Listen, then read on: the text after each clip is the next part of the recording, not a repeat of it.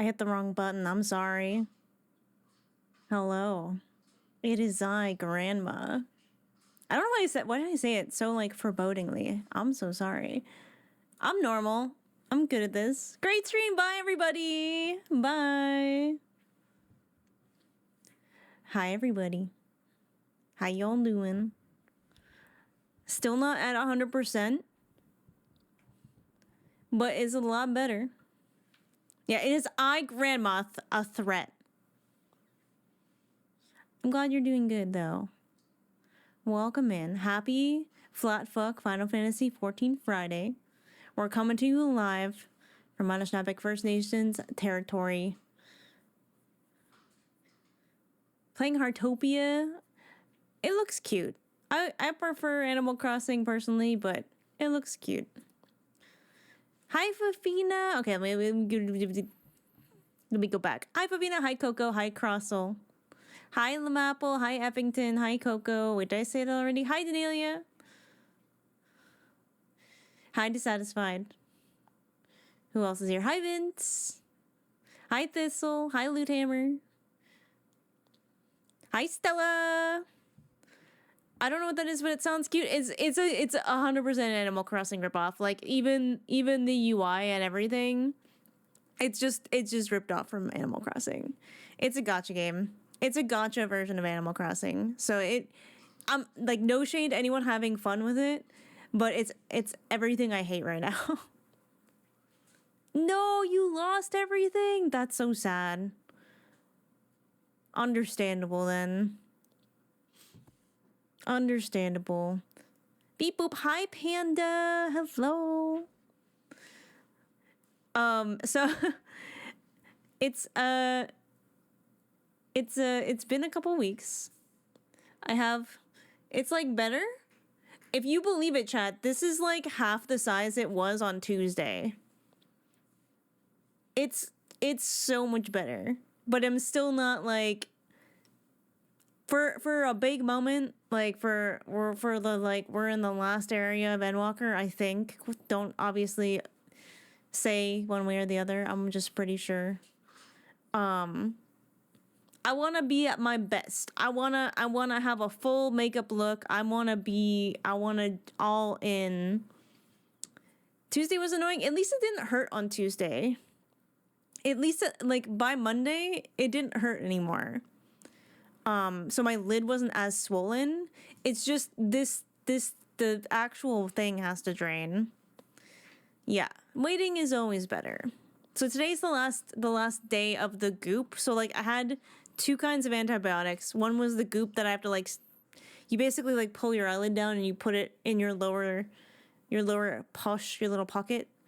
And then you like look down and close your eye and it just goes in there. And I have another week of antibiotics, like oral antibiotics. So all 3 octopus. I'm trying to have a full wolf village. It's been a while since I worked on my island for Animal Crossing, but I was going for all wolves and like a moon theme for my island. But yeah, we wait. I think though, I'm sad though, because I was ready to go back to MSQ last week. I was ready, but it was just not happening. I was so upset. Because I was like, I want to play, but I clearly like am not. I can't stream this way. So we wait. Yeah, fingers crossed the antibiotics keep working. Every night it shrinks a little bit more. So I think that's a good sign. Hopefully it continues to shrink. Hi Cupid, hi Ruby. Who else did I see? I feel like, oh yeah, Wolfair. Yes, I am the stall queen, yes. Although I would rather not be stalling right now. I'm gonna be so for real. I would rather not be stalling. I would rather be playing MSQ right the fuck now. But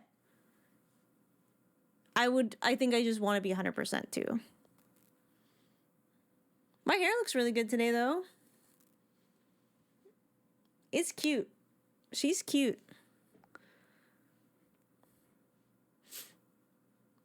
she's looking cute. And that's like the other thing is like I got a really amazing like I got my hair done, and then the eye infection got way worse. Hi Cupid. I kind of just explained how I am, so there you go. On the upside, in the time that I've had off, I finally finished that massive 5.3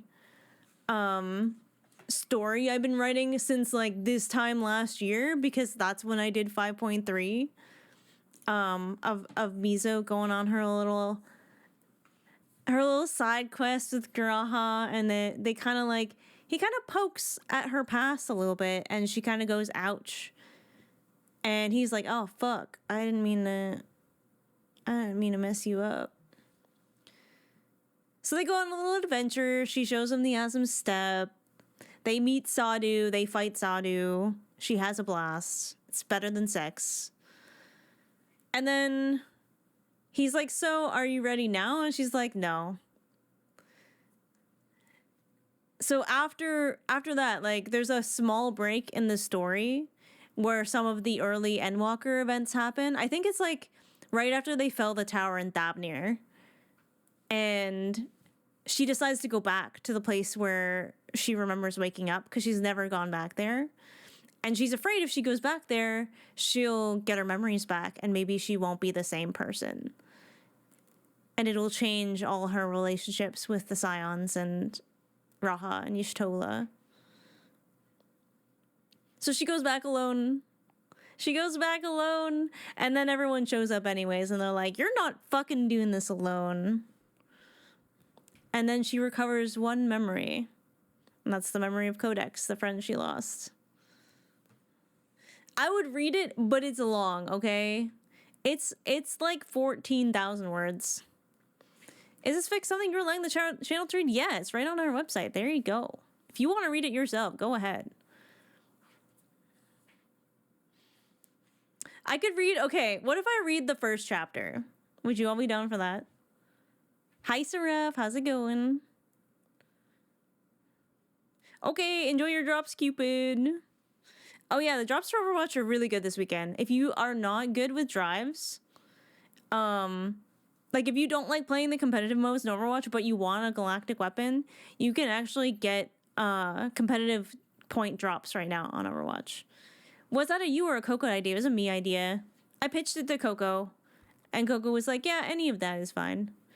Or Hildebrand. But I don't know if I'm like in that mindset for Hildebrand. I want something a little more serious. I want something that's gonna put me back in the mindset for Endwalker, because I'm yearning. I'm yearning for the Endwalker MSQ. I'm just like, I want my eye to be healed for it. So at least for this, like even if I'm not wearing makeup, even if like my eye's a little bit ooky, I won't care as much. There's a fear of who I will be if the memories resurface, and what if I was not a good enough person? What if I did terrible things? That's definitely Mizo's fears. She's like, what if I was a bad person? Like, what if I'm totally different, and the person I am actually is someone you didn't love? Like, and that's, that's scary. Oh shit, I used to drop tank busters on people. I'm the worst. Role quest, definitely a good idea, for sure. We could do the tank one, or we could do the healer one, I think.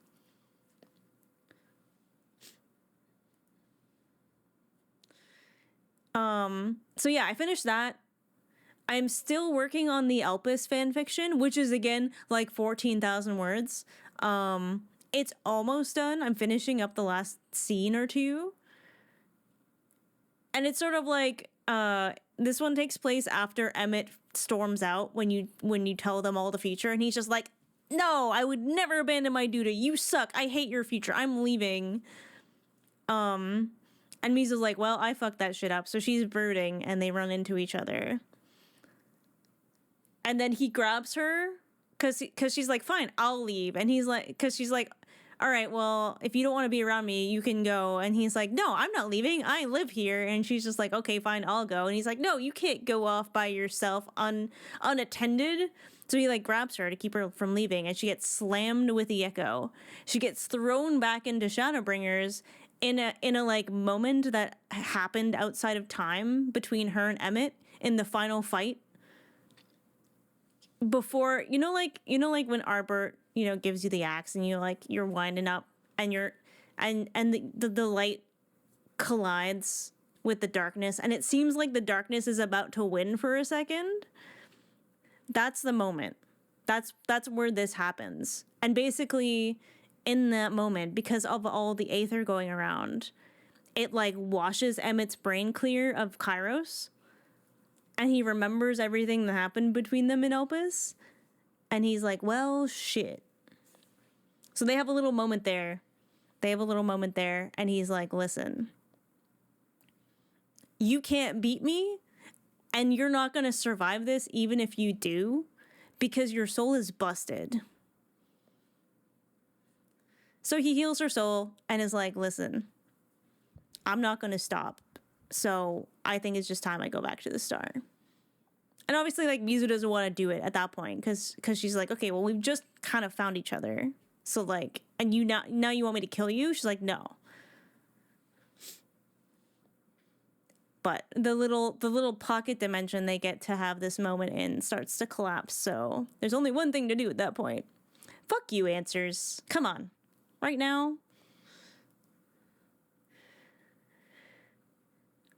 So basically Mizo has this echo moment, and then she like wakes up back in Elpis, and like Hythlodaeus and Emmett Selk are standing over her like prone body, like, what the fuck did you do to her? And Emmett's like, I didn't do anything. I barely touched her. I swear to God.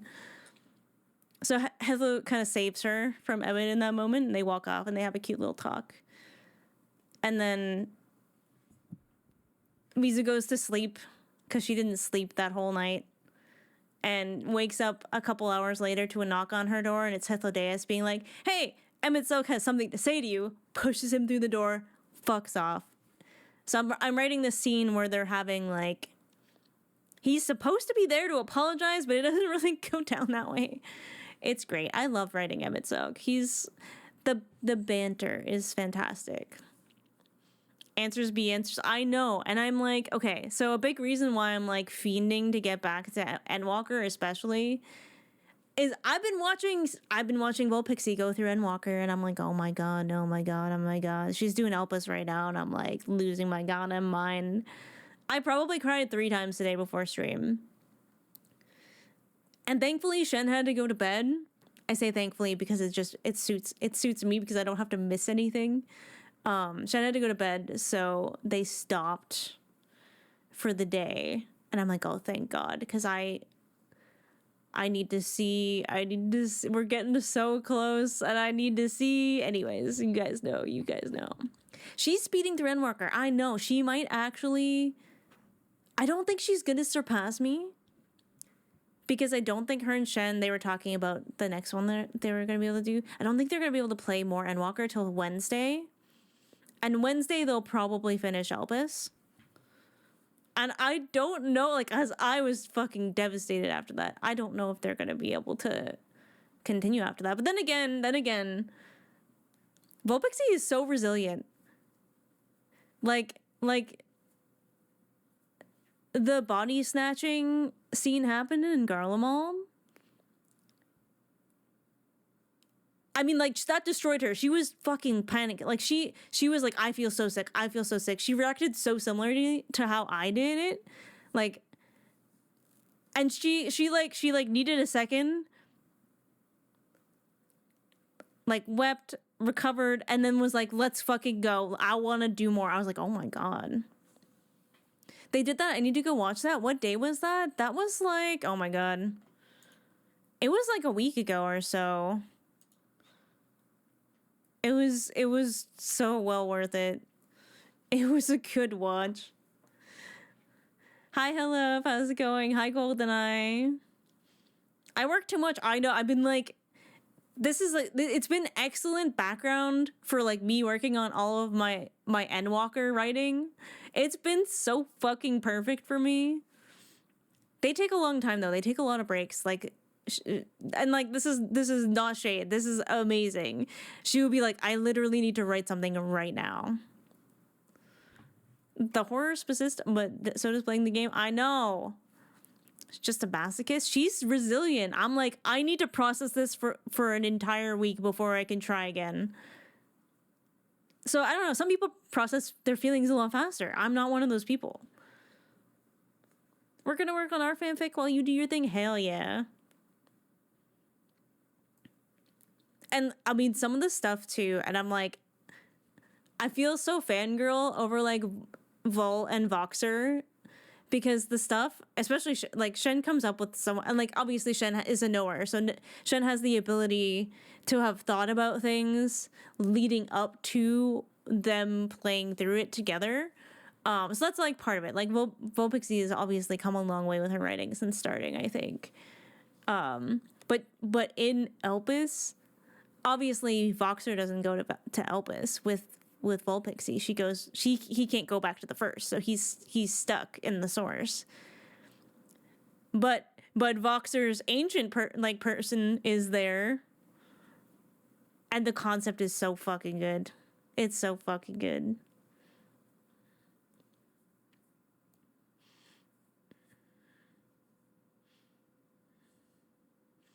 Because like Voxer is very much an aromantic slut. Is that okay to say? I think so. So like doesn't feel romantic feelings for people, but does experience attraction of a sexual nature. So like his ancient form is Eros.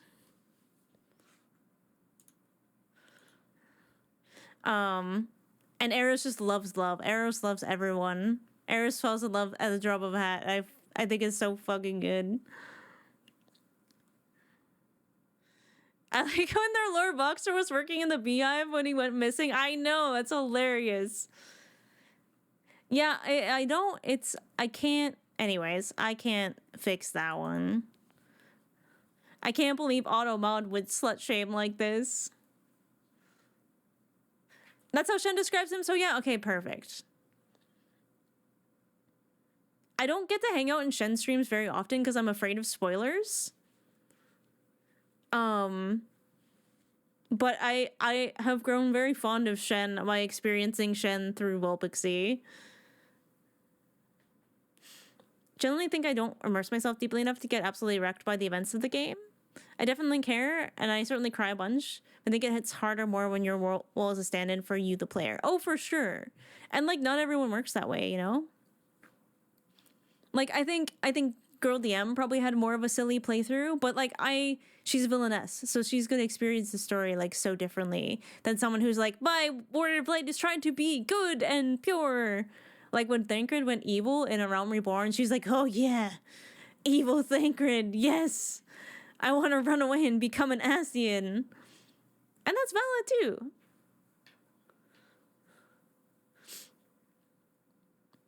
I still, because like, I mean, Girl DM was another one that like blazed past me in MSQ so fast. I wonder how she responded to Emmett Talk, because I feel like as a villainess, you really like that guy. Oh no, he's hot. But she was a Thancred stan from day one though. Him being evil just made him more hot. Hi Moonbeam, how's it going? But yeah, I think for some people, at least maybe for most people, the Warrior of Light is maybe a somewhat extension of themselves. And I think that's cool. I think having a self-insert in a game like Final Fantasy XIV is going to give you that immersion. And is probably going to help you connect to the story in that more personal way. Astra is everything I'm not... See, but like that's still... I feel like that's still a self-insert in a way. It's wild they pulled that off in an MMO. I know. She's much stronger than I mean, you say that, but strength comes in many forms. Hi, Queen. I hope you're doing well as well. How is Luna? I love her little cone. Oh my god, it's so precious.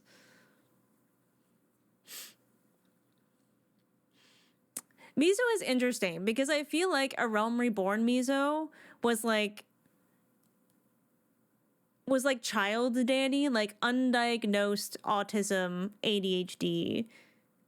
Didn't feel personally connected physically with herself for a very long time. And I think that's why I write the amnesia that she has the way I do. Not that I am missing any of my memories. I actually have an extremely good memory. But it doesn't feel like a lot of things happen to me, if that makes sense. Because I grew up very disassociated. Yeah, I was very much like I didn't care about my physical body for a long time. It wasn't until I started playing roller derby that I finally felt sort of connected, like grounded in myself, and I've never had that feeling before. But it was kind of wild. Like I remember being like somewhere around probably 6 or 7 years old, and like, you know, sitting in the car daydreaming like kids do, but being like, huh, I'm conscious. That's weird. When I die, I won't be conscious anymore. And it was like my brain left my body trying to imagine what it would be like to be dead. And it sounds morbid. Like, it's not like I wanted to die. It was kind of like, huh, what's going to happen when I die? She's doing as good as she can. Aww. How difficult is it to, like, give meds to a bird? Because it's like, you know, even cats are fairly pointy in terms of giving them pills. But I don't know if, because cats are very averse to tastes. I don't know if birds have that aversion.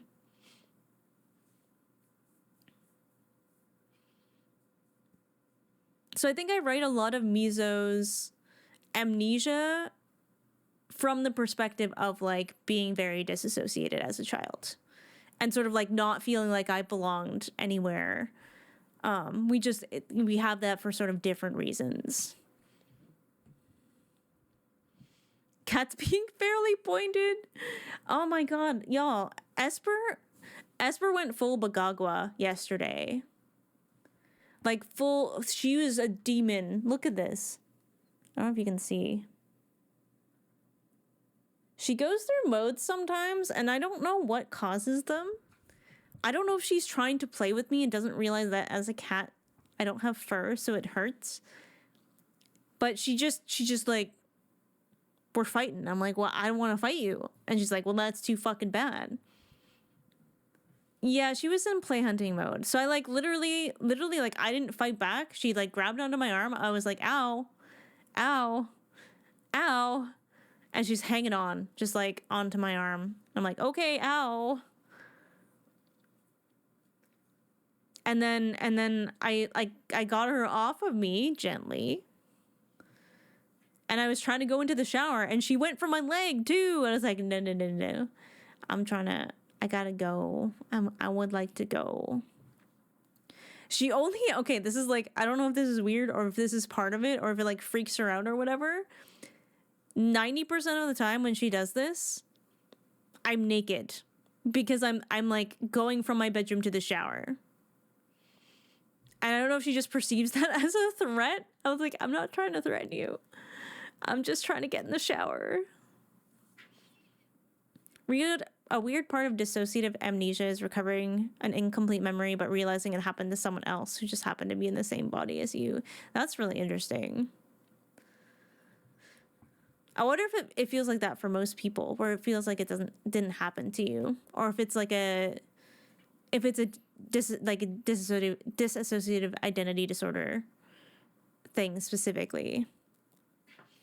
ADH cat, my god. Today she was very happy. So I don't know. Sometimes I think she gets like that because her ears get really itchy and she gets like, I don't know, overstimulated. But she hasn't done that in a while. Like she used to be really bad for it when she was more kittenish, but she hasn't done that in a while. So I don't know. I don't know. But medically, it's been kind of a messy week as well. They were wondering why I'm suddenly bald. They're like, who are you? What are you doing in my house?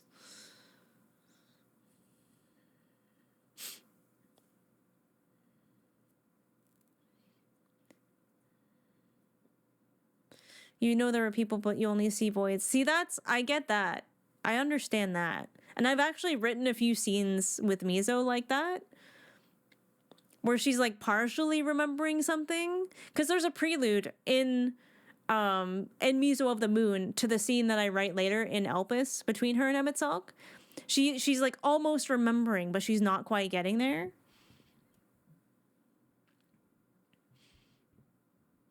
Aw, thank you, Corviday. Thank you. I remember a backwards version. If my dad wore a hat, the dog would lose its mind. See, okay, Lilu is like that too, though. Like, if a person walked into a room with their hoodie up, she would freak out. But if they put the hoodie down and she's like, oh, you're a person? She's fine. The headaches that sometimes happen, yeah, that's just a Final Fantasy protagonist thing in general.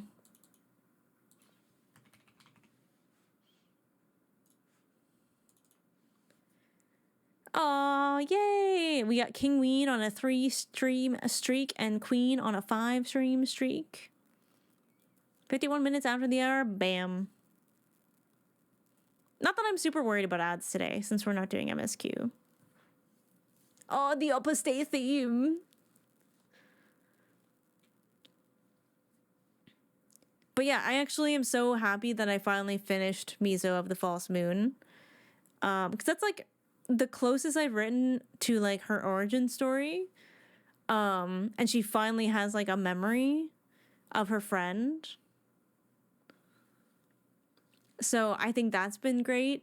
I'm hoping to finish the Elpis one this week before we continue on with Endwalker, because when I write stuff, I prefer to write it in terms of like not knowing too much about what happens later in the story.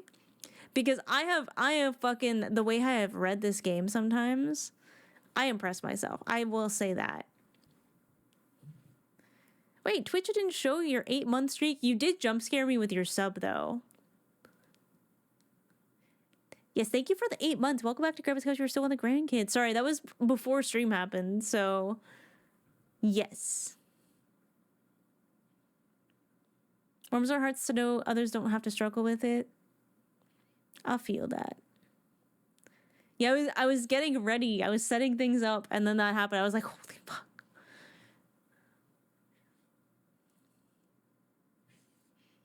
But yeah, I feel like the reason why I feel so ready to go back to MSQ, which makes me sad that my eye is not completely healed yet, is because I'm back. I'm like full send, like in the brain rot. I'm deep. And like I think being able to piggyback off of Volpixie's Endwalker playthrough has helped. A, to refresh my memory on quite a few things. And B, just like allowed me to finish a few things that I've been wanting to do for a while. I just wasn't like emotionally there yet. And I finished my first video of my Mizo's musings. So those are the journal entries that I've been writing for Mizuno since A Realm Reborn. The only one that I've kind of like, and this is like, it wasn't a lot. I kind of merged the very first journal entry with the second one. Just because the first one was just like, hey, I'm Mizuno. I don't remember anything. And the second one was more, it had a little bit more substance in it. So I just kind of merged them so that they would be more complete, I guess. So that one's in there. And I did put the caveat with it that was like, hey, I wrote these as I went along in the story, like immediately after things happened. So like anything that might allude to future things that could happen are purely coincidental. So do not accuse me of pre-watching. It's just the autism pattern recognition. You pre-watched it all, just admit it. No, I'm very annoying to watch shows with because of that reason. We'll be like 5 minutes into the show and I'll be like, yeah, I think she's an alien. And then I'm right. Having read and edited our fanfic, you've got a better idea of what we went through IRL than most. Oh, damn. That's high praise. Pattern recognition sucks. I like it. I think it's great. It doesn't ruin my experience at all because I love the validation of being correct. But I feel like I worry that I ruin it for people I watch with. Mostly Luke, and Luke doesn't really care. But sometimes he'll be like, "Can you wait 5 seconds and let the show explain the thing that you just figured out?" I found most stuff very predictable. Luckily for the people, I hate talking during movies. My friend Poison, because she was like, "Oh yes, I totally feel you," and I do that too. She's like, "What I started doing is I open up a little Google Doc and I write all of my predictions in the Google Doc, and then after the show is over, I show people." She's like, "Because then I don't ruin it for them, but I also get the validation." I was like, "That's so brilliant. That's so fucking smart."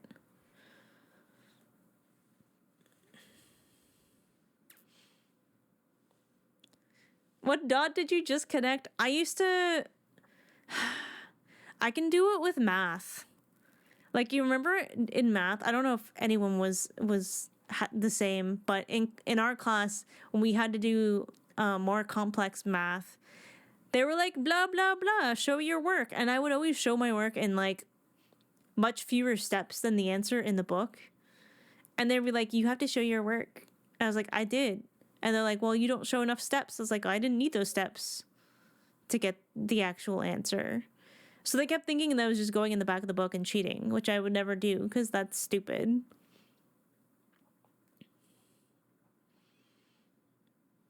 I was like, this is so inefficient. I hate it. Boom, boom. Boom, boom, boom.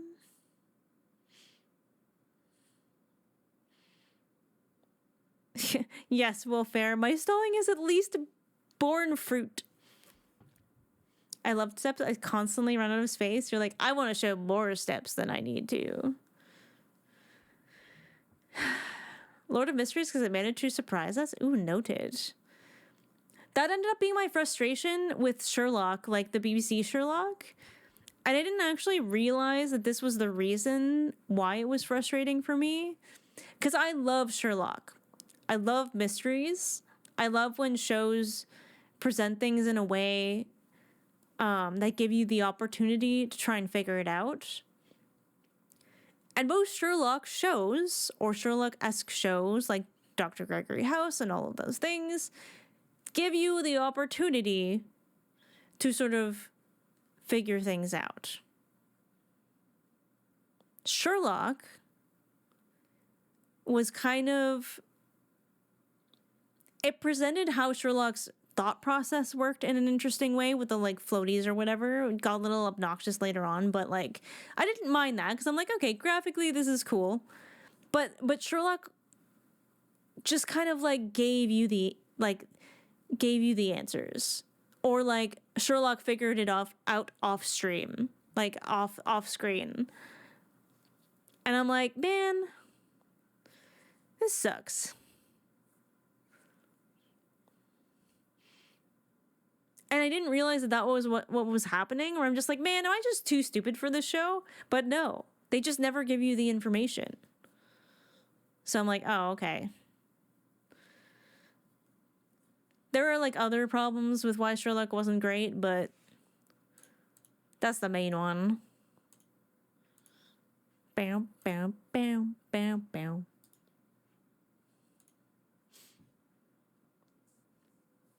How's your elegant eye? It's getting there.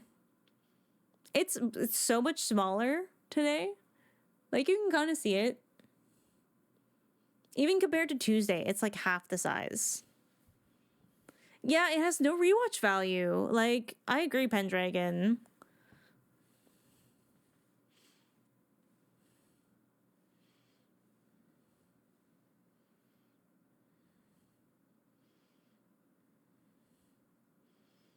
Yeah, it was just like they presented Sherlock. He's just so much smarter than everyone. He figured it out off stream, or he had a special like blah blah blah like contact that he asked, or like, you know, he like tracked not Sherlock. He tracked Watson's like ex-wife across the world, and she's just like, "How did you find me?" And he like tries to explain all of this stuff, and then he's like, "No, I just put a tracker on you." I'm like, "Holy fuck!" Like, you want us to believe that all these people are super smart, but then they just do stupid shit. And then Moriarty didn't even make sense, and they fucking ruined the woman who like in the original Sherlock bests him because of his sexism. And was just like, she's in love with Sherlock, so he gets the upper hand. I'm just like, ugh, why are you ruining everything good about Sherlock? Smart people doing stupid shit tracks, though. Sometimes, but it's just like, there's making a mistake, and then there's like, oh, why would you never look for a tracker if you're a super spy? I don't know.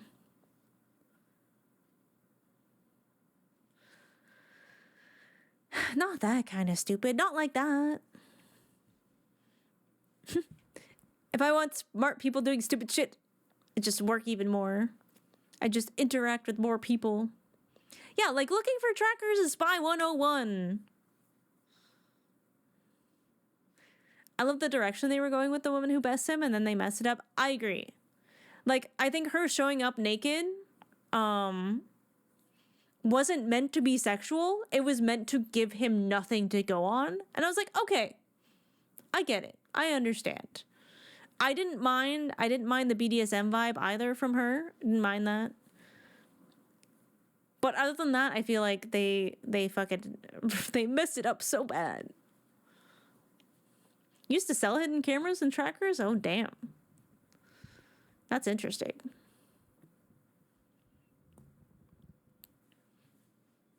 Oh. But yes, I like murder mysteries. I really liked The Residence, which was, I mean, probably one of the most insane sets I've ever seen built. They rebuilt, was it the White House? I think it was the White House. They basically like rebuilt it, and everything actually existed so that all of that could work. It was so good. But yes, I like murder, said Twitch streamer Overwatch Grandma. Don't ban me, Twitch. I only like murder in my video games. Thank you. And my TV shows.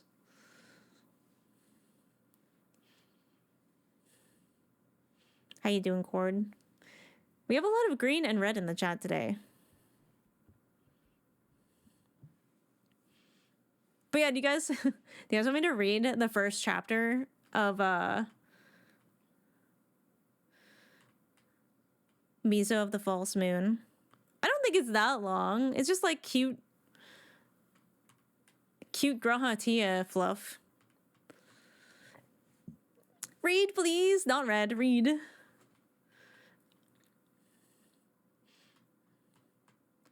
Story time. I'm gonna read two parts. I'm gonna read the first chapter because this is sort of like you meet the person who like basically named Miso, which I think was cool.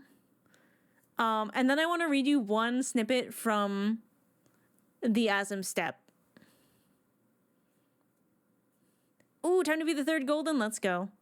That's gonna take some getting used to, but I will. If you want a song to go along with this, Past Lives by Sleep Token, I'm sorry, but that song is such a Grahatia coded song. It just is. Let me see if there's a better song for this. This'll do. I love this song. All right, here we go. Much like the quiet before the storm, the bustling settlement of Revenant's Toll seemed to be enjoying a rare moment of peace. With the Garlean Empire in an internal turmoil over the death of its emperor, the front lines were temporarily quiet. The signs of the Seventh Dawn had returned from some mysterious mission, hale and whole, and the Warrior of Light was once again spotted running to and fro in the highest of spirits and, gossips would whisper, never without the company of a very specific new scion. Bathed in the gloom of the peculiar etheric weather, the stone spires took on a purplish cast, reaching towards the oil-slick rainbow heavens. 'Twas evening, and so much of the busy business for the day was done save for supping and sipping. In particular, 2 hungry bellies wandered through the gates in search of such sustenance, having just returned from the Crystal Tower to ensure the newly placed wards were holding against any potential unwanted visitors. They laughed and chatted as if they were the only 2 left in the world, for they were so engrossed in one another's company that a rainbow chocobo could have walked by and neither of them would have noticed. It was as if the other person's mere presence were water to parched lips in the olden desert. The 2 figures, contrasting in red and blue respectively, wandered arm in arm along the cobblestone streets, awash in plum tones of the sky. "Gods, I'm famished," the Makote man with the reddish hair and the easy demeanor said. "The 7th heaven, or Rowena's, do you think?" The bluish aura wrinkled her nose, somehow making it look effortlessly charming, and retorted as if the answer should be obvious. Rowena's, I should think." "Ah," he grinned in amusement, "not keen on the heavens' swills, since I should rather not talk about it, Raha." The gentle echoes of their laughter followed them all the way to Rowena's sitting areas by the kitchen. The scent of food set both their tummies to rumbling. "Is it odd adjusting to needing sleep again?" wondered Mizono aloud. "Odder's still adjusting to overlapping memories of one me who slept for years while the other hadn't for decades," Grahatia replied thoughtfully. "I feel both weary of sleep, yet eager for these moments of rest." Before she could speak, an Aura waitress approached. "Pardon me for interrupting, but what can I get for you?" "Oh, it's you." Mizono smiled indulgently, if not a little embarrassed. Turning her head towards the woman, it was not uncommon for her to encounter the occasional starstruck reaction when others recognized the famed warrior of light. She would never get used to it. She met the waitress's eyes and found herself stunned to a shocked whisper as she recognized the woman in turn. "Chio?" "Oh, it's so good to see you. You're looking so well. Oh, do not worry. I know exactly what to bring." Before either could respond, Chio, the waitress, vanished back through the swinging kitchen doors, leaving an air of excitement in her wake. Zona turned back to Graha, who appraised her with raised brows. "Friend of yours?" Sort of," she said, fiddling with the silverware on the table. "I suppose in a way she's the first person I've ever known." They did not have long to wait. Before the Bakote could inquire further, the doors of the kitchen swung back open and Chio reappeared, balancing 2 steaming bowls on a round platter. The familiar smell of her namesake reached the Warrior of Light's senses, putting her in mind of a time that felt so long ago. Mizono muttered in quiet awe, swept up in the memory, as the bowl of hot miso soup was placed before her. "You remembered." "One could hardly forget. Fellow aura were rather rare back then, you understand." Chio placed the other bowl in front of Graha with careful grace, then held the platter by her skirts. "Imagine my surprise when this one appeared." She gave Graha a wry smile and a wink. Naked is her name day, except that she did not have one. A name, or a day, I mean. "Chio!" Mizono stifled a laugh with her hand. "Well, I could not very well have left you like that. Lucky for you, I was on my way back from the singing shards with laundry I'd washed in the lake. I just so happened to have some cloth to shield you from the elements." "You were great with child, I remember," Mizono reminisced fondly, smiling into her soup. "With twins," Chio laughed. "Another stroke of luck for you, for I had much clothing that no longer fit and you were wasting away. I thought your sorry state was from thirst and hunger, so I asked this one what she would like to eat, and she said, miso soup," Mizono finished with a faint smile, closing pale white eyes. It was the first thing that came to mind back then. And back then, not much came to mind at all. "A blank slate you were. My sweet little girl Hina did not know better and thought that was your name. Miso. I suppose it stuck." "That it did," Mizono agreed, opening her eyes to gaze fondly at the Aura woman. "Imagine my surprise," Chio continued, elbowing Grahatia with the ease of someone accustomed to dealing with strangers, as if they were old friends. "When that skinny, confused woman I found on the road turned out to be the Warrior of Light. Why, you helped with all manner of chores trying to repay me, though it was hardly necessary." "How are the children, Chio? I shall have to visit sometime soon." "Oh, you shall. They're growing like weeds. I dare say the twins will tower over you soon." "Not a difficult task, I'm told," Mizono sighed, casting an impish grin across the table at her dining companion. Her expression softened as she turned to gaze back to the waitress. Rising to her feet, she embraced Chio warmly. "I feel as though I've thanked you 1,000,000 times, but let me thank you at least once more." Ah, 'twas nothing. I recall you seemed familiar at first. I suppose you put me in mind of my little sister. Chio smiled affectionately and smoothed out her skirts. Back to business. Can I get you anything else? Oh, Graha interrupted, graciously getting to his feet. Some sandwiches, perhaps. I fear I will have need of more than soup this evening to tame this hunger. A pleasure to make your acquaintance. I am Graha Tia, one of the Scions of the Seventh Dawn. You keep good company, sir, she replied, bobbing a curtsy. I shall bring the sandwiches right away. Sandwiches arrived with considerably less nostalgia, but no less delicious. Graha ate with gusto, famished as he was. There was precious little time for words. Mizono was ever comfortable with silence, and she eyed the red-headed man over the rim of her soup bowl as she drank, concealing a smile. What? He asked, the word muffled, his mouth full of sandwich. Do I have something on my face? Unable to contain her laughter, Mizono sputtered her soup and set both to laughing. No, I was just thinking of the time you sent me sandwiches back in Novrant. Ah, feeling nostalgic now, are you? I suppose I am. Oops, that shouldn't be British. He needs more than soup, I doubt this. I suppose I am. It's not every day you run into the person who basically named you. I never knew the full story, nor how delicious your namesake is. But if Mizono is your given name, what of your surname? Oh, it's a bit silly. Well, now I'm even more curious, Graha grinned in a manner that she knew well, knowing he would not be letting this one go. He leaned forward, propping his elbows on the table and resting his chin on linked fingers. Tell me. Well, she sighed, admitting defeat. In the language where Chiu is from, Suki means moon, and no essentially means of. She thought, since I awoke in the ruins of the false moon, that Mizo of the moon felt apt. Ruby eyes sparkled in her direction, the man across from her saying nothing at first. She felt strangely self-conscious. Technically, she continued, clearing her throat, if it were in the traditional style of the language, it should be Mizo Tsukino. But I thought perhaps in the Western style, it might be a little less obvious I was named after soup. The man barked a surprised laugh, slapping the table. Oh, I do not think it's so bad, he sighed, the last of his mirth, easing back into his chair. He dropped his voice low and eyed her over the rim of his cup, words echoing softly within it.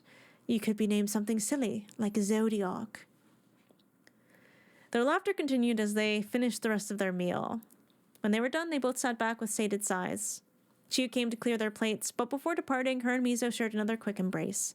Foreheads pressed together as they exchanged goodbyes and well wishes. She returned to Graha's side and smiled at him. Her eye caught something in the set of his jaw that gave her pause. What is it? I did not know the ruins of which you spoke were here, so close to the rising stones, he said, with a thoughtful expression. There are several crash sites for Dalamud, as you all know. Yes, well, I suppose we never had time to go into details before now, she admitted, a bit off balance. But what does it matter? It matters because we are here, and so are those ruins.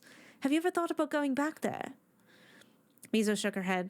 No, well, we explored several shards of Dalamud all over Eorzea to ensure Bahamut would not return, but the ones here in Mordona were inaccessible, so we never went near the wreckage. At least, not close to where I awoke. Tomorrow, Graha took both her hands, his resolve hardening his gaze to shine like rubies. We should go to see if there's anything there to find. Oh, Raha, I don't know, she said uneasily. This suggested setting the meal in her stomach to turn sour. She was not sure why she always had a reluctance with that place, especially given her desire to restore her missing memories, a desire which felt like a constant nagging in her ear. Mizo was finally beginning to feel at peace with her present. She'd recently resolved not to dwell on what she lacked. Thanks to the Eden raids, by the way. And dwelling on it now gave her that unbalanced feeling, like when she tried too hard to remember. It was like darkness threatened to swallow her. We just got back, and I just got you back. Your soul's past may extend far back as ancient Amarot, he went on, giving her hands an encouraging squeeze. But your most recent memories, the ones from this lifetime, are yet missing. Surely you had a past here, in this life, in the source. A past, a life, before the most recent calamity. Is that not what you've sought all these years? Emotions lacking names crept up in her throat, intent on strangling her. Mizono pulled away. though it tore at her heart to do so. All she could manage was a shake of her head. But, sounding dejected, Graha withdrew as if to respect the distance she established, and it stung even more, even though it was her own fault. I thought, not being able to remember who you were, it's always haunted you. What if simply going back there? It's not that simple, Mizona retorted. Don't you think I've tried focusing on things that seem familiar? Don't you think I've tried to remember? But you haven't tried going back to where it might have happened. Mizo spun on a heel, closing the distance in a snap. She felt angry now, and it felt awful to be angry at Raha. But later, she might realize her anger was more for herself than for him. No, I haven't. But I've tried many things, and there's no guarantee we'll find anything. There's no guarantee I will remember anything. Very likely, I will only give myself a very bad headache, as I have all the times before when I've tried such things. He visibly swallowed, the bravado of Grahatia giving way to the sheepish, reserved nature of the Crystal Exarch. I only thought that there might be something we might learn, something that might help. And what if it cannot be helped, Graha? She asked quietly, not softening, but lowering her voice to a forceful whisper. The anger smoldered now rather than burned, much like the tears in her eyes which she refused to let fall. Would this false hope not be cruel? The darkness of night had begun to close around the pair like a fist, the stillness becoming stifling. Graha was never as comfortable with silence as she was, broke it first, wringing his hands together like he wasn't entirely sure what to do with them. I confess I'm struggling to comprehend. Please, Mizo, help me understand. His tail curled around himself, a self-conscious habit. Fidgety hands grabbed at it for lack of anything more productive to do with them. Or maybe he wished to reach for her, but thought better of it. I know better than most the things you've faced. Monsters, primals, magitech weapons built to fell icons, Ascians sundered and unsundered alike. Xenos? Not to mention, you've captured the heart of Y'shtola, who may be the scariest person I've ever known. He shook his head, reddish hair swaying, almost purple in the gloam. But of all things, this you fear. I know this may surprise you, Graha, but I am not perfect, Mizona sighed, throwing her arms to her sides in exasperation. Immediately, she regretted her words, for she saw the sting in the poor man's ruby gaze.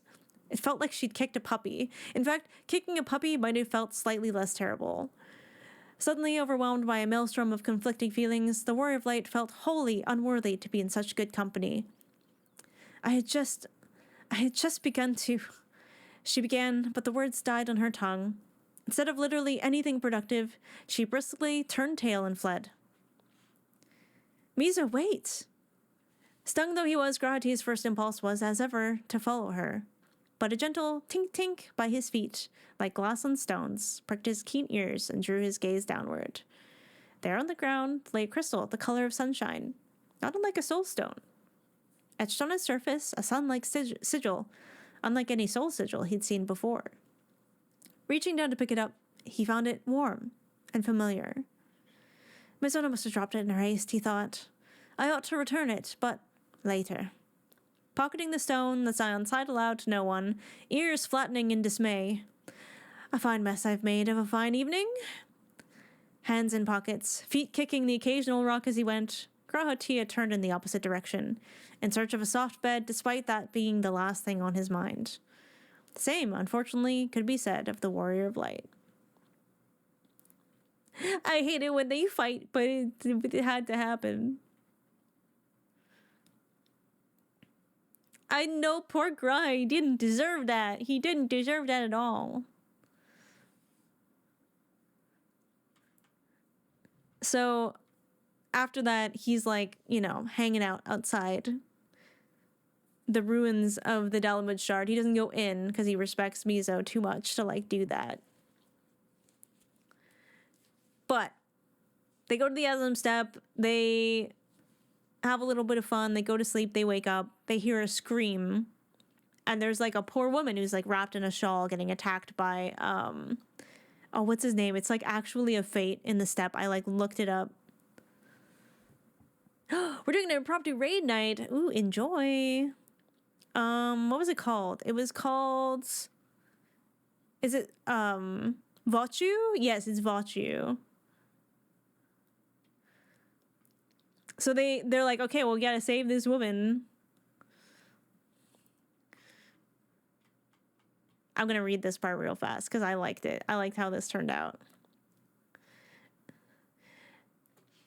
Whatever might have transpired was interrupted by a shriek of utter terror. "Help!" a voice cried out, echoing across the plains. "Help me, please!"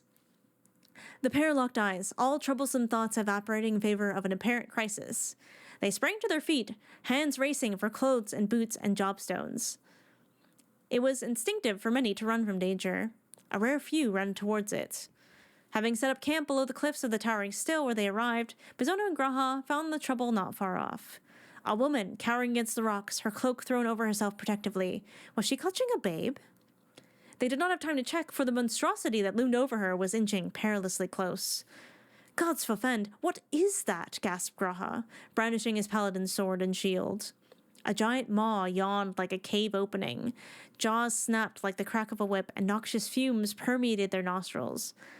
The entire grotesque thing lurched within writhing vines and leaves and warped yellow flowers. It's as though it's gorged itself on ether and has grown twisted with it. Look at how the land here. We can worry about that after we kill it, Raha, Mizono urged. Sage's new list poised to harm and heal in equal measure. We must draw its attention. "Ah, leave that to me," he grinned. With an impressive wind-up, Graha lobbed his shield, which struck the great beast with a hollow thonk, before it returned to his grasp like a boomerang. Lumbering and awkward, the foul thing began to turn away from the woman. Its mouth bubbled angrily with a vile purple sludge, as a growl rose deep in its throat. Lots of Texas size 10-4. Baby, thank you for the 37 months. Welcome back to Grandpa's Couch. We're still with the grandkids. Can we get some hypes in the chat for Baby? My favorite mod. Where was I? Belying the slowness of its gait, its vines whipped out lightning fast, swatting at the scion like a fly. He barely raised his shield in time, with a grunt of effort, but the force knocked him backwards, boots skidding across the rocks and sparse grass. "Raha!" Mizo shouted in alarm. "I'm fine. Take care. It's faster than it looks." "Let's try splitting its focus. The vines are fast, but the creature itself is slow. I'll take the flank." Mizo began circling, focusing her energies to form a link between herself and Graha, so that her attacks against the creature would keep him healthy. She felt the beat of his heart within her own breast, monitoring his condition. Thus prepared, they began their attacks in earnest. One strike after another, they coordinated with near-silent understanding. A hand gesture here, a nod there, one-word warnings. Graha struck with powerful blows, blocking the vines with more ease now that he had a good measure of their force, and a little help from Mizo's shields. Bizono herself deftly avoided the occasional swat from the vines on the flank, striking with precision over raw power. They made for a formidable team. The twisted creature began to slow, spitting and bubbling at the mouth as if disoriented. Both paused momentarily, trying to assess whether it was in the thralls of death or simply recuperating. All three heads whipped around as the cowering woman screamed, "Great Vachu, spare me!" which instantly drew the creature's attention. Clearly more content to devour an unmoving target that did not fight back. It began to turn towards her, the vile purple liquid burbling out between jagged teeth as the great maw yawned threateningly. No, Mizono instinctively moved without thought. She raised her newlist and slid between the monster and the woman, boxing them within a shield of ether. But it was spread thinner to accommodate two people. Vachu let out a great burp, and the noxious substance sprayed out towards them. A frightening sizzle ate away at the shield alarmingly fast. It won't hold. I have to move her now. Fully prepared was the Warrior of Light to put her body on the line, already turning to shield the woman with her lithe frame in the split second it would take to throw them both out of the full brunt of the acid rain while the shield evaporated. But Graha was there first. He raised his shield in the same moment that Mizo's fell, and, like a great butterfly, wings of light unfurled all around them protectively. Grass and other flora hissed around them as it burned, save for that within the cone of the Scion's aegis. Mizo took a moment to breathe a sigh of relief as the last drop of acid hissed nearby and then announced, "Hells to this!" and leapt into the air. Weaving a complex gesture in the air with her hands, she drove all 4 noodles together, wedging them forcefully between the foul thing's eyes. It shuddered violently, giving a great stinking, bubbling sigh, and fell still. The ray of light landed softly before the creature, giving a silent prayer that it might finally be at peace, along with the land it tormented. Then she blew out her breath in awe and relief. The timing on that shield was incredible, Raha. You have to teach me that trick someday. Are you all right? Graha rushed to her side, apprising her carefully. He plucked at her robes, where a few drops of acid had burned clear through her garb to the flesh. 12 forfend, that was vile stuff. I'm fine. I've had worse. She waved off his fussing with a grin. It only burned a little. Perhaps we should check on that poor woman. A piercing, crazed laugh rang through the air, echoing off the cliffside. From the poor woman in question. Caught off guard, the pair whirled towards the laughter. A familiar woman's voice growled triumphantly from beneath the cowl. Ah, I knew I tasted the presence of a worthy adversary on the morning air, but I did not imagine there would be 2. Oh no, groaned Mizono. Oh no, asked Graha. Oh yes, proclaimed Sadhu. Whipping the cloak from her shoulders, poised on all 4s as if ready to strike, Sadhu of the Dothar revealed herself. Brilliant white teeth flashed ferociously against her dark features as she readied her staff. Foolish to think you could set foot on Nama's doorstep without a rematch, Mizono Tsuki. But who is this? The Dothara leader rose up to her full height and stalked over to circle the Makote man apprisingly. Curious. Youthful though you seem, you are possessed of an old soul. Is my pleasure to make your acquaintance, Graha raised his eyebrows at Mizono. Sadhu, Graha T of the Scions. Mizono nodded briskly between them both. Raha, Sadhu. Recognition dawned on the face of the old young man, a face being put to a name he'd previously only known from a book, no doubt. A resigned expression settled over his features, and he turned and muttered to Mizono, "So that means we're going to have to..." "Yep. And there's no getting out of it?" "Afraid not." "Come, Grahatia, scion of the 7th dawn. Come, Mizono, warrior of light and champion of the Khan." Sadhu exclaimed with an exuberance for battle that certainly would seem odd to those outside the step. "Let us dance so that our souls may burn bright." As the mostly friendly battle raged on, Sadhu's laughter, along with the clashing sounds of weapons and magics both, would echo for malms around. Is the Kool-Aid Man a rival? Oh, yeah. No, just Sadhu. Just Sadhu, actually. I don't remember where that idea came from while I was writing, but I was like basically writing this difficult sort of scene between Graha and Mizo, and I didn't want it to escalate to being like another fight. So like something has to disrupt this conversation so it doesn't happen right now. And I was like, I know what to do. I was like, it's gotta be Sadhu. I love Sadhu so much. Excuse me. All right. Shall we open up the game? I think we're gonna do. Oh God! I log into Final Fantasy and I haven't this time. Cause okay, one time, I accidentally typed my password into my Twitch chat. And guess what? When you're the streamer, you can't delete your own messages, which is fucking stupid. So I had to end stream.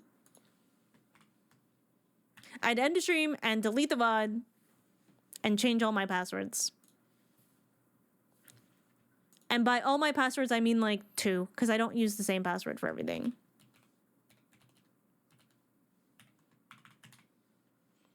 That is extremely bad design. And I probably still would have ended stream and restarted everything just to be safe. But the fact that I had to panic for like a good 60 seconds because I realized I couldn't delete the message, horrifying. Horrifying, terrifying, bad. Bad, bad, bad. Bad, bad, bad, bad, bad. So now I am very careful to make sure I'm typing in the right screen. I am very careful now.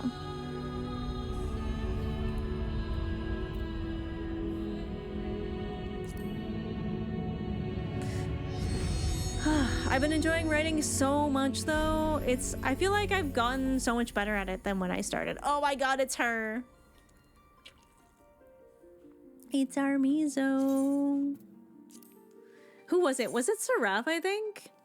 Seraph called me out for being like, hey, why does Mizo look like her like a Realm Reborn hair? I'm like, don't worry about it.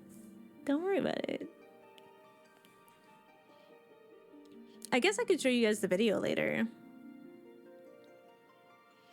Okay, so actually maybe I'll change the title while I'm waiting. Because I think we'll do...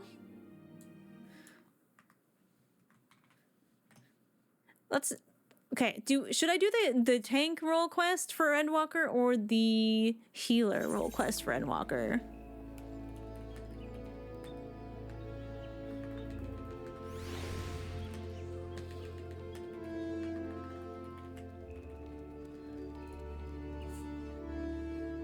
Which needs levels more? They're the same. Healer is probably not...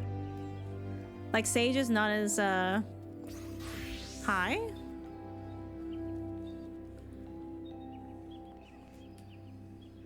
Pretty bun.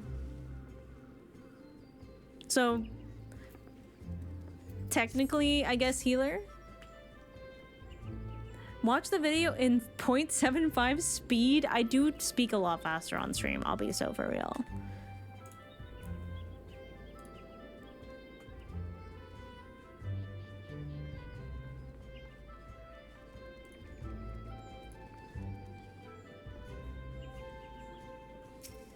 How we doing? What are we thinking? I actually managed to go visit Volpixie one of the days that she was just chilling.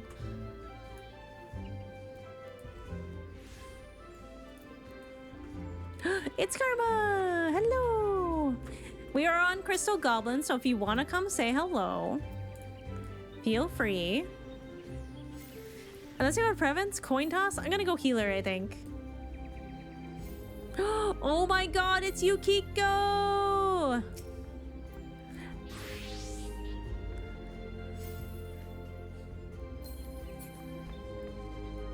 Yukiko's like dark Mizo, it feels like, but also much taller.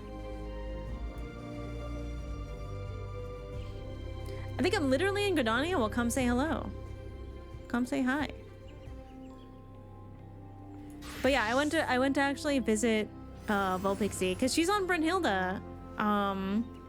So it's an easy like Aetheryte hop over.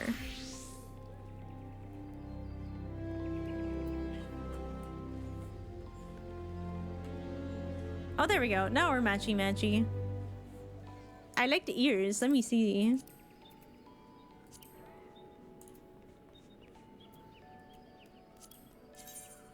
There we go. I think it's funny that the ears replace everyone else's ears except Aura. The horns never go away. And it's Coco.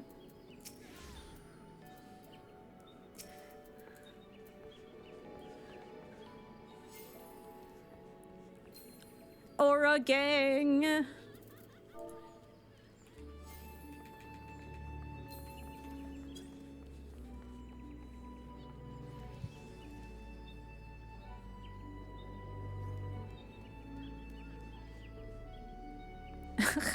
Danny's password was Lilu Better Luke 69.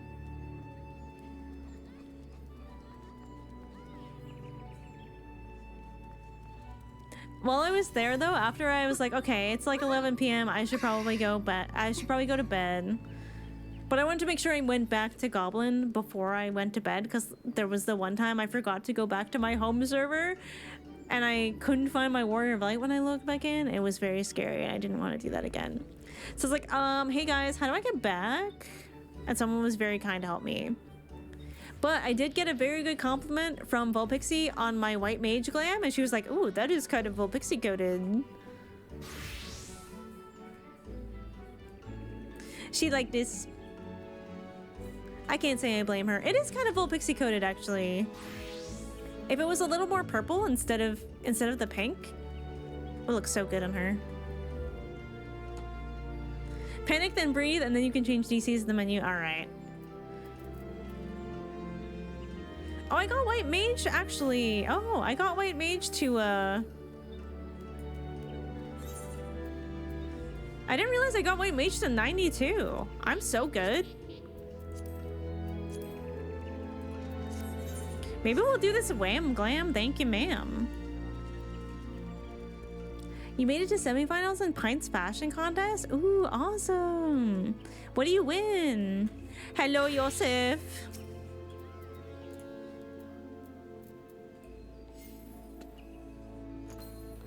You're so tall. I am literally elbow heights. Goddamn. That's funny. Okay, now you're short.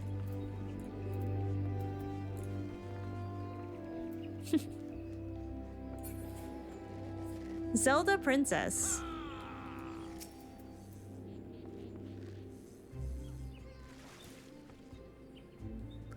Alright, I changed my title to Moonwalker.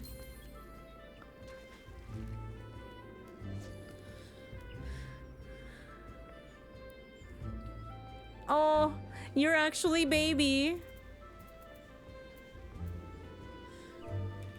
I remember having those oven mitts myself. I forgot to update. We're dancing. Oh, chat, you know what I almost forgot? And how did I figure this out? Oh yeah, I think it was because I was going through... I was going through my clips for the week.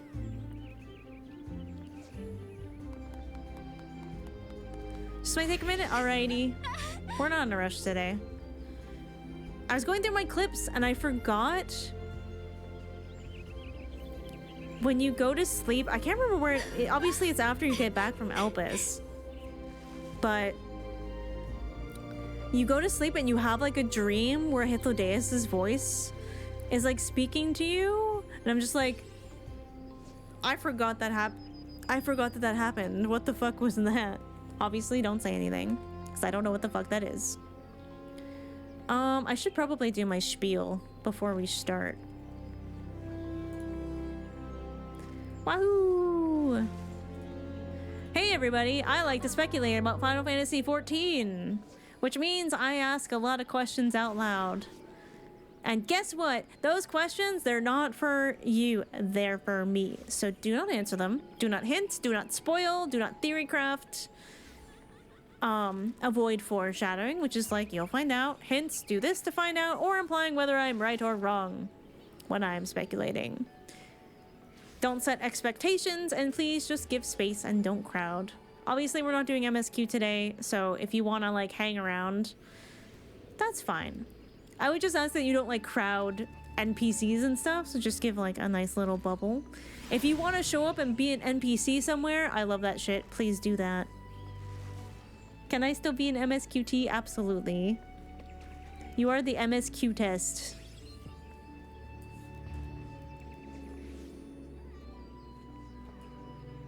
I don't know if this person is from chat or if they're just like happen to be here. I will give them a dote just in case. Hello, Sarah. I like their color scheme, right? Yo, what's up, Grandma Sky? How's it going? Sarah is me. Hello, Sarah. You know what else obviously, if you are not an Endwalker yet, you shouldn't be here because there's gonna be hella spoilers. But, watching Volpixie stream as well, she was sort of like, what would my ASM look like? And I was like, oh wait, hold up a second. I've never done that before. How are you doing? I'm doing pretty good. My eye is still healing, but it's a lot better today. So I think I can get away with some chill side, like MSQ adjacent stuff, just to kind of ease me back in. Because next week, I would really like to get back to MSQ, provided my eye is fully healed. So I think it should be. I think it should be.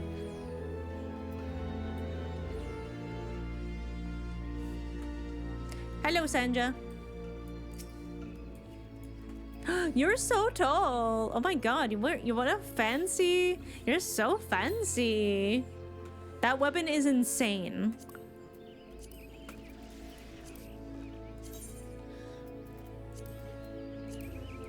Oh my god, that's crazy.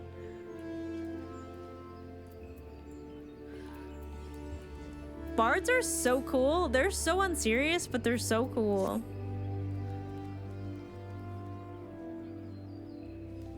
I'm gonna write a very nice and horribly worded letter to your eye. I mean, you should. Alright, so I think those quests were in, if I remember correctly, Thavnir? It's Rin! I haven't seen you in a while! Hello! Hello!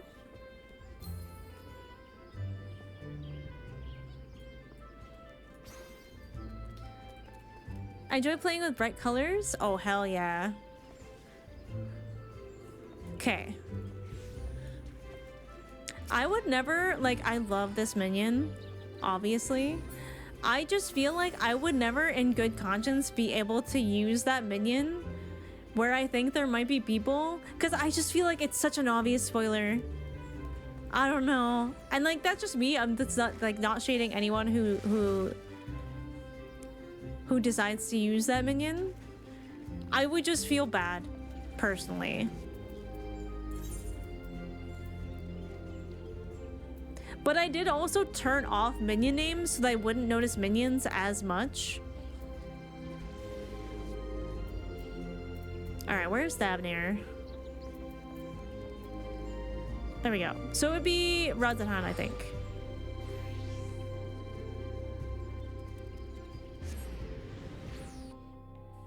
I walk around with my wind-up ancient. Yeah, but I feel like that one's like a little bit less obvious.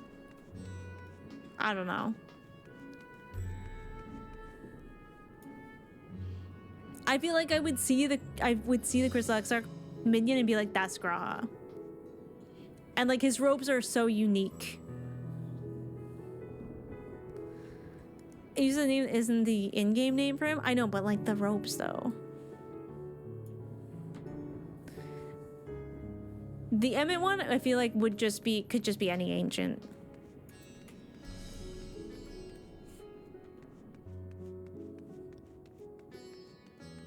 Yeah, that's a smart thing to do. I think it's in here, right? Whee!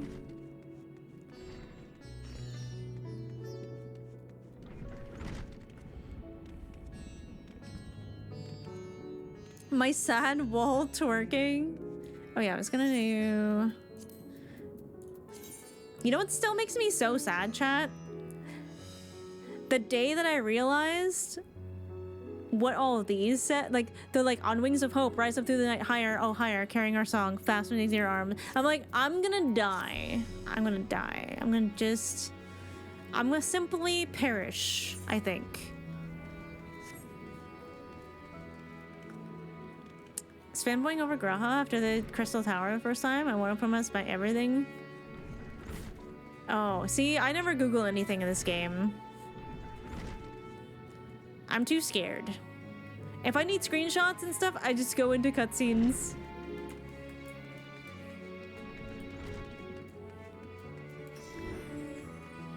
Okay, where am I going? I walked by it. I was so close. Wait, there's a blue quest in here too. Interesting. All right, which is, oh wait, this would be the healer one, the Alamegan one. Which one's in Ishgard? Is it tank? Because I'm like, Now I'm like, huh. I feel like we haven't been to Ishgard in so long. Would I have time to do two? Alamegan is tank? Then how come this one's blue for me?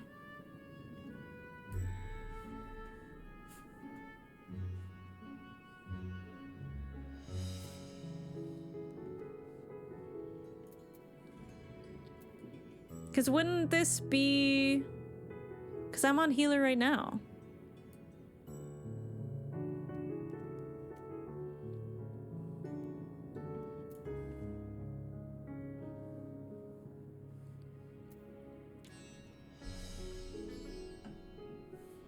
Ooh, interesting. Gridania, my old stomping grounds. I mean, I've heard a few people say they've voted for healer. So I'm down.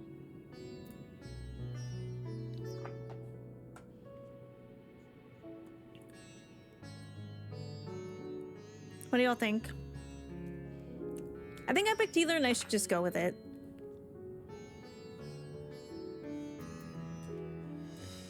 I should just go with my first instinct. I hope Sakin isn't frozen. He literally was running around without his coat on. Okay, I think I need to brush my teeth, so I'm gonna be right back before we start. And then I think we'll do the healer quest.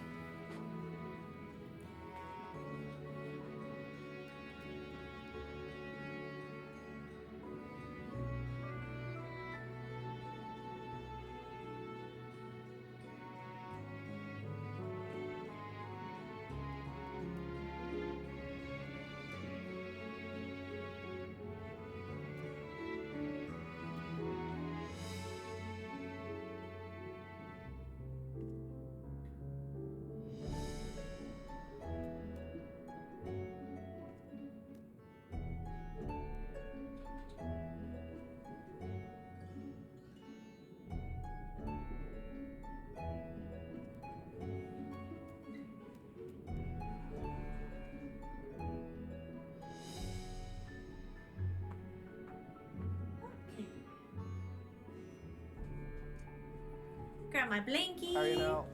Ooh, thank you for the follow. Fat Cat Plush. Wait, I love your name.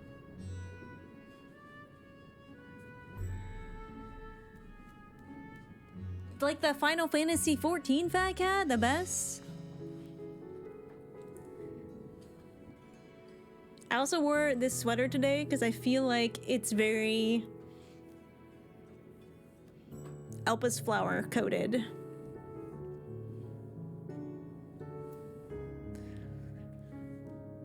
Because I feel like I don't have any... Do I have any DPS that are even that high?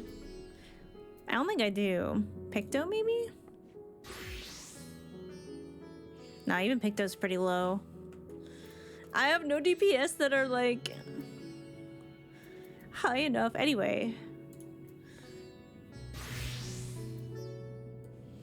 I did go on a leveling grind for a bit. Alright, I have no idea what to expect with these, because it's been so long since they're like, hey, these are available. So, whatever. Let's do it.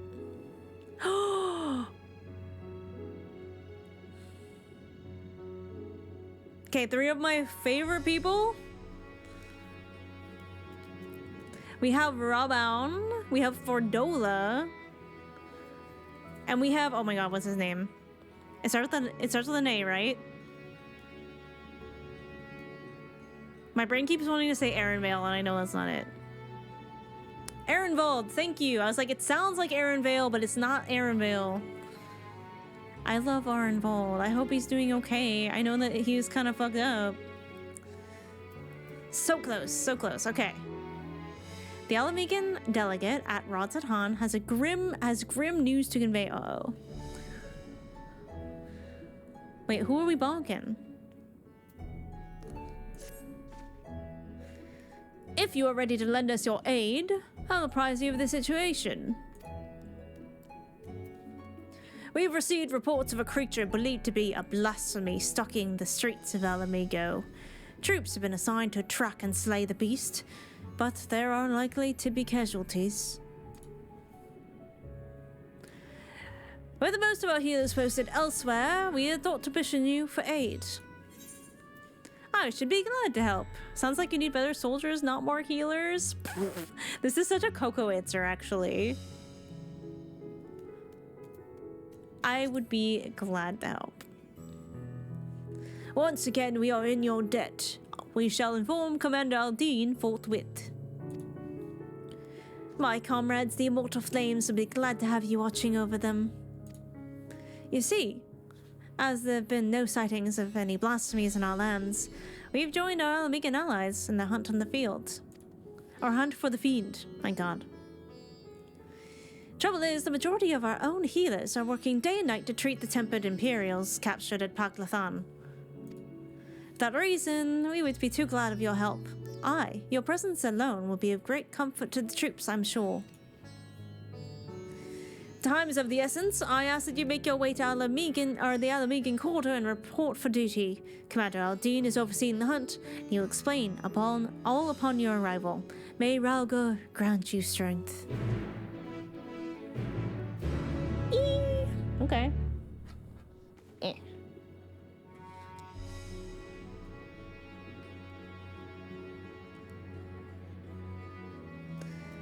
Doing more damage is just mitigating the future need for healing. I mean, this is what I tell people in Overwatch when they complain about my damage Ana. I was like, hey, you don't need healing if they're dead.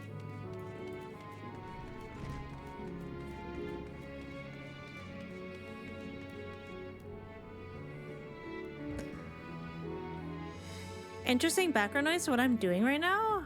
How do you mean?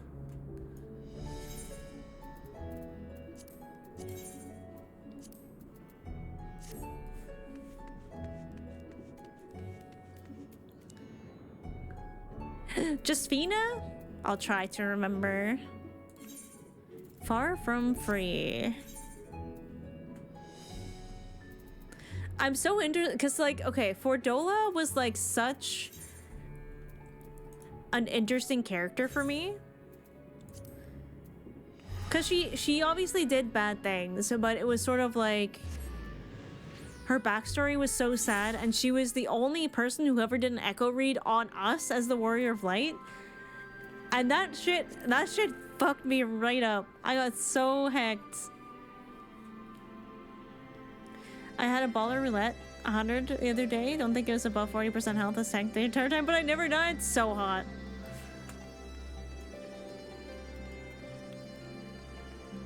Want to say tell her I said hi? Okay, we have ads, so I'm gonna walk because it's gonna take a while. I feel like El Amigo is so hard to navigate.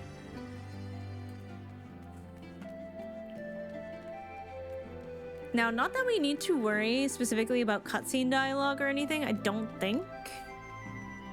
But let me know about the audio levels.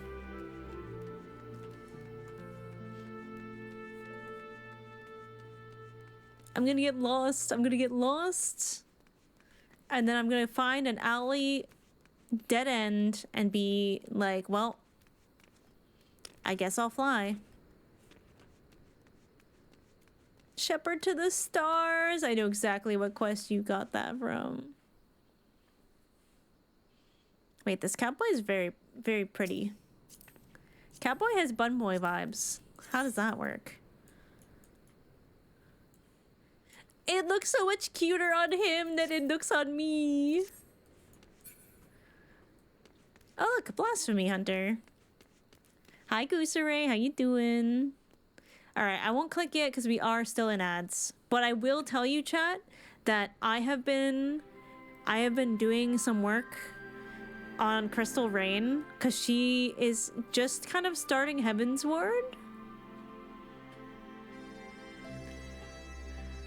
And she's like, okay, I'm really scared to delve into Final Fantasy XIV. And she's like, I don't know how to do content for this game. And I'm just like, here's what you do. I was like, make a backstory for your Warrior of Light. As like, prepare to step into the role of your character and immerse yourself, and I promise you, you will have a fucking blast.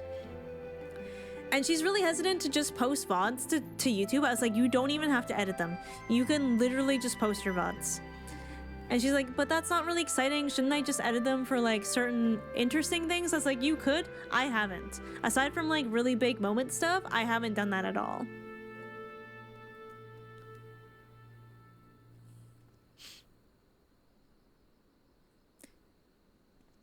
It does look good with the staff. You're right. You're right. My god, it just got so quiet. But yes, Crystal Rain spent that entire day working on the lore for her Warrior of Light, which is tied into like her backstory for her VTuber. So I'm like, this is so great. This is awesome. It's such a cool backstory. I'm not even gonna spoil it for you because I want you to go watch her streams. Do you need my brain to let me focus? This is not gonna help you because I'm way too entertaining. Fresh meat, I know. I'm so excited. So she has me in her group. She has one other person who I think is also a newbie. There's one person in the group who is current with their content. And then there's me. She's gonna get so invested. I can't wait. Because I was like, okay, I was trying to explain to her, I was like, listen, Final Fantasy XIV is a different vibe than Overwatch. It's not like the FPS world where you have to be like, bam, bam, bam. Everything has to be interesting. Everything has to be like engaging in all moments. Because people like watching the full story and being reminded of things that they forgot about when they played. Oh my god, Bree! I am an Endwalker! I can't believe it's been so long. I feel like A Realm Reborn was like ages ago. Finally started to write down some of my Wolves lore, but it's mostly an outline in childhood since I'm lazy. That's okay. I feel like you don't necessarily need to write it out. Like if you know it up here, that's good enough. How are you enjoying your journey? Don't make me cry with that one. Has your journey been good? It's been really good. I have been kind of stalling. I did, because we just got to like, I think it is the last area. I'm not entirely, don't confirm or deny, chat. But we're getting close. I feel like we're getting near the end of Endwalker, but it was like right in the middle of the holidays. So I was like, I am not in the best mentality right now. So I gave myself a couple weeks of break, and then I got an eye infection. So that's actually set me back another couple of weeks. So I'm hoping next week we can get back to MSQ. Have you been stopping and doing the raid stories as well? Yes, we just recently did Eden and Near raids. So that was great. I feel like there's some stuff that I haven't done yet.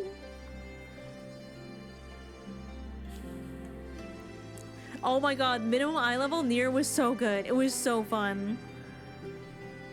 I'm still like astounded we didn't wipe. We did not wipe that last raid. It's great.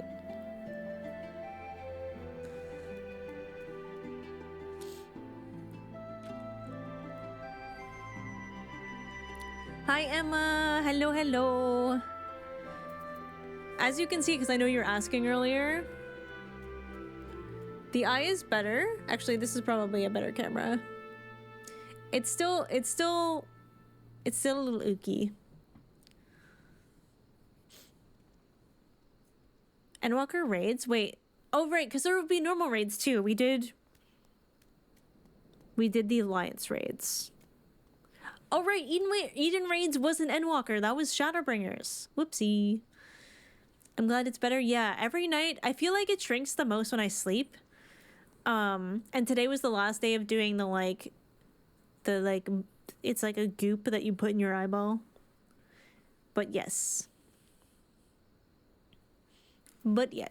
Today we are going to be tackling the Endwalker healer role quest, because I haven't done any of the role quests yet. And I know you don't need to do them to progress the story, but I feel like this is a good way to like ease myself back into Endwalker for like next week, when hopefully we finally continue MSQ. Because I can't let Vulpixie lap me, you guys. I can't.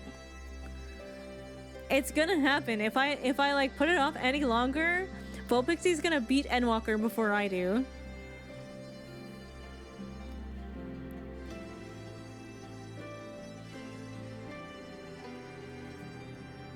sitting out this tier. I have so much real life stuff to do. Oh no! She still has about 10 hours to get to your spot, but she would do that in a day. But thankfully, I don't think she can play till Wednesday, so we might be okay. Like, she's been streaming like 12 hours. Although her and Shen do stall a lot more than I do, I think, while they're playing, because they stop to like write and stuff. But holy shit. Yeah, no, she's like full send. She's gone. It's awesome to watch. All right, let's go. Healer request. I'm ready. Ah, Mistress Tuki. We were told you were on your way, but this is even quicker than expected. I'll tell Commander Aldine you've arrived. One moment, please. One moment, please. Oh, it's raining. Oh, glad you could join us. It's the husband!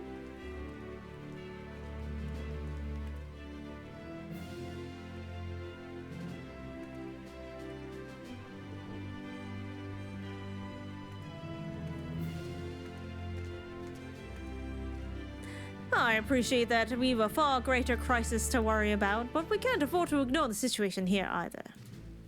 I'd like nothing more than to hear about your recent adventures, but I'm afraid such pleasantries will have to wait. Yeah, pleasantries.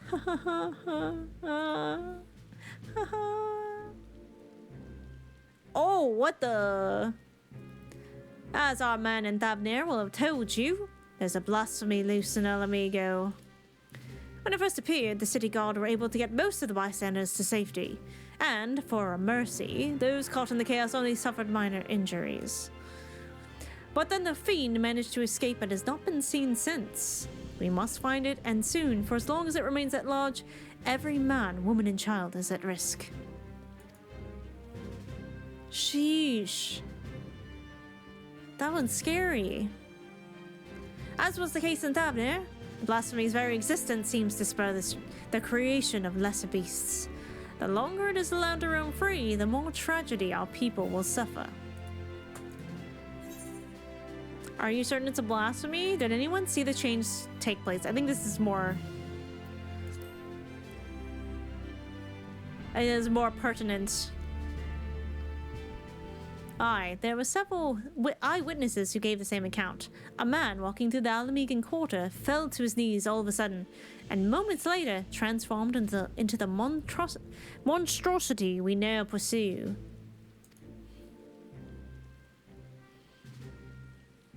But beyond the fact that he was a young Highlander, we know next to nothing about him.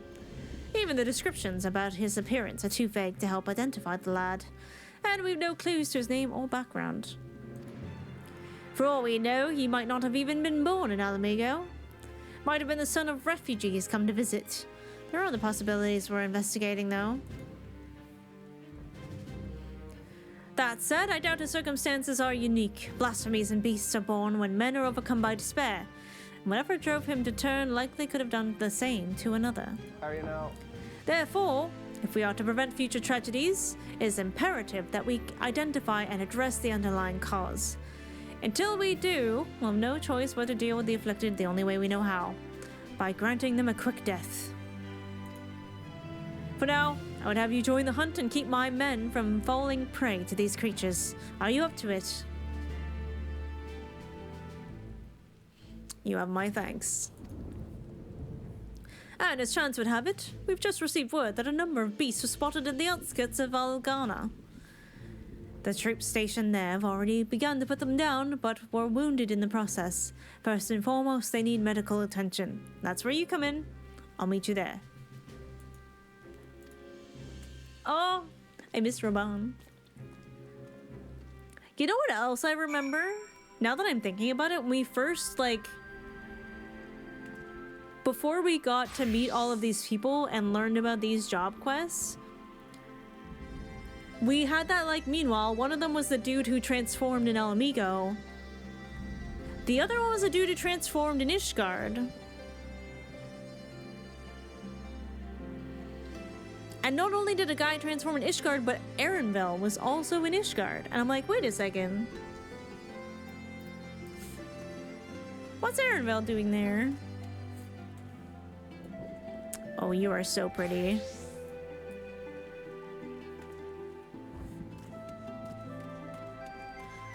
Oh, also, did you all notice that I upgraded the art for my BRB screens? I actually like completely repainted. Probably very much repainted. I just wasn't happy with where it ended up. So I did it better. We gotta go to the peaks, huh? Holy fuck, alright. I forgot how far Alagana is. And it's stunning, thank you. I saw it when you put it in a new song or something. Wait, a new song? I definitely put it on Blue Sky.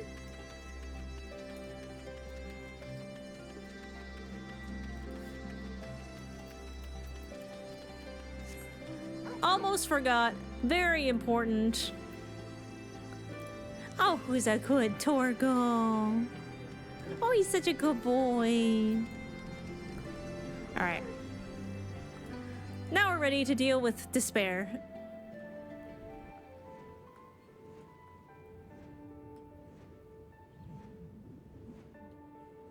I'm going the wrong way. I know what I'm doing. I've played this game before.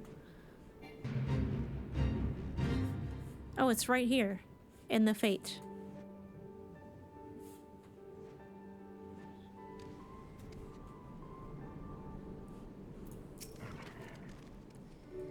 Although the soldiers were able to lead the beasts away from the village and cull the lot of them, victory did not come easily. It's time like these that our lack of healers is most sorely felt. I dare say they've yet to receive any treatment at all. See to their wounds while I survey the area for any stragglers that may have escaped. Once I've completed my patrol, I'll head to the village and gather eyewitness reports. Look for me thereafter.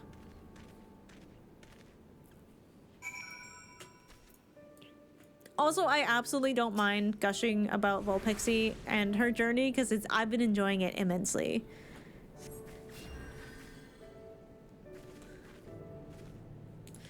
Gods be good, I feel reborn. I see what they did. Hold on, you're Mizono, aren't you? I can't believe it. You're the one who inspired me to join the resistance in the first place. I know you've come to save me in my hour of need. I'll never forget this. Thank you. Thank you.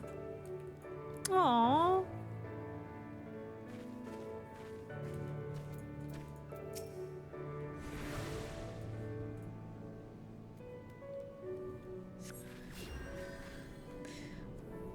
I saw them change right before my eyes.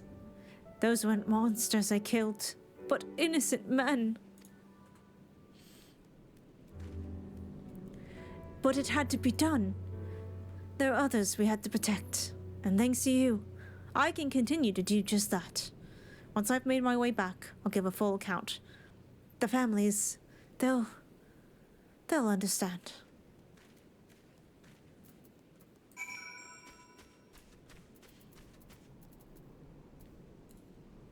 Well, that's sad. Do you like the story, how the story hits her like a train? Oh yeah, she feels strongly and deeply, and I'm here for it. But I also noticed different things hit her differently than they hit me. And I think that's awesome too. I think that's so interesting. Oh, Erenvold! It was good of you to come all this way, though I never doubted for a moment that you wouldn't.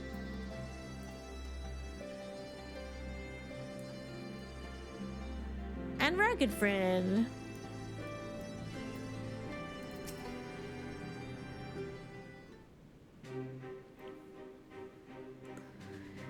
For treating the wounds of those soldiers, you have my thanks, and theirs too, no doubt.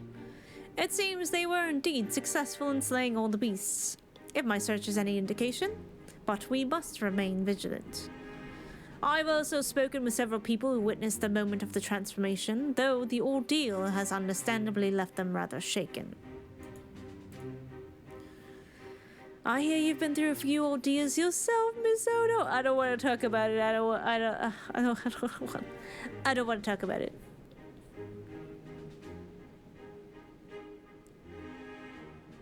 As for me, I've kept busy with this and that, and getting the hang of this. As for me, I've been kept busy with this and that, like getting the hang of this wheelchair. Obviously, it has its limitations, but it gets me where I need to go. I've been working with a new organization as well, which has brought me here. But no sooner had I arrived than those locals turned.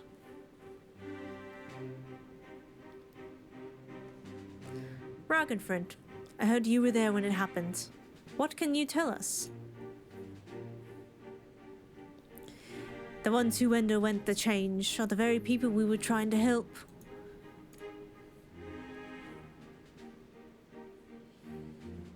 Perhaps I should explain from the beginning. The meeting Lees held in the Royal Palace marked the turning point for all of Gurbania. It spurred us to an open dialogue with the peoples and the communities we otherwise would have shunned. But there's still so many problems to be addressed, and countless souls struggling to build new lives for themselves. I decided to form a volunteer group, the Silver Griffins. Our main concern is the welfare of Alamegans who sided with the Empire. For whatever reason, helping them find their place in society, in particular the families surviving the Crania Lupi.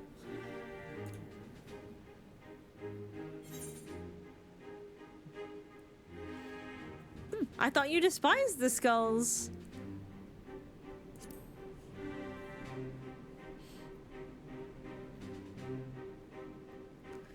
Make no mistake, I've not forgiven them.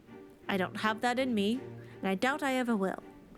But the memory of that day in the palace, of Fordola asking to be locked up again after saving us all, well, it stayed with me.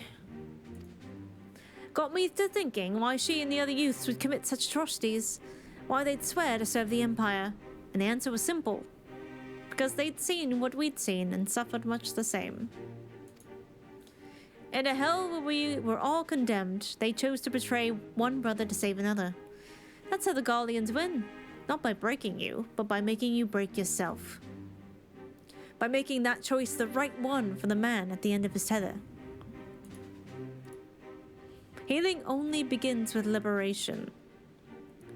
And some scars never will regardless. Those who've returned from foreign lands may have difficulty carving out a living here, but the ones who pledged allegiance to Garlemald. This is not the Alamigo we once dreamed of, but after 20 years of misery, I'll not see it thrown all away because we can't come to terms with the past. That's why I formed the Silver Griffins, to see that no one is cast aside. Damn. It's a cause I support, and it's what brought me here today. I've been acting as a mediator. Oh, he'd be so good at that. Aye, and in the short time he's been with us, he's proven himself a natural.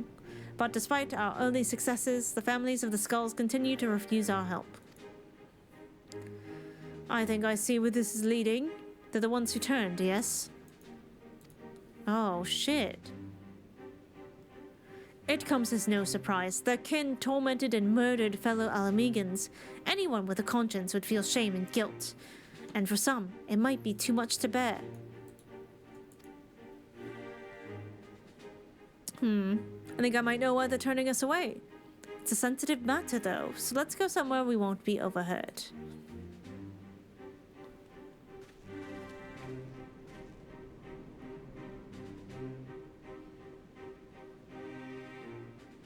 I think it's very interesting and cool to have a character who is a wheelchair user in a fantasy, like a fantasy game. It's about one of the men who turned. I saw his memories. With the echo. I'll not pretend I understand it, but tell us what you learned. I only caught a glimpse, but it was enough. Oh, here we go. It was during the occupation, a man raising his son. Only the two of them, but they were a family. To keep his boy clothed and fed, he chose to side with the Empire. He knew what others would say, but he did it anyway.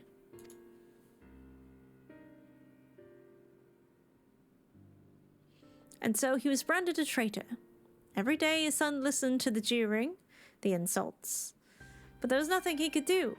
When he came of age, he joined the Skulls in the hope it would make life easier for his father. He never dared to question his orders, no matter how depraved.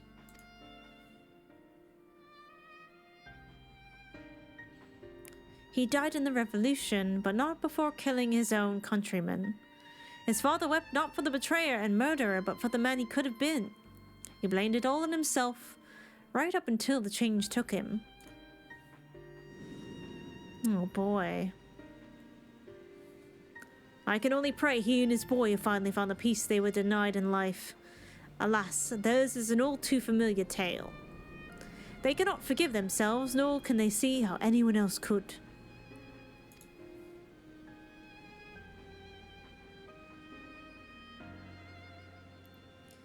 The sins of their kin weigh heavy on them. They think themselves undeserving of our compassion.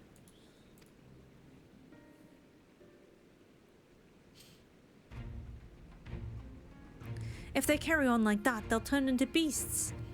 We've got to help them before it's too late.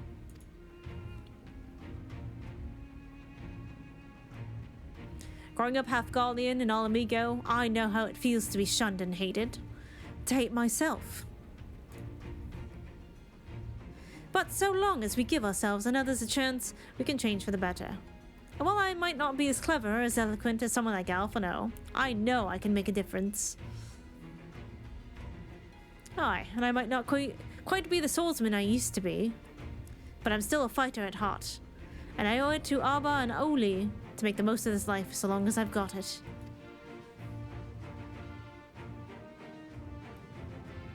We Civil Griffins give our all to see that no more beasts or blasphemies ravage Garabani again. So, Commander Aldi, do we have your approval to continue our work? Arinful! I'm just like... Addy's soldier. Of course, there's no enemy more formidable than despair. I'd be a fool to refuse your help. Even a single one of our people has succumbed to this transformation is proof of our failure to protect them. Therefore, I pledge the Silver Griffins my unconditional support. Together, we will prevail. Now that we have Misoto on hand to help the troops, I believe we are ready to face any beasts we encounter. Though I fear it is only a matter of time before others appear. May I ask that you lend the Silver Griffins your assistance in the meantime?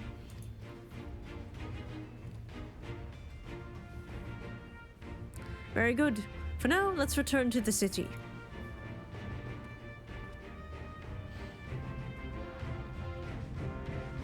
I miss them.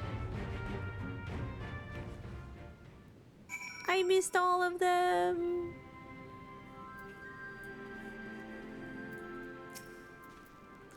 After all you've done for the people of Garabania, I couldn't ask for more, and yet here you are. I never really want to tell people how to play, but I know I got so much benefit from talking to NPCs, like, in between dialogue.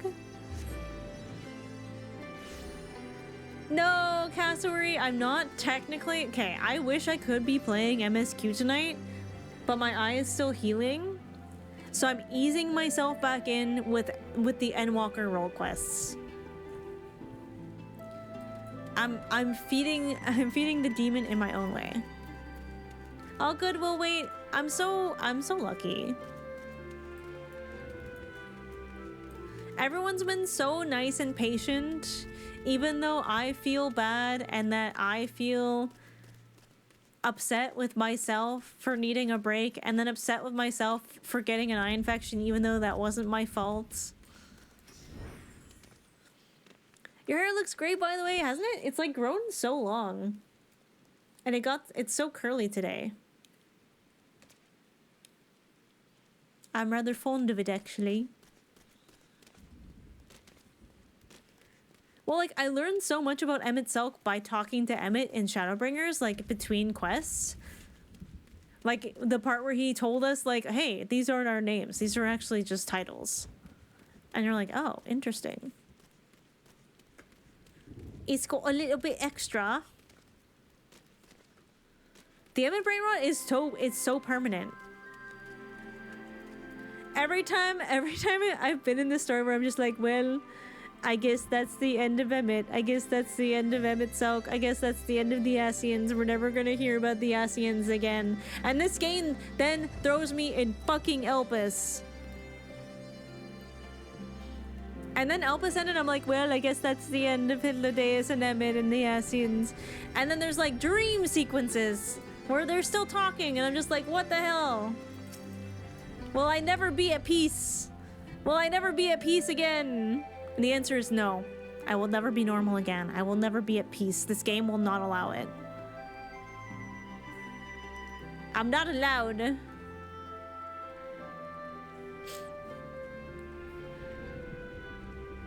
Those who harbor guilt do so not because they are weak of heart, but because they have failed to meet the demands they make of themselves. So it's the same for me when I believed that my failures had led to the Sultana's assassination. This despair and self-loathing were indescribable. I was fortunate enough that you and the other Scions came to my rescue. That I had friends who convinced me I was more than the sum of my worst mistakes. Thancred too! Oh my god, I just remembered Thancred. I just hurt myself so bad. I just hurt myself so bad.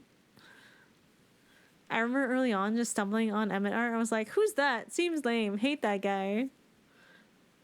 What an asshole. Lilypad, hello! Can I see the PNG that I heard about? I'm sorry, I don't have it on this, I don't have it on this overlays. I would have to change scenes, and that would mean, it's very annoying to do that. But someday I'm sure you'll see it.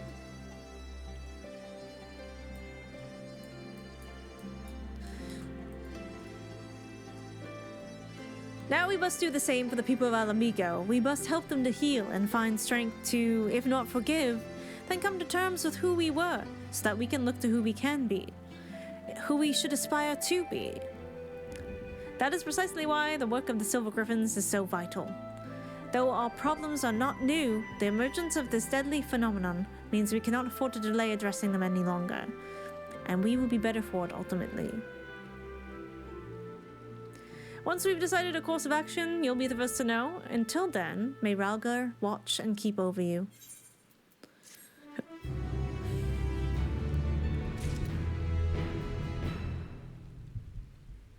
Oh my god, the Warframe brain rot. It's like, it seriously makes me want to play Warframe. It does. I want to play Warframe so bad. Will you be at Spotlight? No, unfortunately, even if I had been invited, and they've invited me to other stuff before, so I think they're just trying to like get new people in. I have a bunch of medical appointments next week, including one that's out of town. So I would not have been able to go anyways. It's really hard not to start it. It's gonna be bad, Gogo. Like if I get into that, it's gonna be bad. I'm already not okay. It's gonna be more not okay.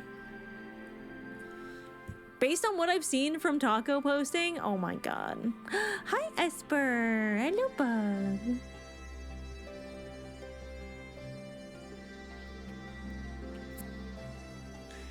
Taco is the best.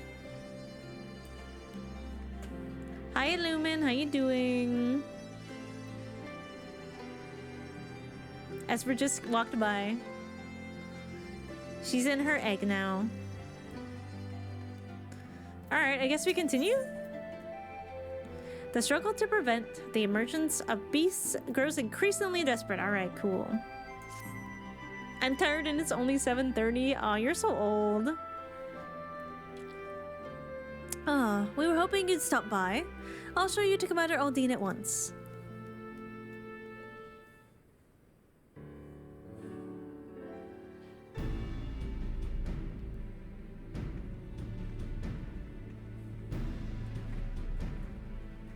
Your welcome sight as always, Mizono. Aye, and a lot's happened since we last spoke. We, Silver Griffins, have been keeping busy. As have I and my men. But I'm afraid we've little to show for our efforts. Although we've been searching high and low for the blasphemy, we've seen neither hide nor hair of it. Unfortunately, everyone else has had better luck. We've received reports of lesser beasts throughout Garabania, and putting them down is as important as hunting the blasphemy that got away. To complicate matters, rumors have been circulating that these beasts were the Skull's kin. And that was true of the recent incident in Alagana. We cannot have people jumping to conclusions given what they might feel tempted to do. It has been suggested that we take these individuals into custody for their own protection as much as the safety of others. But that would only isolate them further and give credence to the rumors. The recent unrest has hindered the efforts of the Silver Griffins to no end. Therefore, I ask you to aid them in their endeavors. See that there's aught that can be done. Also, you'll be joined by another volunteer. Try not to be too surprised. I have a guess. It's Fordola, isn't it? It's Fordola. Yep. It's not pre-watch. She was in the thumbnail. I said I don't need a keeper, but did they bloody listen? Did they, bollocks?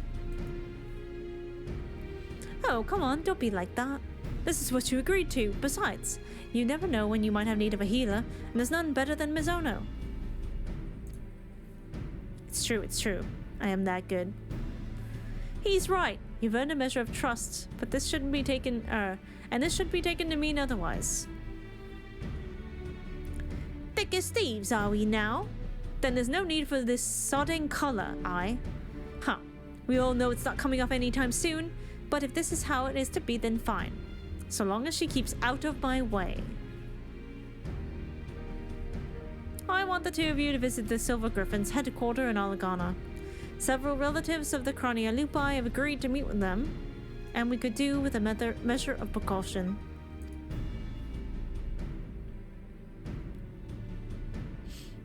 If anyone so much as mentions the skulls, I'll deal with it. Understood? Yeah, okay, chill. Let's get this over with. I know, she's so complex, I love it. She's as much at risk of turning as anyone, maybe even more so. You don't need the echo to see the weight she's carrying. Oh, Aaron sees it so much. She's still not gotten a handle on her own echo either. Sometimes the visions come without warning and with such force that it's all she can do. Did my camera just... Are we okay? Jeez. That was weird. I've not had that happen before. It looks fine now. Sometimes the visions come without warning and with such force that it's all she can do to stay standing. There's no telling what might happen when she comes face to face with the family of her former comrades. So look out for her, please. Hi, Christopher. I wish there was more I could do for him myself.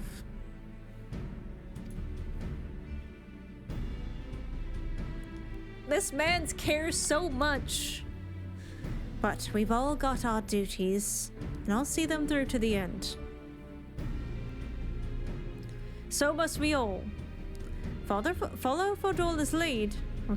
Follow Fordola's lead. I'm counting on you both. But be ready to step in, even if she curses you for it.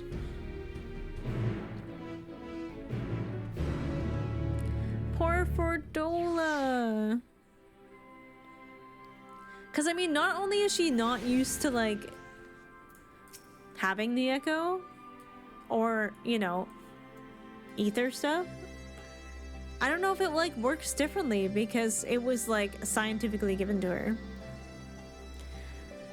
Fordola's not the sort to ask for help, so make sure she doesn't get in over her head, would you? I ship Aaron more than Fordola.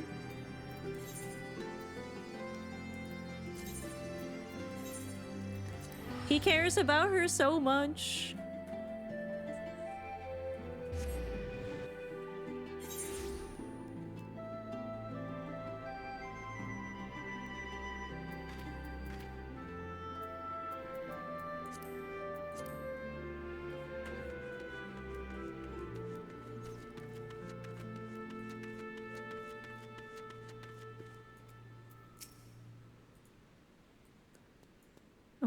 Okay, dots.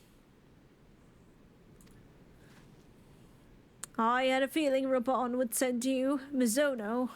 Or, I had a feeling Raban would send you Mizono, but as for her...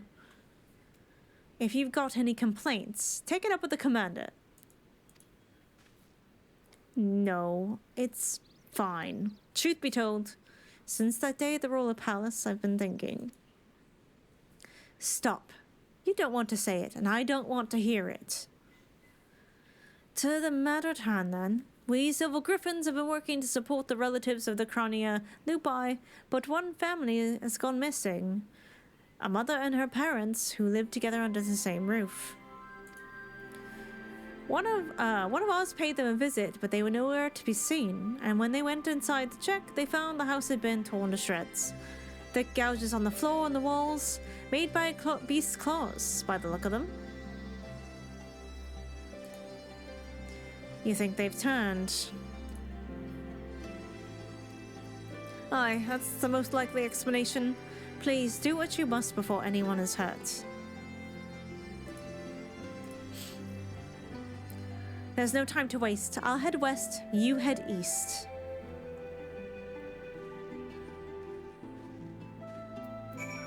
I think if you don't ship them, you're wrong and there's no discussion to be had. Sometimes it do be like that. Not all opinions are good opinions. And if there's anything about the current state of things, it is that a lot of people are very confidently wrong. Also, Fafina, thank you for gifting a tier 1 sub to Lilypad. Lilypad, welcome back to Grandma's Couch. You are still one of the grandkids. Can we get some hyperinos in the chat? Oh. Well, this is an interesting destination.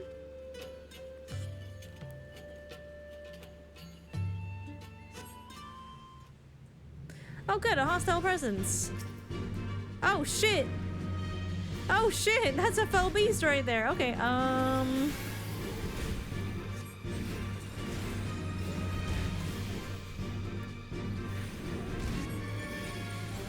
remember my buttons.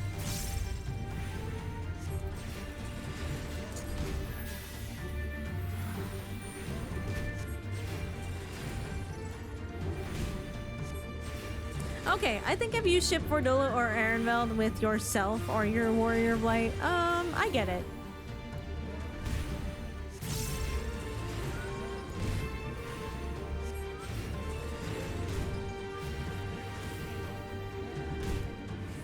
I love that it's Stormblood by music, even though this is a Endwalker quest. Oh, a crumpled letter.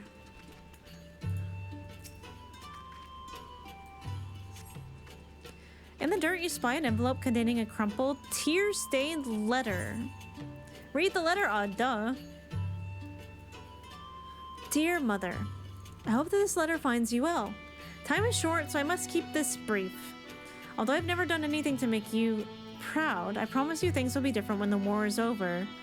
Until then, take care and know that I love you with all my heart. Placing the letter back into its envelope, you turn your attention to finding the others. Aw, man. What the hell?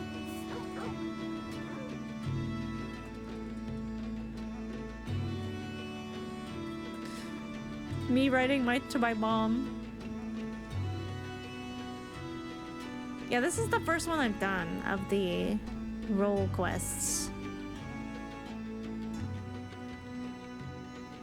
I will say, of all the places that I have unlocked flight, Alamigo has to be the most annoying.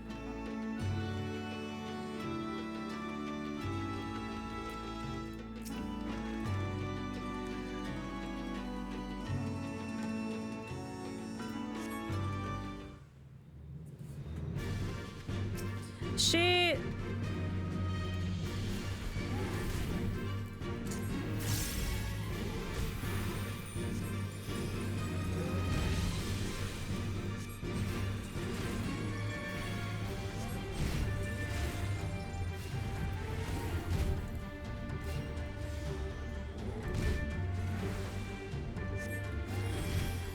Give me my blood lily.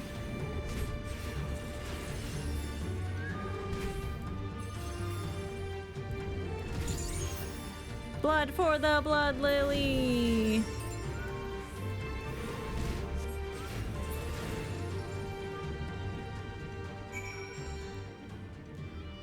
Reduce the number of Aether currents? God, yeah, it sounded really annoying.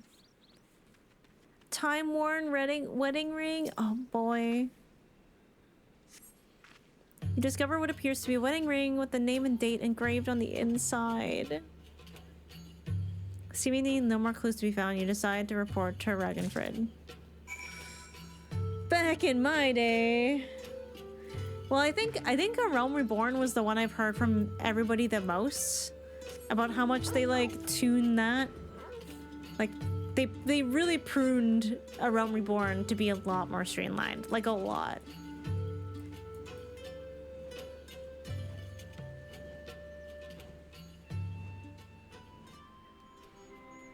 Oh, I think I know where the hidden tunnel is that you're talking about. Cause like whenever I unlock flight, I go everywhere. I fly around.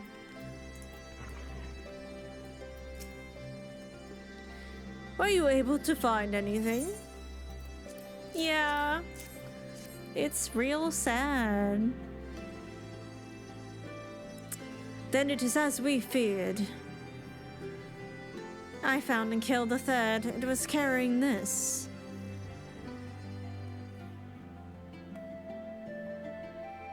Oh, matching ring. I'll deliver these effects to the next of kin and arrange for a funeral. Or as close to one possible under the circumstances. Oh, Fordola. There's no changing the past. We'll always carry it, and the scars. But no matter who we are or what we did, we're Alamegans, then and now. The Empire was our enemy then, but now it's despair. Good words and deeds will serve us best in this fight. Weapons even an old man like me can yet wield. Ooh, cutscene.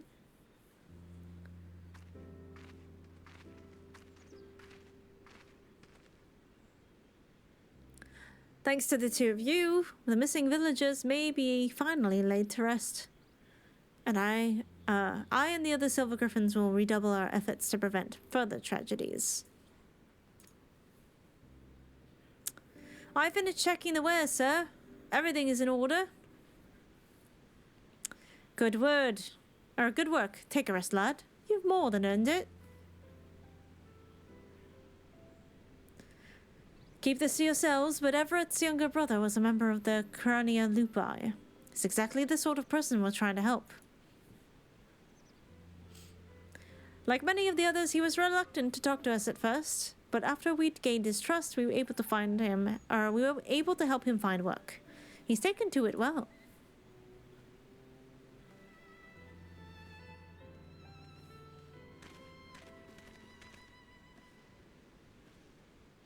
Uh-oh. It's her. The butcher. Oh. Oh. Oh no. Oh, that escalated so quickly. Traitors, all of us. Kinslayers deserving of hate and death. Hate and death. Mizo, it's time to help him do something.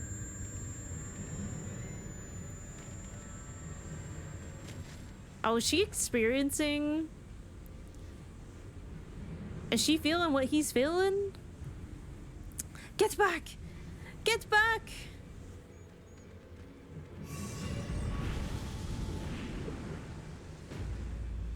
Oh boy, come on, man. Okay, I do not want to see another child get eaten or stomped or transformed. Oh. Fordola. Wow, she did not even hesitate. Good thing we have a healer.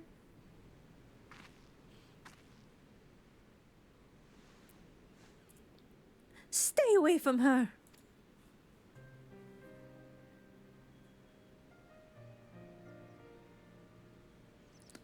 Fordola saved your girl's life. I know, but she's... Asper.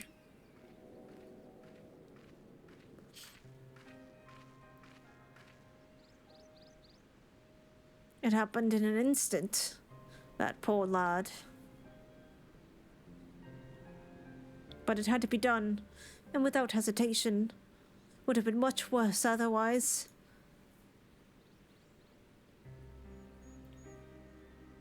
Could you go after Fordola and see to her wounds? I'll do what I can here.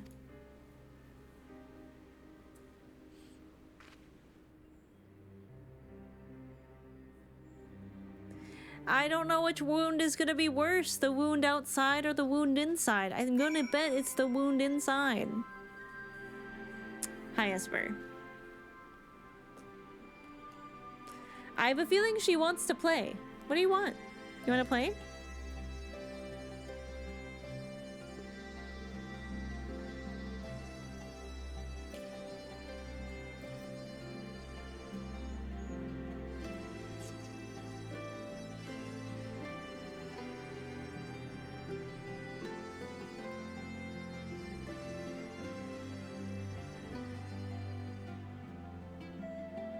You want your clicker?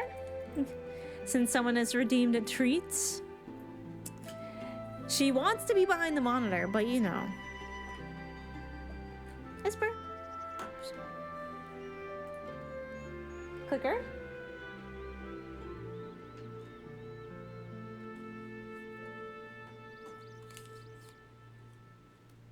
Touch. Girl.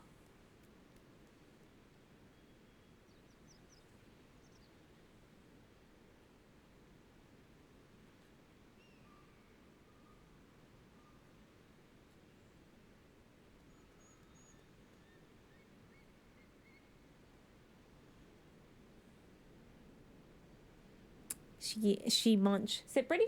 Oops. Esper, come. Sit pretty.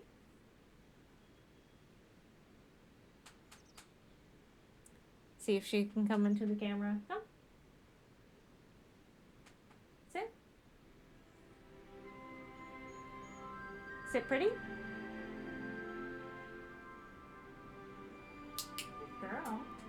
Oh. Yes, yes, she wants attention, as cats tend to do. I kind of threw the treat a little bit far.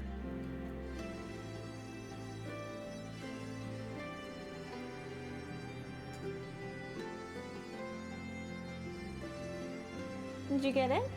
Come. Sit. High five. This work, come. Sit.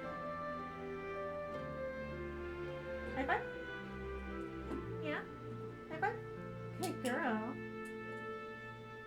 You guys couldn't see that, but she definitely gave me a high five.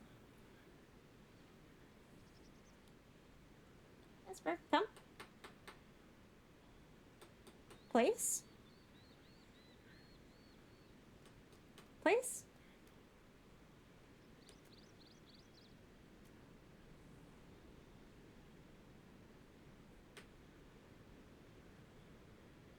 Are you all done? Touch.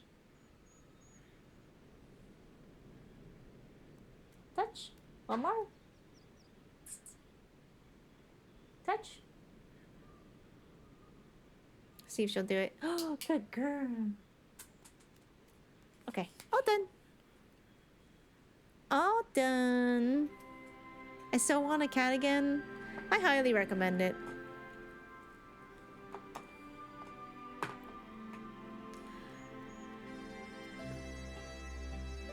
Esper is so special. Are you using a clicker on her? Oh yeah, she's clicker trained, and those are her communication buttons where she tells me what she wants. So if you hear in the background things like train, clicker, puzzle, that's my cat talking. She's a weirdo. I love her. My little weirdo. Okay, my light is a little bright. I'm gonna turn it down a wee bit.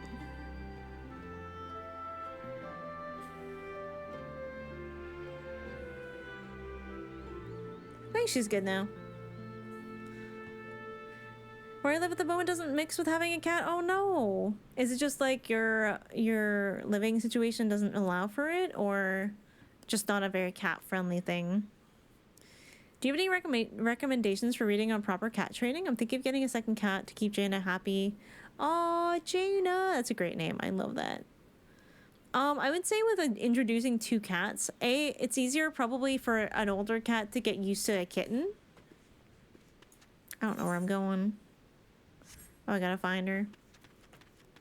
But if you don't get a kitten, because I do obviously, above all else, if you can adopt from a shelter, that is the best.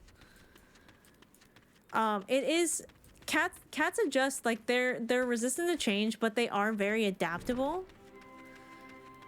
So if you can set up one room to keep the new cat isolated for a bit, and then they can smell each other through like cracks under the door and stuff. You can take a towel, rub it on the new cat, then rub it on your cat, and then vice versa, so they get used to each other's scents before you introduce them. Some cats are just chill, and they like each other right away. But I'm so happy to help with that. You're on the bus? Oh no. Poor Fordola.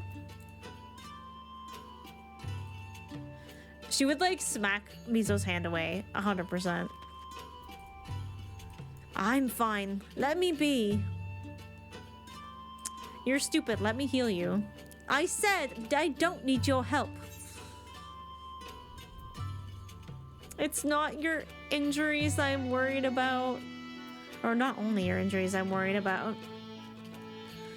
I'm a healer. Let me do my job. Gods, you're like a dog with a bone. Go on then, make it quick.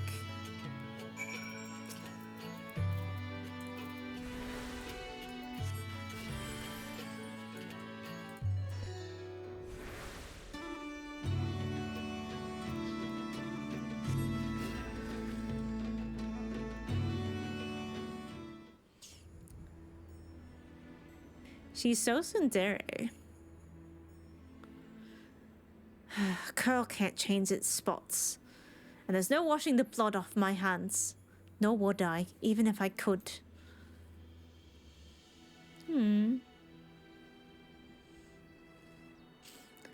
Taking up Garlean steel was the first choice, but not the last. Like the first kill, the hardest. Every choice that came after that, easier and easier. Until I stopped counting, stopped caring. You tell yourself it's right. It's for the greater good. You give the order, feel the ground tremble as the cannon fires. And when the dust settles, and your own men are buried under the rubble, and you tell yourself, oh, no, no, no, no, no, no, no, no, no, no. Huh. Me too. Mizo, help her. I won't let it take you.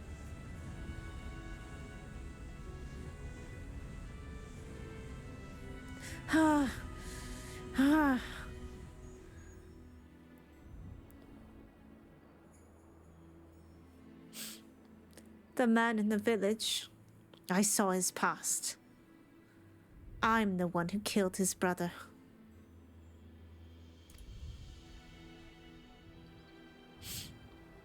Ah, I'll be all right. I just need a moment. Can you wait with me? That's the most vulnerable I've ever heard Fordola be.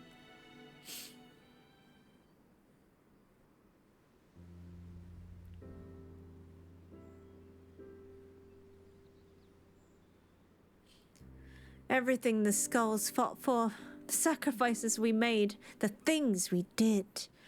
In the end, it was all for nothing. Sometimes I look back on the road I walked, the bitterness I can still taste. And I wonder, if I'd grown up in another time, another place, would I have done the same to different people? Was it always in me to be me? Oh man. This is gonna resonate so hard in Mizo right now.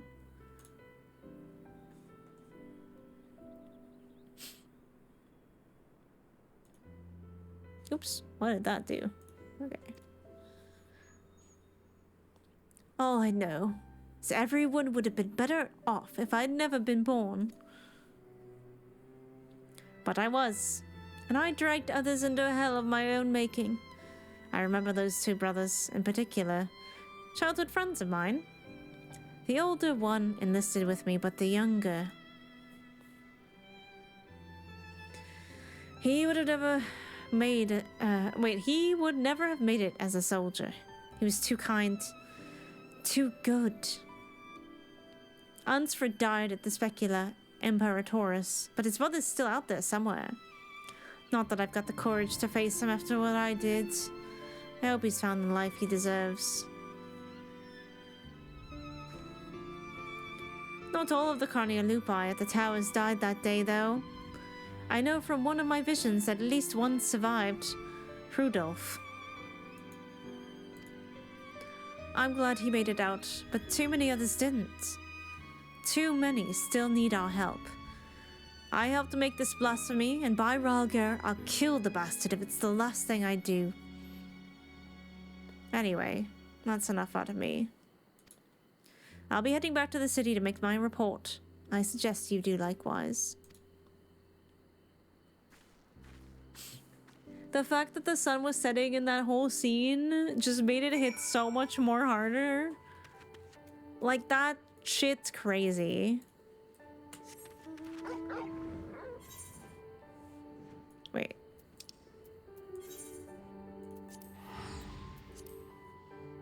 Side content had hands there. I was like, holy fuck. If we lose Fordola right now, I don't know what I'm gonna do, man. I was like, yeah, chill side content until we get back to Endwalker. Whee.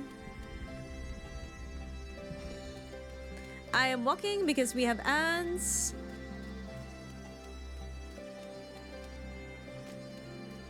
Yeah, the sun is a paid actor, and now it is raining.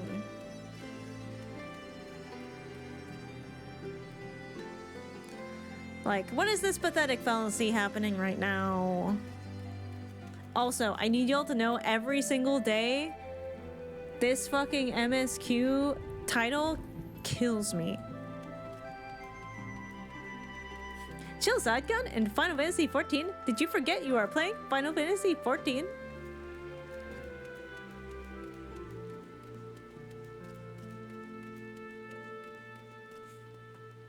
Are we not men? Do we not bleed? Do we not deserve to be free? Wait, I want to see what the other guy said. Yeah, I mean, no. I mean, yeah, I mean, no. Lots of Texas size 10-4. Pavina, thank you for gifting 8 tier 1s up to Leonatlis. Yo, welcome to Grandma's Couch. You are now one of the grandkids. Can we get some hypes in the chat, please? And thank you, Fafita. Thank you for the generosity. I appreciate you. I heard about what happened. If nothing else, at least you've seen with your own eyes what we're up against.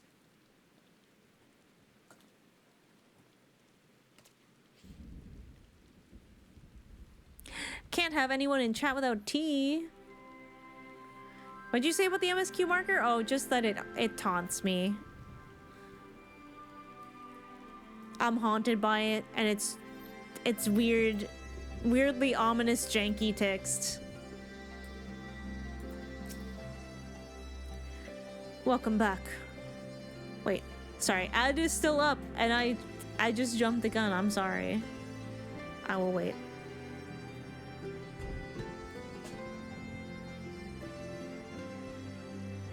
I heard haunts. Oh, it's both. It taunts and haunts me. Thank you for sitting through ads. Ads are back. Or sorry, ads are done. We're back. Yeah, both works. Both is good. Welcome back. Fordola's already given her account, and I'd like to hear yours too. Well, you see, shit's fucked. So she almost turned into a beast herself. We'll have to take that into consideration before sending her into the field again. As far as the events in Alagana are concerned, the two of you did well. Despite the appearance of several beasts, we were able to prevent any further casualties. However, this serves to confirm that those with connections to the Crania Lupi should be considered at risk of turning. Over the years, many of them have drifted away from the larger settlements and have taken to living in secret. Others made their way to Uldar as refugees, including some individuals of interest. As such, we'll be working closely with the Immortal Flames to locate and offer our support to those refugees in particular. In fact, I plan on making the journey there for an audience with the Sultana. Once my preparations are complete, perhaps you might accompany me. I'm sure she'll be glad to see you. Yes! I want to see Nanamo. Yes! Yes!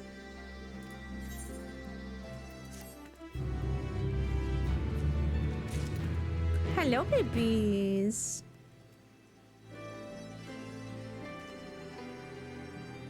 Esper is wanting some attention. Hi, baby bug. It's bug.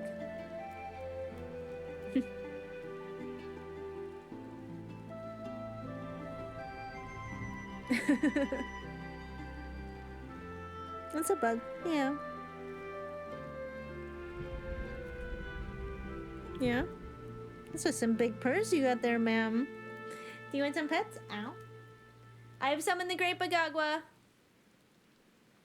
This is how we soothe the Great Bagagua.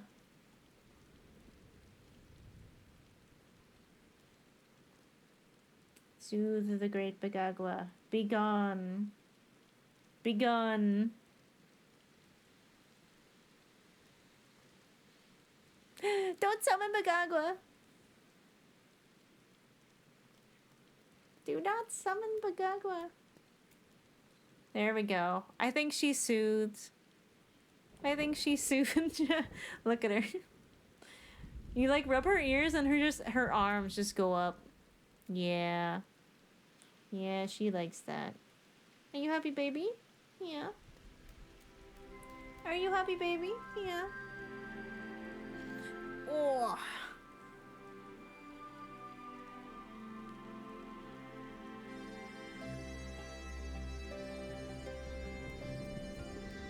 That's a happy bug.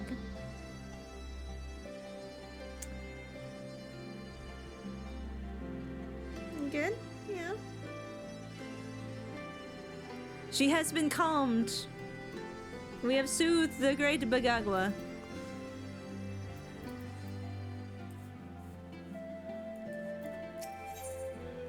The quest to protect the vulnerable Alamegans leads to Ulda.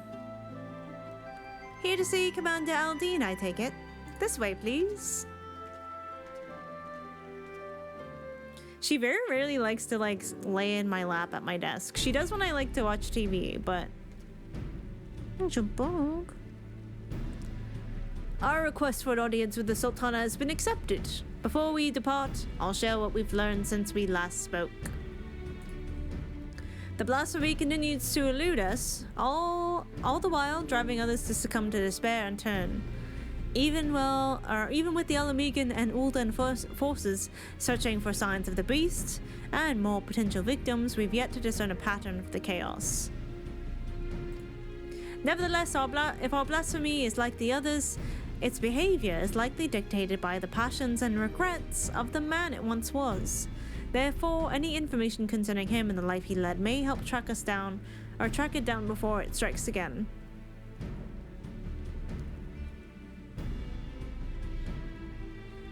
We don't want the people to shun the families of the skulls any more than they already are. But the fact remains that the vast majority of the beasts have been born from them. They're the ones at greatest risk of turning, without question.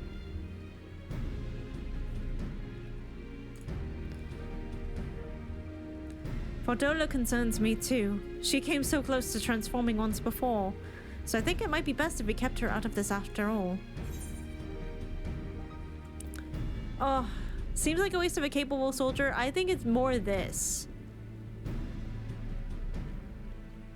Because she feels so bad and she feels like she doesn't deserve forgiveness. But she needs to see that she does. She deserves a chance to make amends.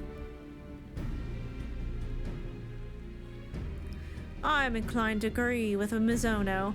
She was able to resist the transformation and has shown no signs of succumbing since then. If she wants to do her part, I say we let her. I know Ehrenwald is just worried about her. If only I could go in her stead. Actually, I was hoping you'd come with us to meet the Sultana. I believe she would greatly benefit from your understanding of the struggles our people face. You'd gain from the experience too. While she's not the sort to brandish a sword and charge into battle, you'll soon discover she's a champion of her own arena, as brave as any warrior. He's so right. I doubt she'd have much to learn from the likes of me, but it would be an honor to make her acquaintance.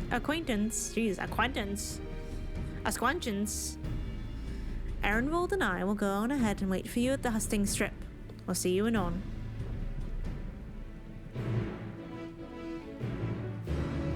Are we turning Ehrenwald into a politician? I hope not.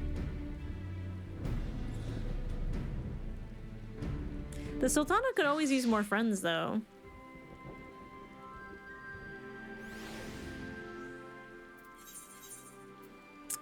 Man, I never go with Ulda.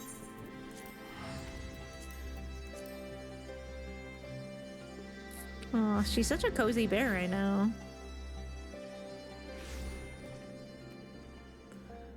What's it, Chuchu? She's purring so much. She's purring so much. Okay, I need to pull my keyboard a little closer.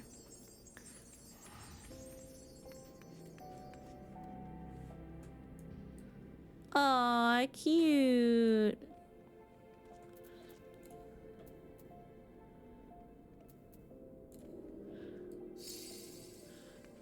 I don't know what's going on, but it looks cute. Alright, where are we going? Gotta go to the strip. Whee! Wait, this way.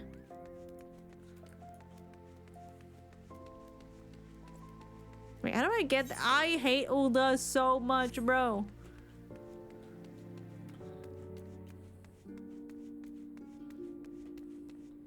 Is this not a door? Oh my fucking god, I'm gonna... Who designed this city? I would just like to have a word.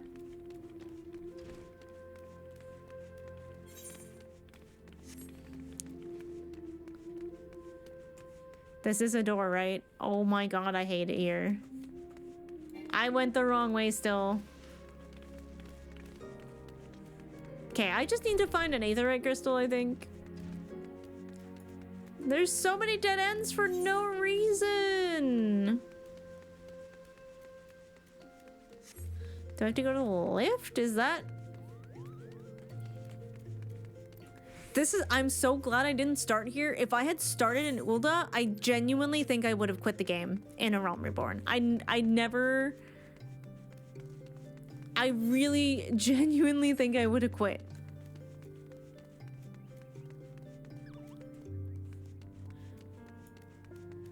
This better be correct. Hi, Bug. Yeah. Oh, she's just such a happy bug right now. My city was very well made and easy to navigate. He lied. They lied.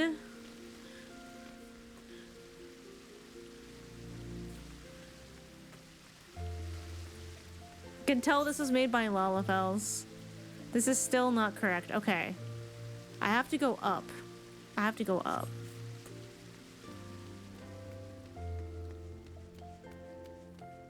Ulda Gridania? There's no way you just said that. Gridania is by far the best and prettiest, but also objectively the easiest to navigate. Gridania is the easiest to navigate out of Limsa and Ulda and Gridania. Okay, I think I have done the thing. All right, cool. Elda is straight gay flames. Okay, well, I can't deny the flames and the gayness.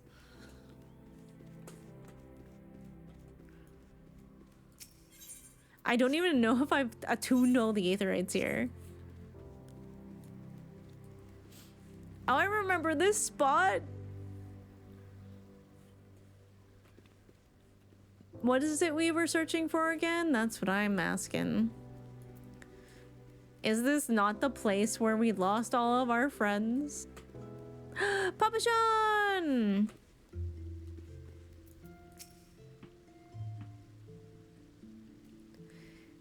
It's the first time I've been back here since I discharged myself from the infirmary without telling anybody, mind. I must remember to stop by and offer my thanks and an apology. Master Papa Sean was just telling us that Nanamo, or should I say Lady Lileria?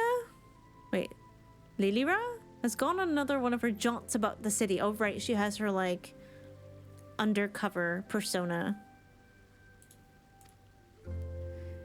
Though it is not my place to question her grace's judgment, I do wish she had consulted me before running off on her own.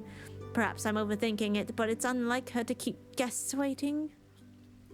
If I may say so, sir, with blasphemies appearing throughout the land, it is a dangerous time to be going for a stroll. I suspect that may be the very reason she wishes to see for herself how the citizenry fare in these trying times. She's so based for that. Even so... Oh, that's not the Lalafell. Even so, it's downright reckless. We'll find her, though. Oh my goodness, what a bug. No, I couldn't possibly... No, I couldn't possibly allow such esteemed guests to... Come now, we might be here on official business, but we're all friends, as you may remember. I have a knack for tracking down errant sultanas. Some may say that knack is rather charitable. Should be glad of the assistance. I'll take a look around here. Quizzing the locals will give me an opportunity to learn of recent goings-on in Uldar, too. Well then, there's no time like the present. Fear not, with me on the case. This'll be over before you know it. Him and Nanamo are like so in tuned. Alright, so where are we going?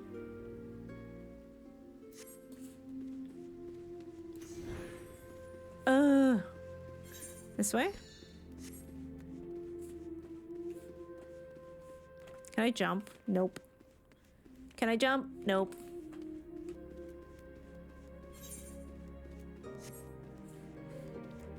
It seems like so jumpable. Oh, if you have the airship? Ah, okay.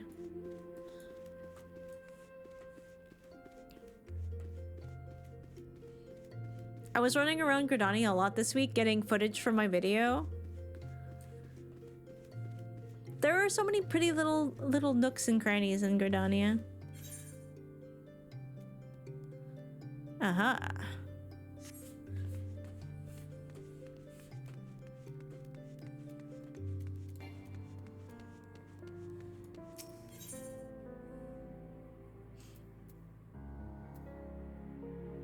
I can't even tell where I am. I think this is where I need to go. You can jump down in the middle of the circle? God damn it.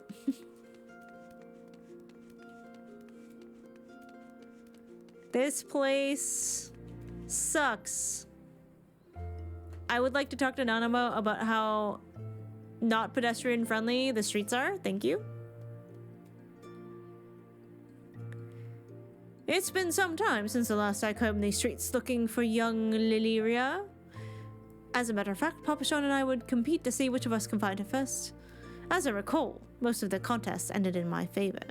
Oh, is that why he made fun of him? I didn't realize. The trick, you see, is to look past the disguise and pay attention to the gestures and mannerisms. The tiniest movement that might give her away. Come, I'll show you how it's done. Oh, yay! Okay. Alright, we are gonna RP walk with Raban. Oh, you're okay, what's up? She's fond of perusing the stalls here. Okay.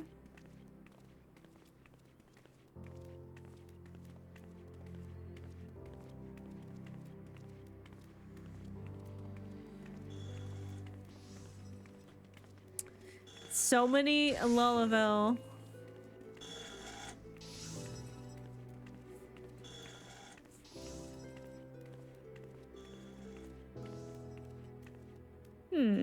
She's not here. Where could she be? What if she's been abducted? I need you to calm down, Rabone. This way? In one of these spots? Perhaps not. Okay, I think he's struggling. It's not jumpable due to prior generations when lots of royalty had accidents? Never known her to be this elusive. Raban, get your shit together. That's odd. I've tried all her usual haunts, so unless she's hiding inside a barrel or something equally nonsensical, she must be elsewhere. God, so why did she choose now, of all times, to run off? What if she's been abducted or run afoul of a beast? There's no need to assume the worst, especially now when assuming the worst could get you fucking turned into a blasphemy. When Lalas fell, I hate it. Thank you.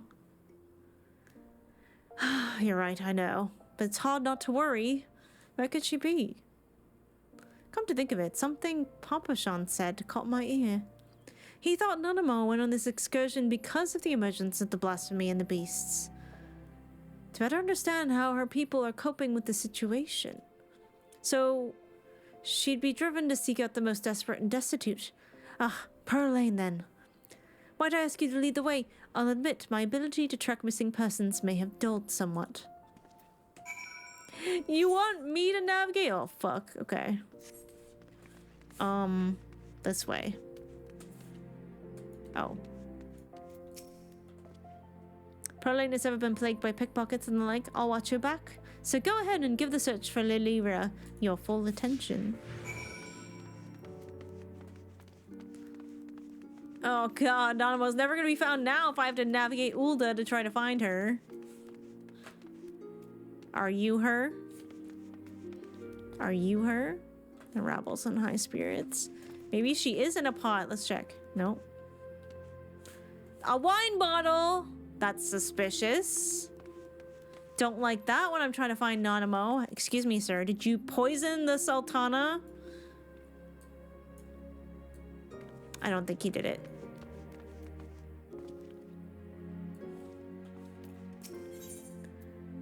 Ask about Perlane. While it may not be immediately obvious, the conditions here have improved considerably of late. Her Grace continues to support the rebuilding efforts in Gribania, which has led to the creation of jobs for many of the locals, both here and on the other side of the Balazar Wall. Some say money can't buy you happiness, but they've never tried living without it. Those who call Perlane home have never had the luxury of choice. The city's poorest live here, and as such are at great risk of turning. Knowing this, I expect Lilyria to come here to learn of their plight.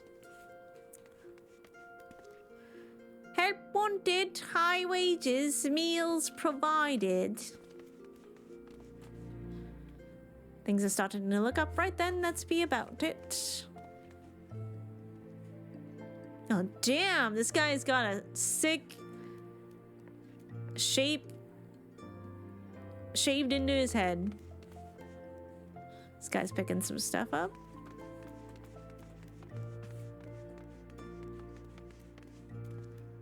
Folks can say what they like, but I'll still hold your purse close.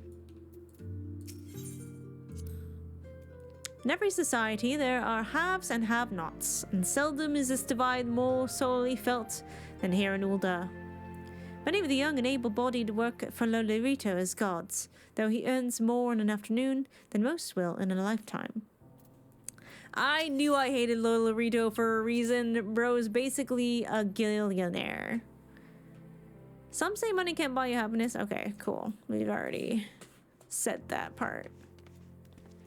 I guess we continue this way.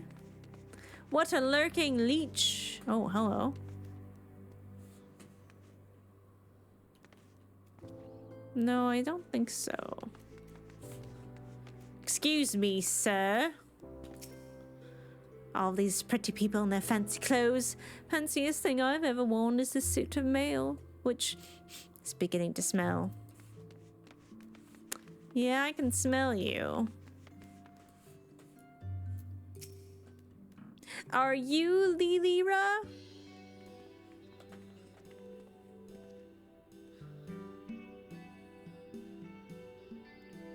Oh? No. Lady Lilira. Robon, whatever are you doing here? I was like, I know that walk. Ah, and Mizono too. Why, I'm glad to see you both. Our meeting is not yet due to commence for several bells. What is the meaning of this? We were worried, and with good reason. These are far too dangerous times to be roaming about alone, Your Grace. Some things never change, but I assure you I'm quite capable of looking after myself in my own city of all places. More importantly, I wish to observe firsthand how the people have been faring of late, that I might be better prepared to participate in our discussion later. But I have finished, and you will be. You will be comforted to hear. Then pray allow us to escort you to a more amenable surroundings. Would you care to ride on my shoulder? I bet she's gonna say no because she's like, I'm not a child anymore, Robon. Certainly not. You have already attracted more than enough attention.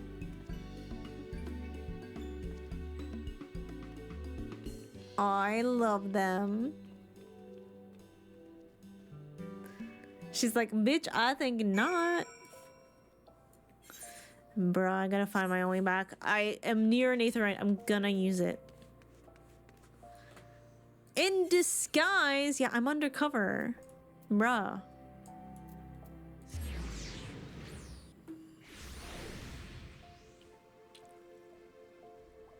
Cramping my style. Blowing my cover. You're a foreign diplomat, not her advisor. She's like, I'm not a child anymore. Do do do do do.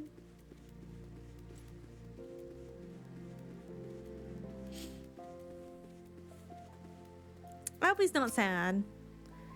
I have a feeling the search would have taken rather longer if Rabban had been left to his own devices.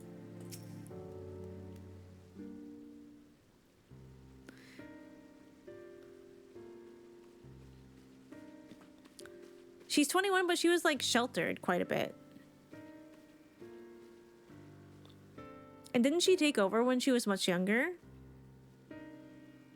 I thank you all for making the journey here during these difficult times. It is my pleasure to properly make your acquaintance. On behalf of the people of Eorzea, allow me to express my sincerest gratitude for your continued dedication to our cause. With respect, Your Grace, I'm just a soldier. Was a soldier. Still, I say, Commander Aldine would not make such distinction, and neither will I. You yet serve your people, and have provided solace to many Alamigos, the most vulnerable.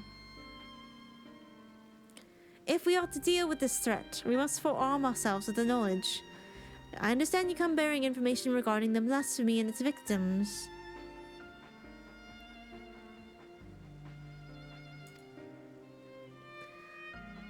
Oh, we have indeed.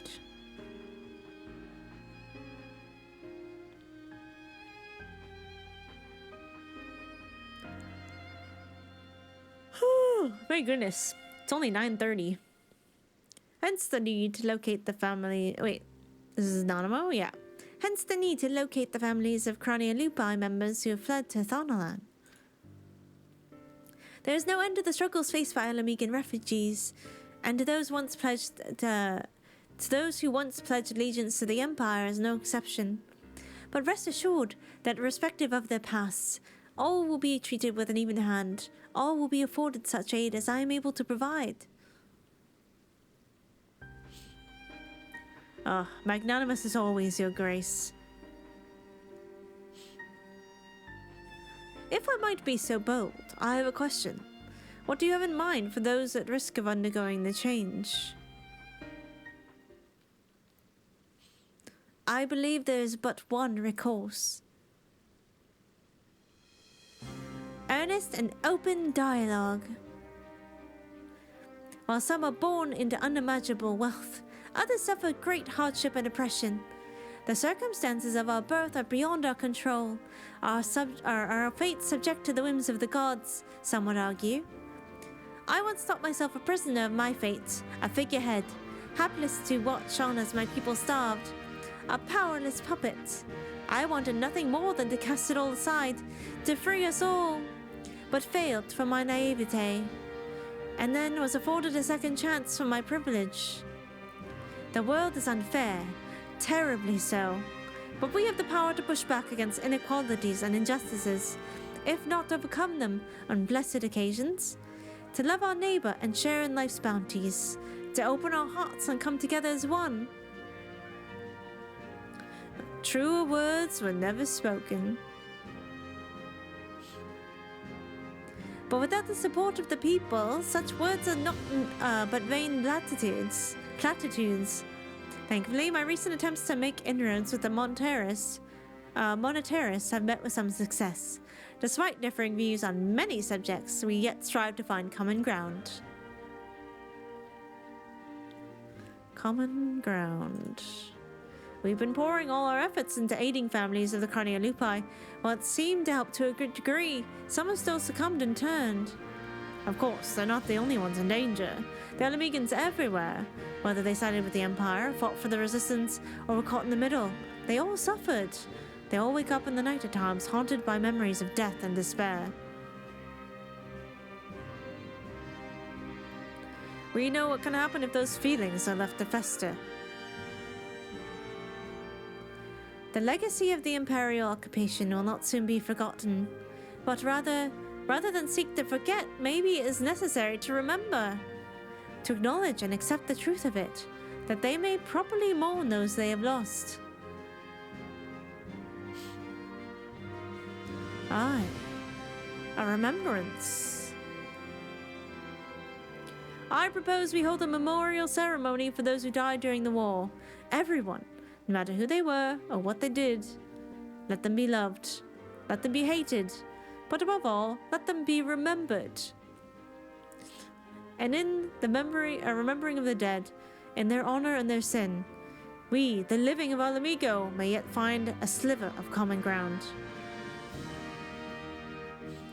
It's a noble sentiment, but bringing together people who've reason to distrust one another and risk inflaming tensions could be a recipe for disaster. Then again, we cannot keep ignoring the married in the room and do nothing to address the situation. So long as we leave it to the individuals to decide whether or not to attend the ceremony, I think it's worth a try. Organizing an event of this scale will require a great deal of effort, so I offer my full support.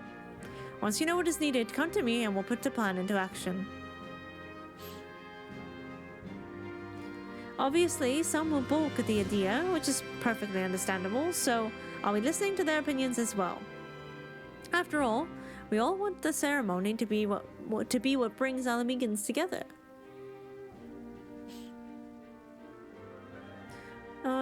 I was wondering, Your Grace, if I might ask about your approach to, well, talking to people, winning them over.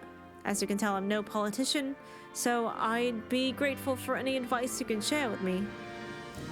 Why, I would be delighted to. As a matter of fact, I have a number of matters I wish to discuss with you. And on that note, I suggest you and I return to Alamigo.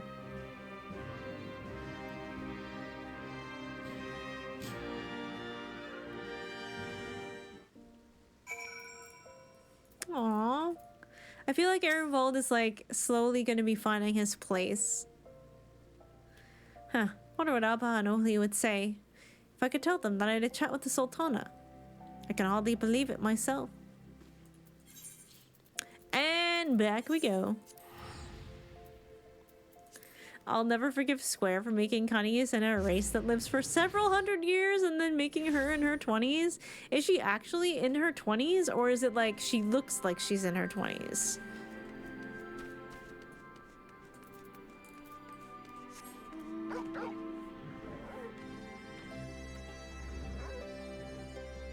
Actually in her 20s? Well, that's sad. Thank you for the follow. Welcome in. Sorry, I saw Girl Kisser and I'm just like, yeah. You're so real for that, and the fact that you have a little Reen minion.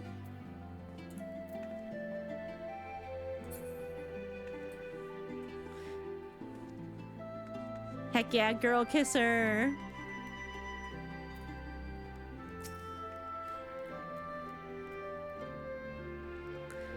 I knew Ehrenwald would make a good impression, but he's outdone himself.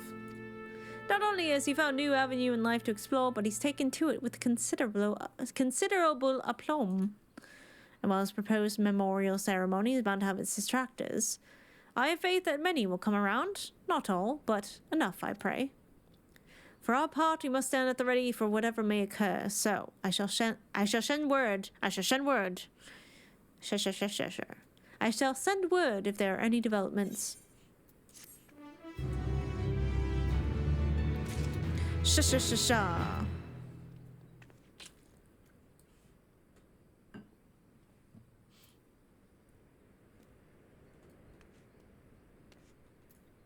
Yeah, when she jumps on Raban, that was such a sweet scene. Laying the past to rest. Ehrenwald wishes to put your considerable reputation to good use. Esper just got her little face, like, tucked in. Yeah, that's a bug. Ugh.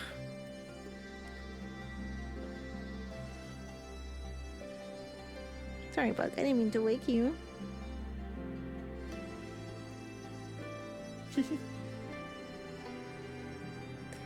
She's a little snug bug. Yeah.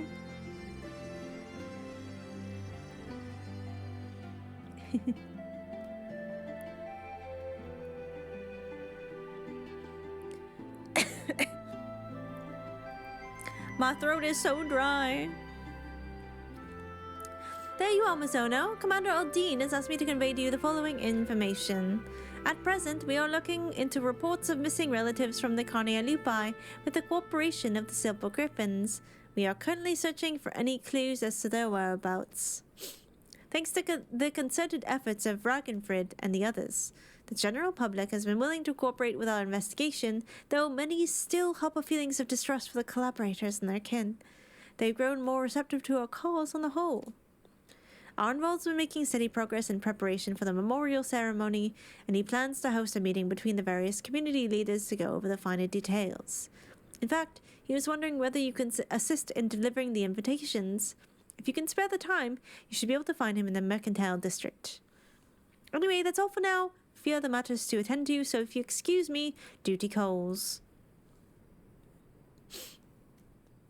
Such hydration! This was not my intention.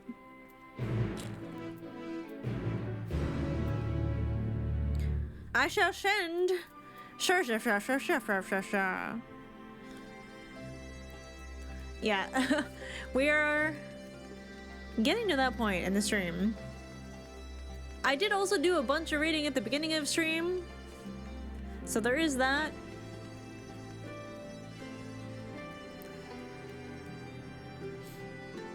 This extreme cold can go away anytime now. I agree. It was so cold today.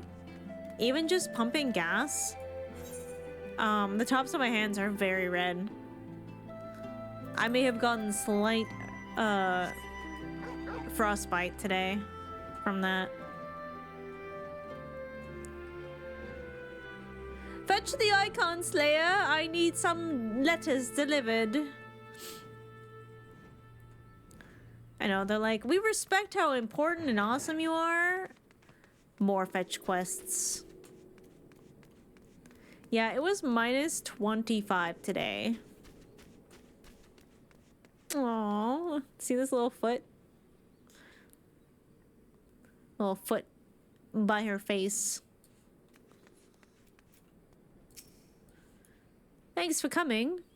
Should come as no surprise that planning a memorial ceremony for a whole bloody nation would keep a man busy. But by Rolger, this is something else. Oh, are you itchy?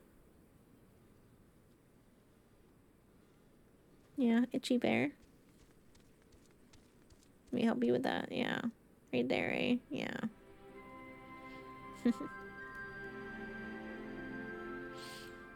Yeah, just a little foot. Yeah, you're so cute. Yeah.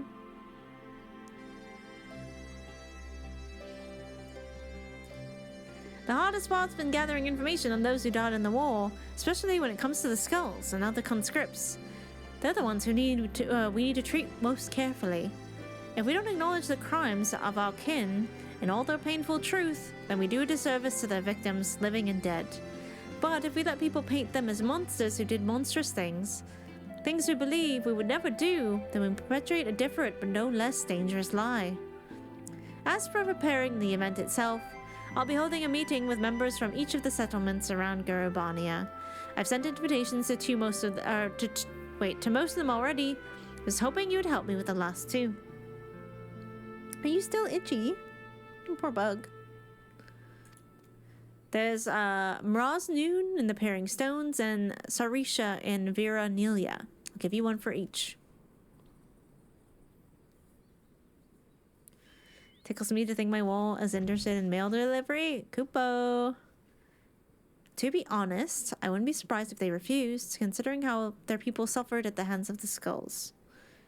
But I hope we can remind them that deep down we're all just people trying to survive and protect our loved ones. Hi, Bug. Are you itchy? We may have driven the Empire from our lands, but as long as we hold fast to the grudges born of their attempts to divide and set us against one another, we'll never be free of their legacy of cruelty. With that in mind, I've included an account of my experiences with the Silver Griffins and the people I've met. Victims, collaborators, and their friends, and their family, men and women who survived through it all. Survivors. Even if they refuse to join the ceremony, at least they will know and hopefully understand our reasons for holding the event. Granted, I've not had much practice in writing important letters, but I think they'll get the message. You being the one to deliver them will make a world of difference, I'm sure. Take care, won't you?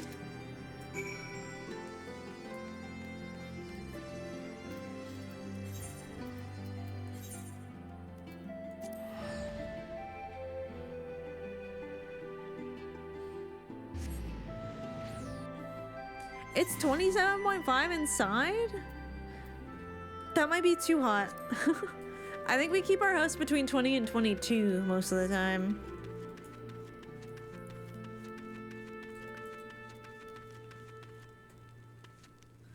Oh, you are a very cute cat. Greetings, friend. It's been too long since we last spoke. What brings you to my village? I have an invitation. Oh, are you itchy again?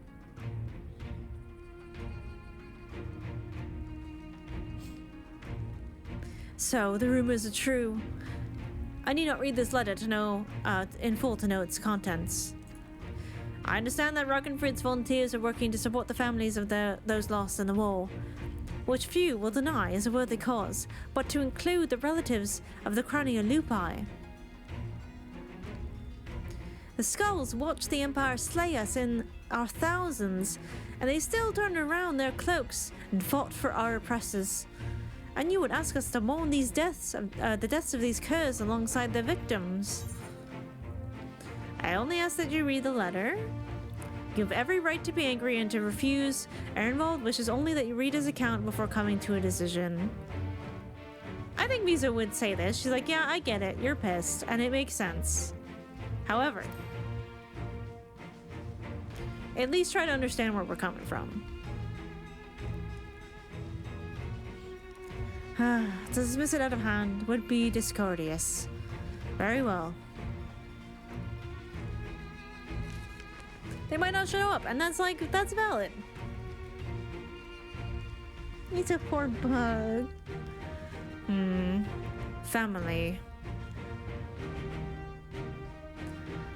As Noon, my tribe is my family, and I know all too well the responsibility that brings. I would do anything to protect them. Anything. Loyalty, pride, conscience, my very soul. All are meaningless if I cannot ensure the safety of those I love. I suspected some skulls have been faced with the self-same choice, but to see how their kin suffered, I cannot say I do not understand, though I wish that I did not. Their crimes will never be forgiven. They cannot be. But I, as any others who are willing, can offer our prayers to those tortured souls and the men they could have been.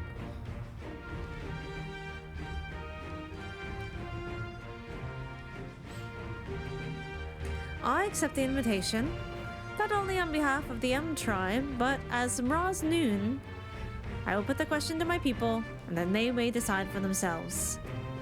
I'm also eager to make the acquaintance of the person who wrote this letter. He is not wont to turn a blind eye to the bitter truth, painful though it is to confront. The meeting will be the perfect opportunity to take his measure.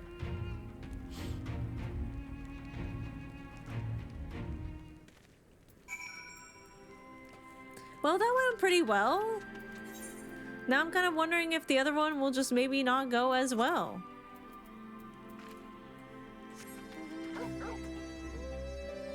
Man, I remember seeing this wall for the first time and going, that's crazy. I did not know back in Stormblood the things that I would see.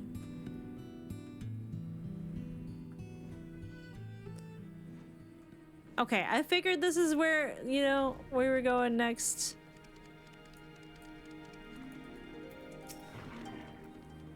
Welcome to what do we owe the pleasure of your visit.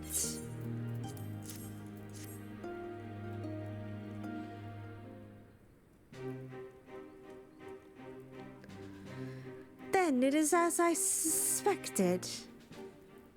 There have been rumors that such a ceremony would take place. Although you have traveled far to make this invitation, I must decline. We cannot mourn the loss of the fallen of the Crania Lupi.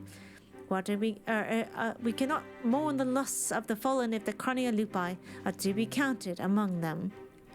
Like the Kaliana, they chose to aid the Galilean oppressors, killing and bleeding for those who would pillage our lands. Cowards and traitors all. Are we to assume that the Kaliana who died fighting for the Empire will be honored as well? If so, there's all the more reason for us to refuse. That is your right, and no one will say otherwise. I come only to present a letter and ask that you read it in full. Ehrenwald understands and accepts that you might refuse. His only request is that you read his account and then decide. I feel like these are relatively the same, so I'm just gonna pick the first one. Because I think they know me better than they know Ehrenwald.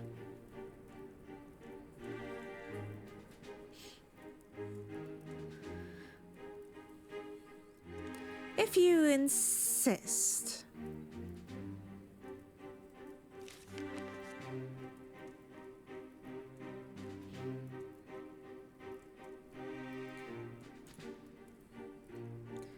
No one was spared the suffering of the occupation.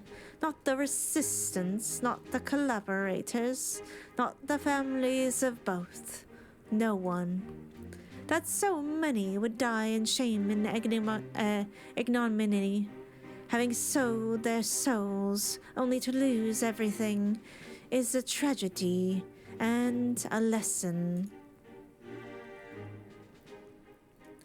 If they are forgotten, then the lesson of their folly is forgotten. The sake of this land we call home, we will join you in remembrance and implore my people to do the same. In mourning, we may strengthen our ties with our neighbors as well. By together facing our past, we can build a foundation for lasting peace and prosperity. It would be my honor to attend the proposed meeting, and I look forward to personally thanking your friend Arnvold for his dedication. I and my peers have much to learn from the example he has set. Arnvold is so cool. Oh, I don't like the cold at all. I get cold so easily. Although I overheat a lot faster than I used to. That is for sure. I blame a lot of the meds I've been on lately.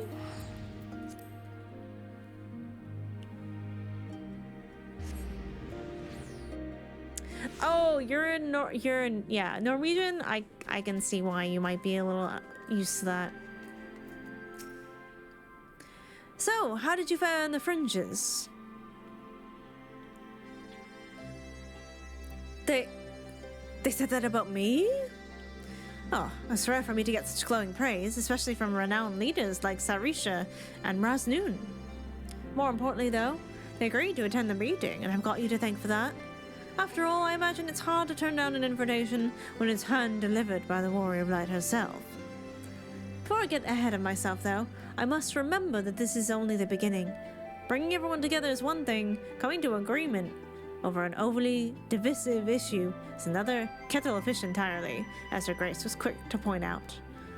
But as she's taught me, if our cause is just and our hearts are true, those of like mind will surely answer the call. And answer it they have. While there are bound to be differences of opinion, I'm sure there's nothing we can't overcome if we put our minds to it. To that end, I'm hoping you can join us, if you've time to spare. There's still a few loose ends, and Ragnfrid and I need to tie up beforehand, so we'll meet you in the palace as soon as we can. Just having you there will make a world of difference. Okay, I hope that this isn't going to be a many cutscenes situation.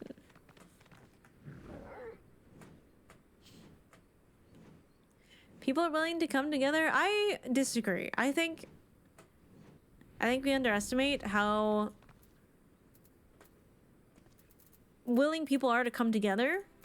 And I think some of the things that are happening in the US right now is proven that wrong.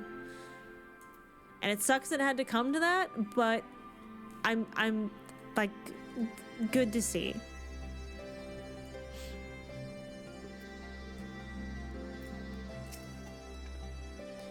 Here for the meeting, yes? Enter the Royal Palace, hell yeah.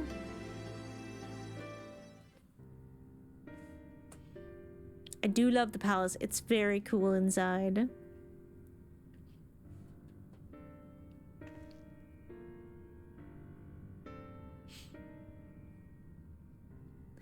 So while we all agree upon the importance of the ceremony, we recognize that the inclusion of the Cornea Lupi will be distressing for many. I too lost family at their hands, and I would never ask others to forgive and forget. But for all their crimes, they were Alamegans just like us. None made the decision to side with the Golemald lightly. They had a choice, and they chose to betray us. Who among us have not made difficult choices for kith and kin? I do not forget that Fordola chose to stand between us and a primal. What does that have to do with it? She looks so devastated.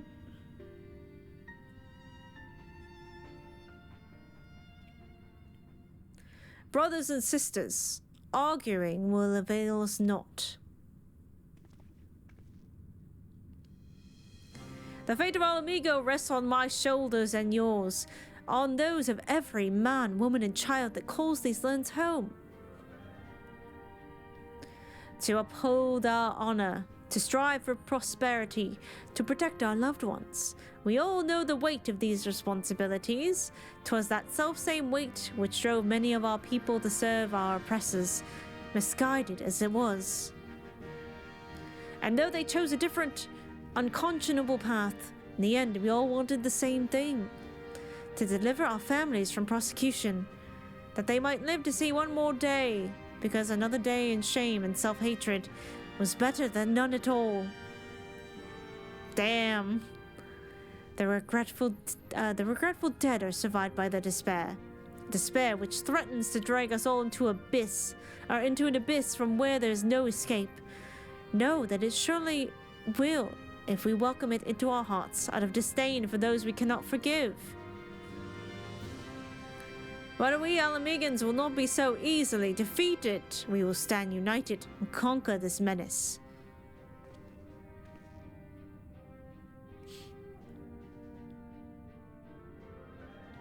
Raubon sure knows how to give a speech.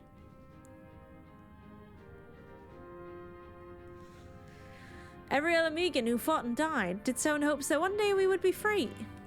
And we are free. We are free.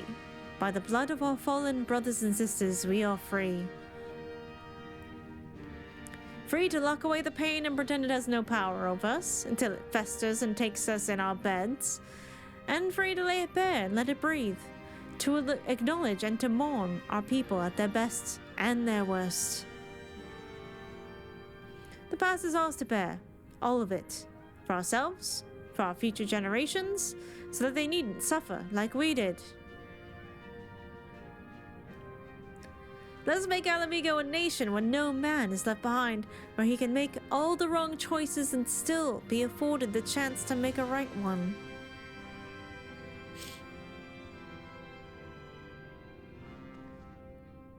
That's a really, really powerful phrase.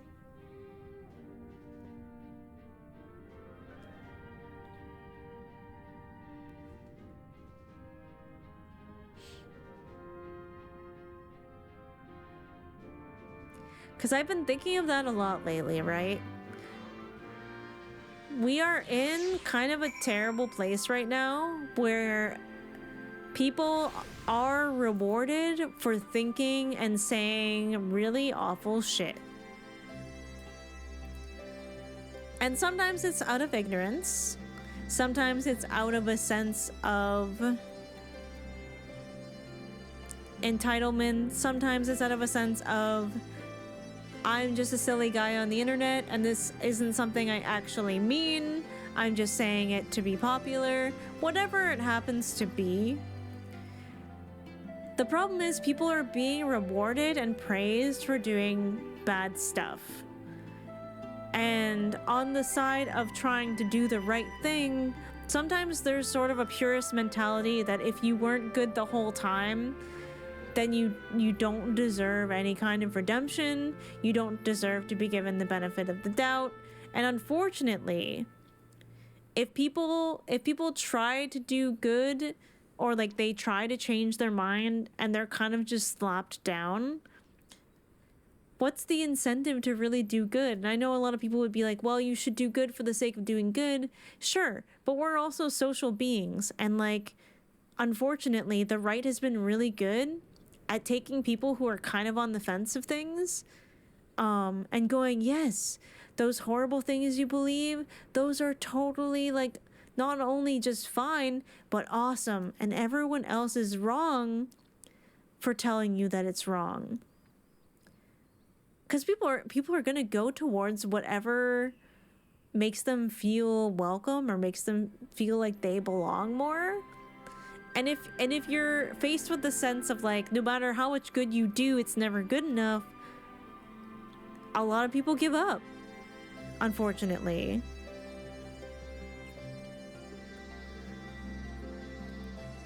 So it's like you don't always have to give people the benefit of the doubt, personally,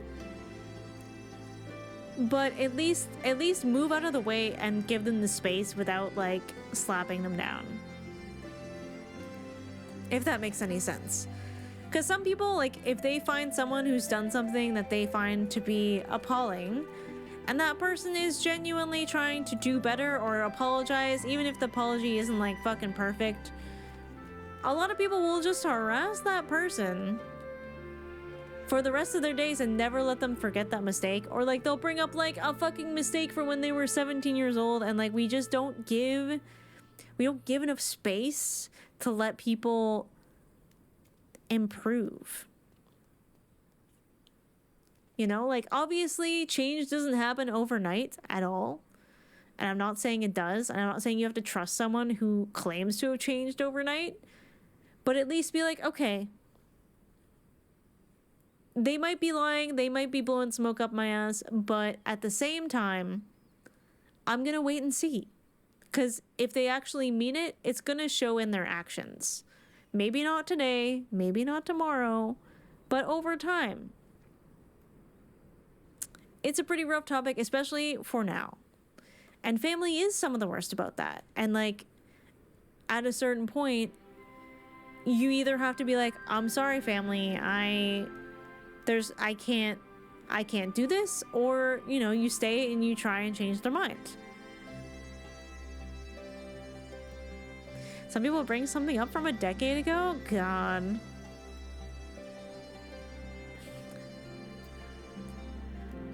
It's one thing if it's like not resolved, okay? If it never got resolved, sure. Thalia, thank you for the 27 freaking months. Welcome back to Grandma's Couch. You are still one of the grandkids. Can we get some hypes in the chat, please, and thank you. I'm not a big grudge holder though. Like, if I have someone coming to me and like genuinely apologizing, it's very easy for me to let something go. If it sounds like they understand how they hurt me and they're trying to do better. It's very easy for me. But if someone continuously like says sorry but doesn't change, I see that, and like I'm not going to let it go if they just don't change. As a social creature, humans want belonging, and if that belonging comes with costly strings, well, it do be like that. Oh, sorry, bear. I didn't mean to scare you. Esper's in my lap in a very rare moment of being cuddly at my desk, and I don't want to ruin it.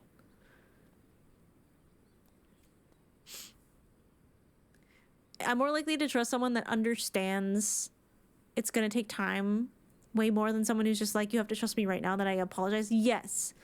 Because the apology isn't the end. The apology is the beginning. The apology is the first step. It's not like you apologize and you get forgiven. You have to do the work.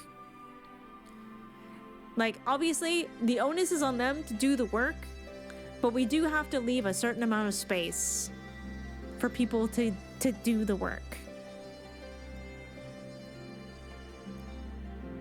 Chilling with a friend in voice chat and playing Arknights? Ooh, I've heard a little bit of Arknights.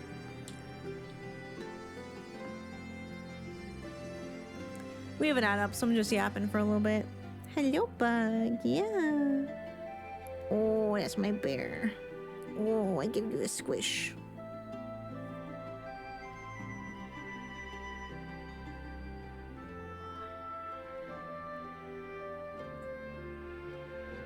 She just been chilling. She just been chilling. That's my little bug. How do you know it's genuine? And that's the thing. Lots of Texas size 10-4. Yo, Fafina, thank you for giving a tier 1 sub to Cross. So Cross, and welcome back to Grandma's Couch. You're still one of the grandkids. Some more tea. That's your 50th gifted sub in the channel. That's awesome. So, okay. For me, a genuine apology is someone who is able to sort of reiterate to you what they did wrong. And I would be a little careful with this because some people do get rather good at sort of parroting your words back to you without actually understanding them. They just think that that's what you want to hear, and they don't think they ever did anything wrong. But in my opinion, trust the apology at face value, as long as it's not like, I'm sorry if you were offended, because that's apologizing for your feelings. If there's distancing language, like, I'm sorry that that happened, that doesn't take any accountability for them doing the thing. Just little things like that to look out for.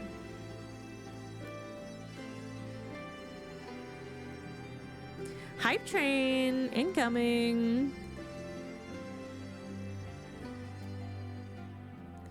So it's tough. I feel like I have a good meter for like a sincere apology versus not a sincere apology.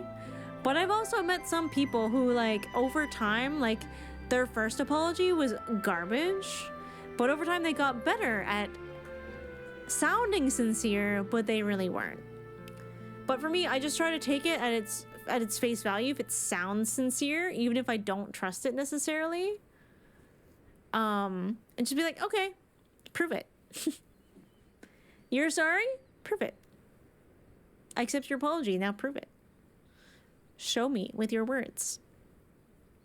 Because I had someone who, this was a long time ago, but they were repeatedly and consistently for years stalking other streamers, forming very parasocial attachments to them, and then completely ripping off their brands. And they did this multiple times. And I'm like, okay, there was a certain point where, like, I had publicly criticized them.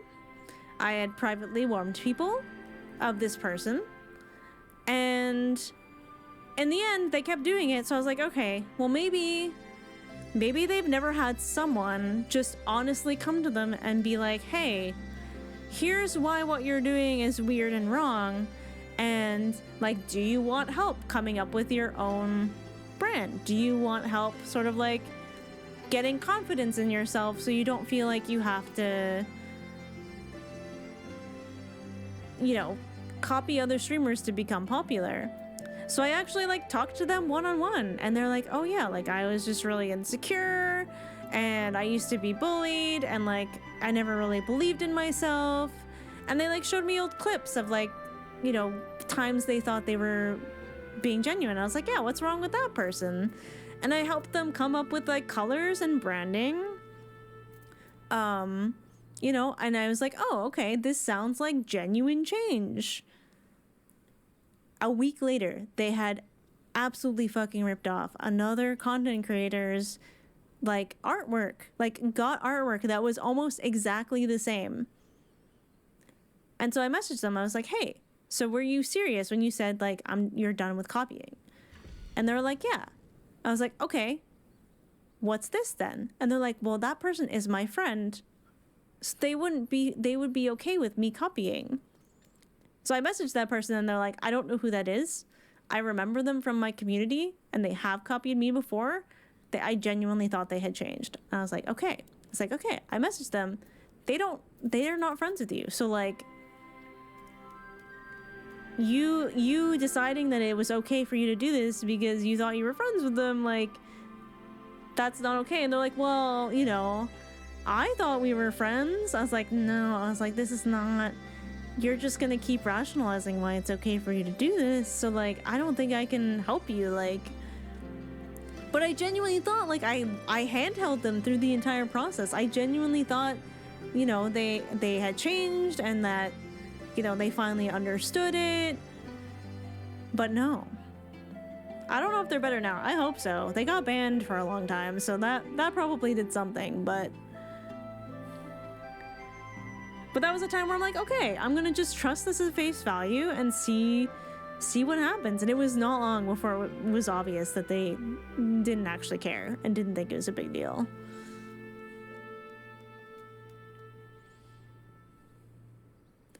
Nice character, thank you. This is my Mizo. I love her very much. You should be commended. I don't. It's weird because I still don't feel very good about that situation.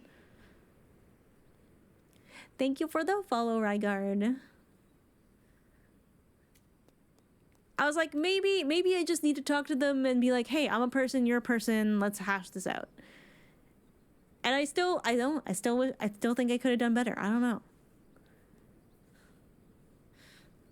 But some things are just not my responsibility anymore. I feel like I did all I could.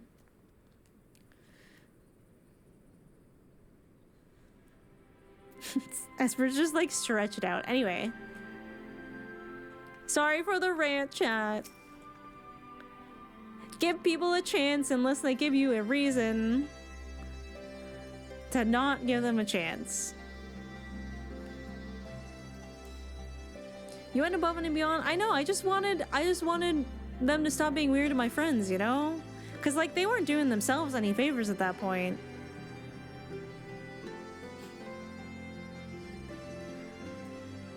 And I'm like, I think you're shooting yourself in the foot here. Well, that went better than any of us could have hoped for. You have my gratitude for your part in the proceedings. We both know who the real hero of the day was. It was all Aaron Voll's idea. It's his words that finally won over the naysayers. And now that we have the community leaders on our side, we should have a much easier time convincing the rest of the citizenry. Of course, holding the ceremony is by no means our final objective. No matter what we say, some will refuse to attend.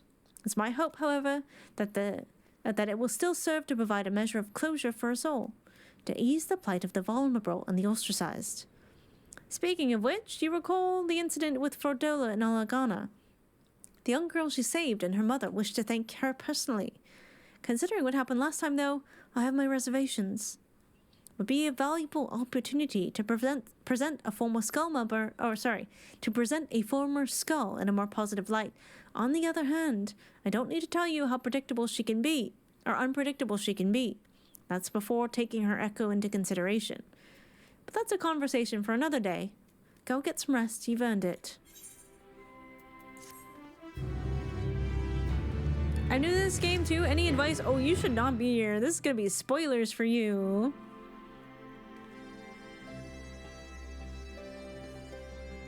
They may not want to change or haven't had a reason to change. I think it's a little bit of both. The final mission at the base game of level 50. Congratulations. Honestly, it all gets better from here. Like it's all good, but it gets oh my god, I'm so excited for you. Change can just be damn hard. Well, for some people, right?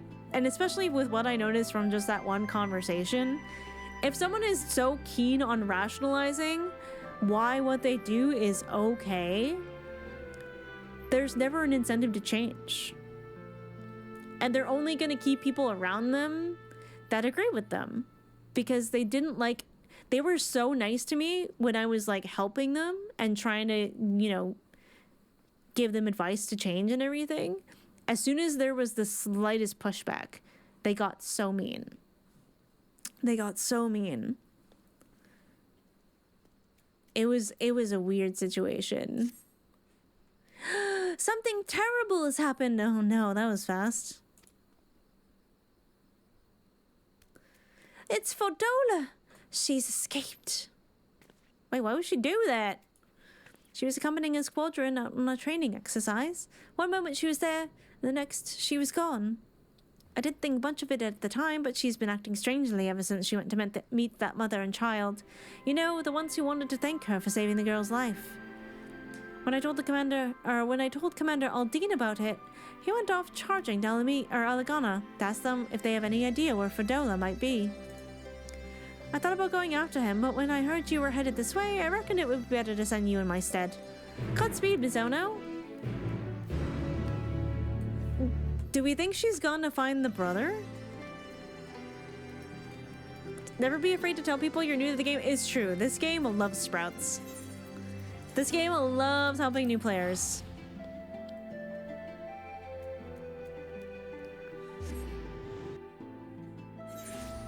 Coco's advice is also very good.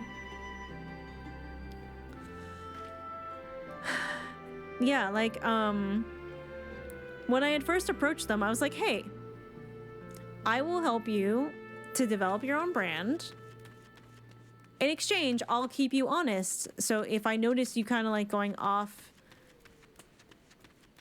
and like doing the same thing again, I will let you know. And they were like, yeah, thank you. Like, that's such a good idea. Like, you know, I've never had that before, blah, blah, blah. And then as soon as I actually did that, they're like, you're crossing my boundaries. I don't need your help anymore. And I was like, oh, okay. All right, then. The older I get, the less grace I have in the barrel to dole out. I'm trying to change that. Ever since the whole Vana arc, I'm just like, I want to be more charitable, but I want to be charitable in the right way. Like, I want to be charitable in a way that's not going to be a detriment to myself. But I don't know, I just want to do things differently than I have in the past.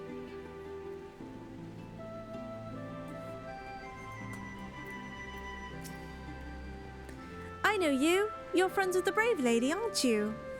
Aww. Have we done something wrong? Oh, Ironwood looks so sad. Gods be good. What was she thinking? I swear if anything happens to Fordola and subsequently are involved, I will kill someone.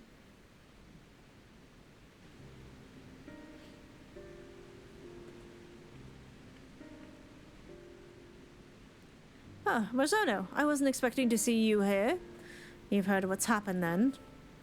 Just as Fordola was beginning to earn our trust, she's given us the slip. As you may know, she wears a choker enchanted to prevent exactly that. If I were to give the order, she would be dead within moments, and she knows that. She took the risk anyway. So I have to believe she has a good reason. That's what we're looking into now. We're hoping Claro and the young Lily here could shed some light on the matter. We'd like to ask you about your conversation with Fordola, if we may. Yes, of course. I know she's the butcher, or was at least, but it didn't seem right to go without thanking her. That's why I requested the meeting, to express my gratitude and my apologies. She was quiet at first, just stood there as we spoke, as if she weren't even listening. But then I mentioned the blasphemy, and she looked at Lily, and all of a sudden she clutched her head and cried out in agony. The echo. Can you remember what you were thinking at the time? A man. The one I saw in the city. What? Who? Did it have something to do with all those people panicking?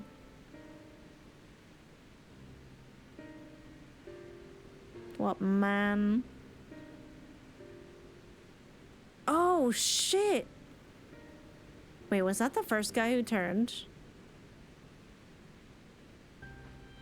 I think he did. When I was waiting for you, I saw him. He was by himself.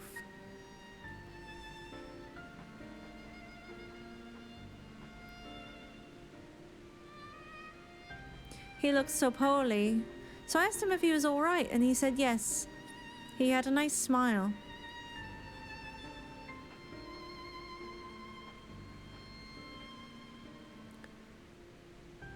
He got up and started walking, but then...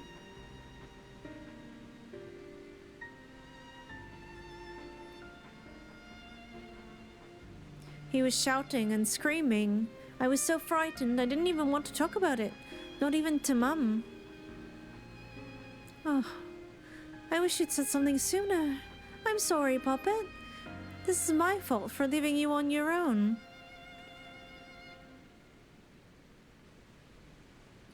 The man who turned into a blasphemy, I'd wager. The girl who saw him, which means Fordola, has now seen him too.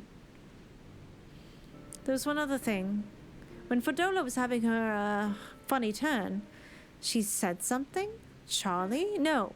Charlet, I think it is. Yes, that was it. Ring any bells? Can't say it does, but if it has anything to do with the skulls, the Silver Griffins should have some information on him. We'd best have a word with Ragnfrid then. You've both been very helpful, so I'd like to thank you for being so kind to Fordola. She may not have said it, but I'm sure it meant a lot to her. I have a couple more things I'd like to ask, so I'll catch up with you later.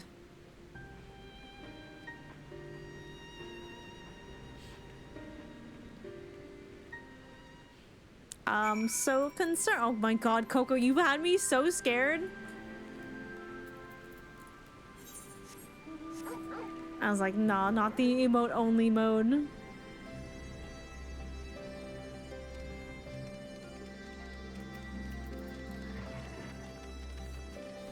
Sometimes I'm not even sure if you remember what happened. You just do it just in case. Every single time I do emote only, it will be a troll. Well, now I don't trust it. Charlet, you say? Yes, that's the name that came up during our recent investigations. As I recall, he served under the Viceroy during the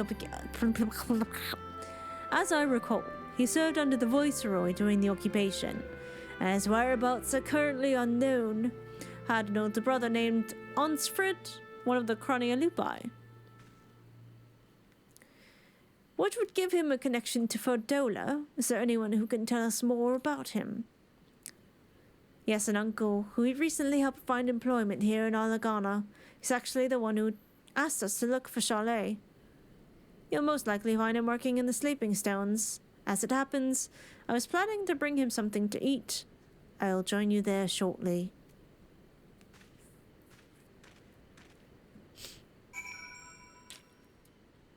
Alright, I have an earbud that is currently dying. So I'm gonna swap that out.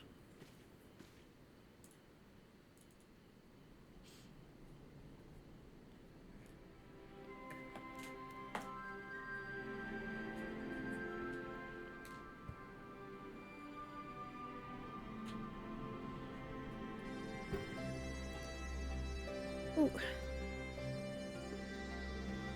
Putting in the earbuds around my hair is always interesting. I miss when my hair was short and I didn't have to worry about that. Alright, I forgot to change the earbud.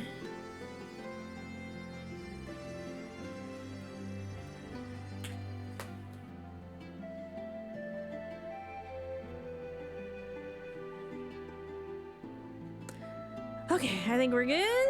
Let me turn on the side tone. There we go. Now I can hear myself. Nice. All right.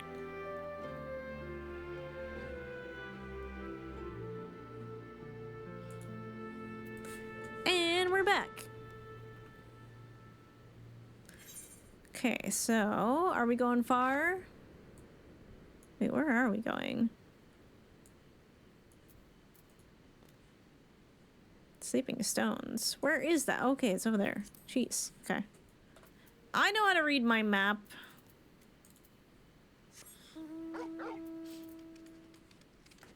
Whee! This shit is so cool.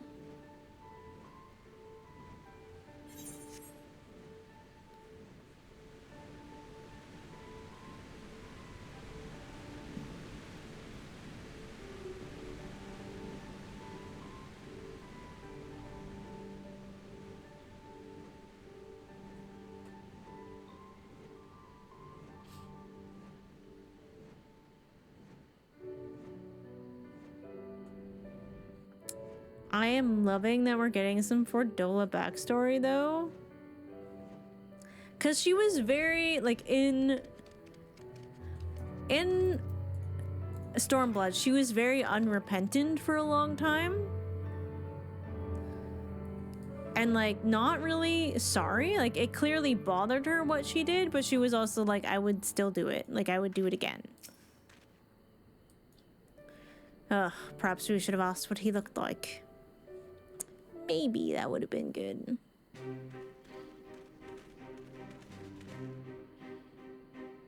Still looking, eh? Well, that's him over there.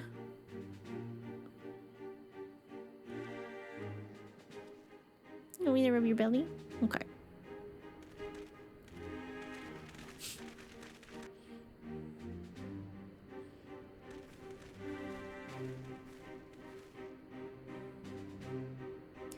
I hope we're not interrupting.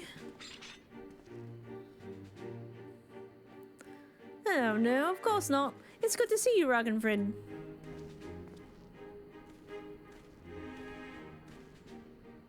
My word.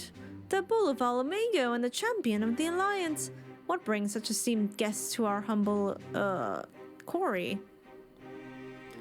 At ease, my good fellow, we merely wish to ask you about your nephew. Charlet? Oh, you found him?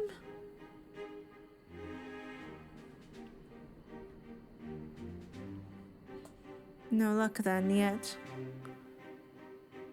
Is there anything you can tell us more about his childhood, perhaps? Oh, wasn't much of one, I'm afraid. The poor boy's life was ruined long before he had any say in the matter. His parents and I swore allegiance to Garlemald to secure ourselves and our kin's citizenship. For all the good it did us here, living amongst our countrymen who treated us as pariahs. Took its toll on him and his brother to be spat upon as traitors by association.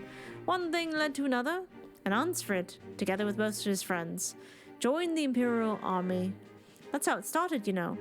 The Crania Lupi, Gaius's loyal little pups. Wait a minute.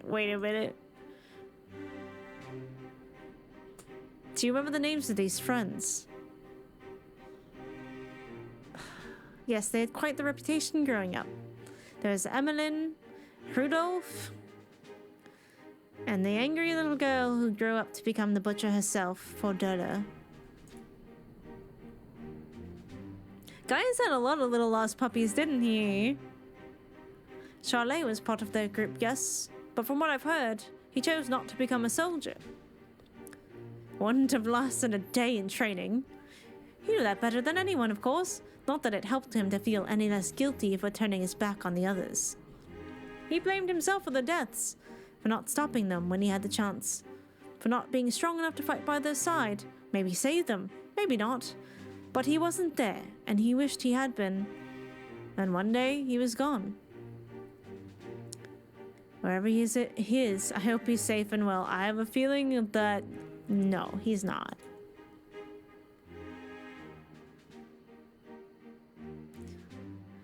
So do we. Thank you. The information you've shared should prove useful. And as for you, I brought some food. Why don't you call it a day and go enjoy it with your family?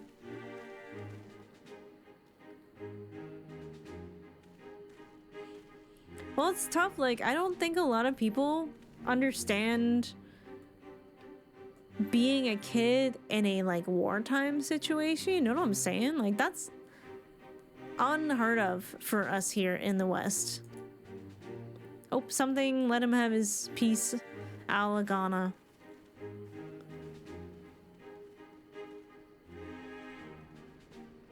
Our work here is done. But you didn't do anything.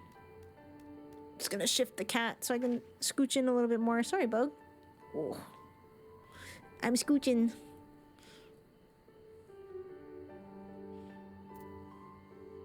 Speak with Robone again. She's purring so loud. You see her little feet.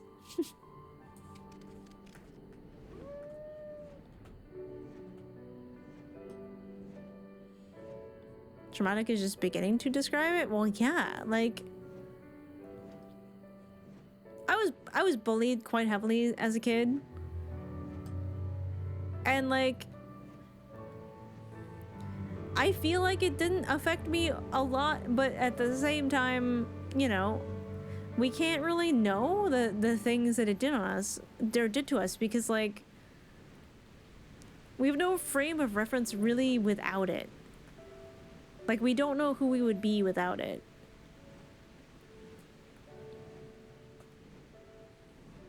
Like, what kind of person would Fordola be if she wasn't, like, literally raised as, like, a child soldier? Because the Garleans do that on purpose, right? They apply pressure. They dangle citizenship over you to be like, you could maybe not be oppressed if you just become a citizen. Everyone else who remains oppressed now resents you. So you get rejected by your own people, which only pushes you further towards the Empire. It's devastatingly brilliant. It's awful and brilliant. 'Cause it works. Yeah, and then you're still not accepted by the Garlands, unless you, like, work really hard, I guess. The little girl's worried about Fordola. As for the mother, well, it's complicated. Understandable, really. Thanks, Emmett. Don't worry, I'm having a little talk with Emmett about that. Once we know for certain what's come of Charlet. Once we know for certain what's become of Charlet, we'll have to tell his uncle. Yeah, missionary work is a little, it's not as nice as it seems. I know they believe that they're doing good work, but some of it is pretty messed up.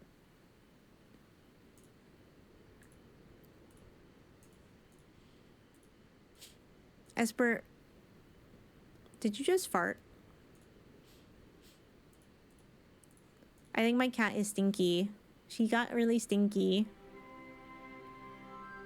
So stinky. What the heck?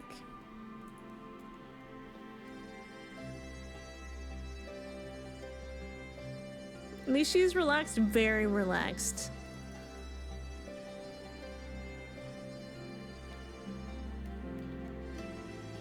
I think we have an ad up, that's why I'm kind of like waiting. Alright.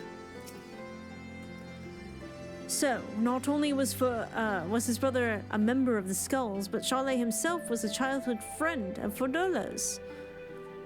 I'm told he refused the support of the Silver Griffins as well. He's been trying to make his own way for some time now. Oh. Hey, you okay? Did y'all see that? She just scared me. She just woke up so quickly. Oh, there's the ad. Have some cat. Have some cat time.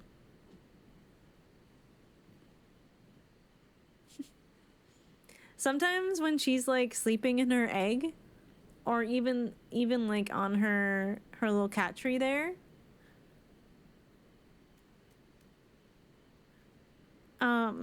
she like wakes herself up. She's just like meow, meow, meow. And I don't know, she must dream something. I think the ads are actually playing more frequently because I didn't turn them down. I usually only turn them down for MSQ streams, if I'm being honest. Come here. Creator dashboard. But they're kind of annoying me. So I'm gonna turn them down.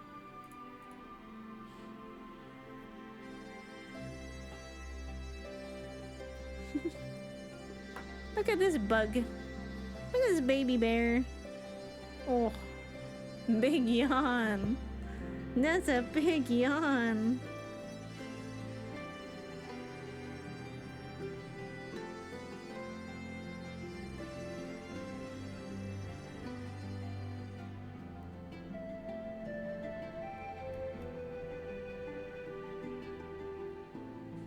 How are you now? Thancred's Watering, thank you for the follow. I love your name.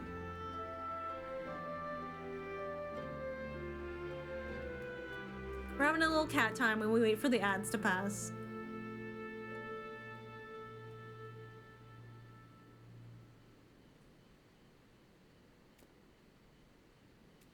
She's having a bath. She stinks. You stink. What's up? You're never so stinky. It's bath time. I actually pay for Twitch. I actually pay for Twitch Turbo. So I don't get ads on any channels. Even like I don't need to be a sub. I just don't get ads. It's great. Cause it's like, okay, I could be a sub on every single channel I watch, but it's just way cheaper to pay for Turbo. And guess what? I still get ad revenue for people who have Twitch Turbo. So if you're like, oh, but I want to support the streamer with ads, do not worry. You do. I pay for Turbo 2. It's awesome. So if you're worried, like, I can't sub to every channel because I don't have the money, that's okay. Or if you're like, oh no, if I don't watch the ads, I'm not supporting the streamer. Yes, you are. We very specifically have a cut where we get money for Turbo users, so. Yours is the only channel I watch? Okay, so it's cheaper for you to just sub then. Hi, Barrowman. How's it going?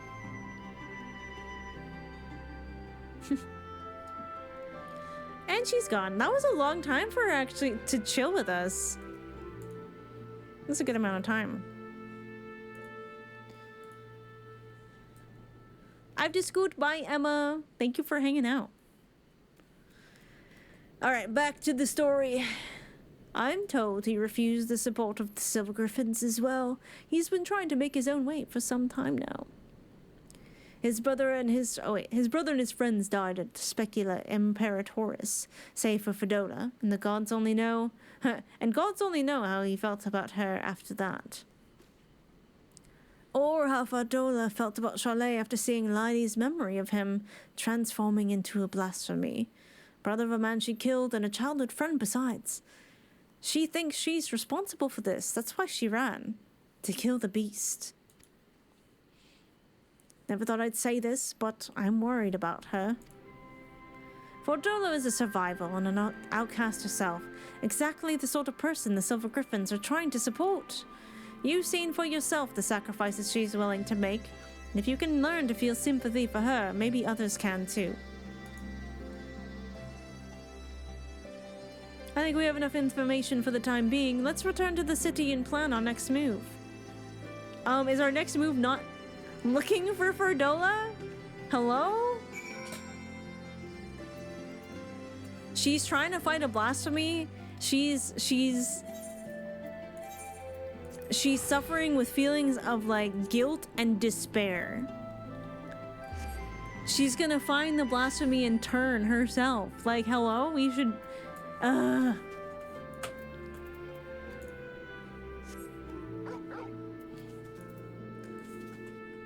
feel nothing but sympathy for her, but to be fair, you didn't like actually lose family to her.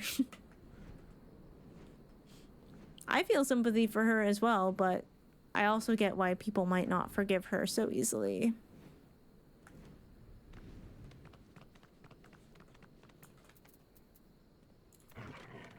Alright, I have to pee real fast, so I'm gonna go do that and then continue. I probably should have done that during ads, but I had a cat in my lap, to be fair.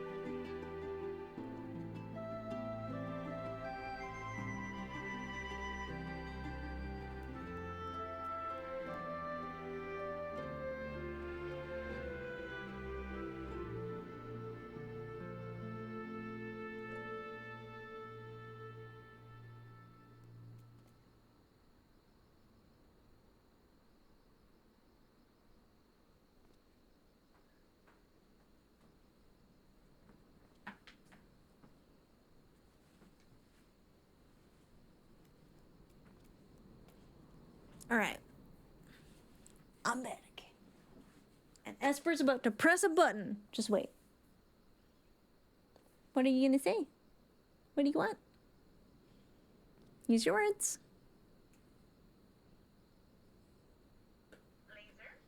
It's usually laser. No, you're laser?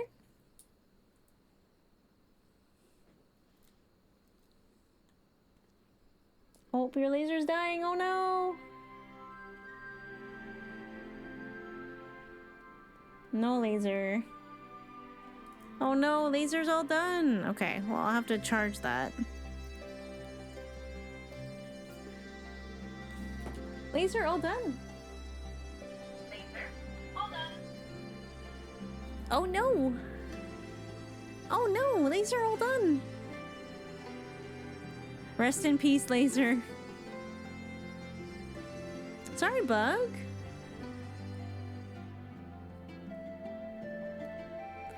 Aw, she's so sad. There's no laser.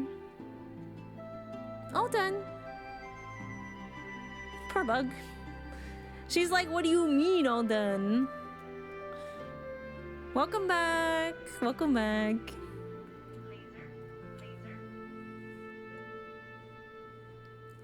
Esper, laser's all done. We don't have laser. No laser. Sorry, she is okay. Yeah, she's kind of pissed. Laser all done. She's gonna press it again. I know it. All done.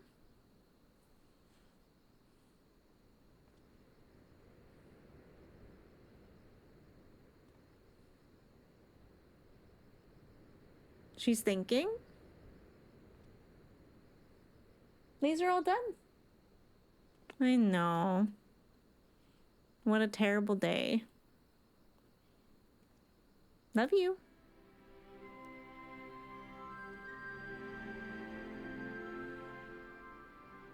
I would give her laser, but it's literally out of charge. All done.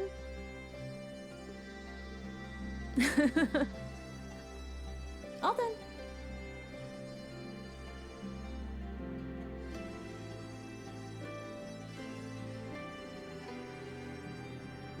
Yeah, she yawns in protest. All done. Could I have one while charging the other? She does have an automatic one in her room, but she's not there right now. Esper. Okay, I think we're all done. No clicker, all done. It's also just the time of night where she's like, it's bedtime, and she doesn't know what to... There's no bedtime button yet. So I think she just presses all the buttons. I've assigned a few of my soldiers to assist the Silver Griffins in investigating Charlet's background. With any luck, we'll find him quickly, and then we can prepare for what must come after. We're all but certain Charlet is the one who transformed into a blasphemy, so there's naught that can be done to put him out of his misery. As for Fordola, managed to put Nago and her troops in charge of tracking her. Once they've found her, you have my permission to lend whatever support they deem necessary. If it comes to it, I may ask you to join the search. Till such time, I ask that you take this opportunity to rest. Never! Did I get a fish? I'm gonna eat that fish. Oh my god, it's literally just a fish. Esper? All done. All done? Play later? Play later? Your puzzle's all done? You had puzzle earlier. All done. All done. Love you.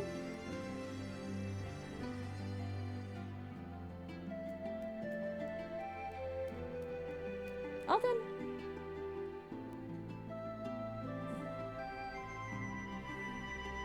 I had to give her the slow blink. Now I've got 3 out of 3 fish. Let's go. It was the least they could do. Oh my god. Thank goodness you're here. Commodore Dean needs to see you right away. Follow me. Things could not have possibly gotten worse, right? We were on top of it. It could not possibly have gotten worse. Oh, this sounds worse. The music is very dire. Keep it contained until I arrive, but do not engage if you can help it. Understood? He's wearing the helmet. It's serious. It's so serious. That was Nago. Her unit has found Fordola, or rather she has found them. Please don't tell me she's transformed. Please, please, please, please, please, please. In fact, I have Fordola on the search party's link pearl. She wants a word with you. Oh. Okay, that's good. This is Thancred. This is urgent, so be quiet and listen. The blasphemy is my friend. Or the blasphemy, my friend, is right in front of us. I tracked him down, and when he spotted me, he started heading towards Specula Imperatoris. Look, Miss Ono, I need your help. Charlet's not... He never wanted to hurt anyone, but this thing he's become is... I can't leave him like this. I'm going to stop him whatever it takes. Wait till I get there. Do not engage. This is serious business. I owe you. That might be the nicest thing Fordola has ever said to us. This is Nago. Can you hear me? We've got the blasphemy surround...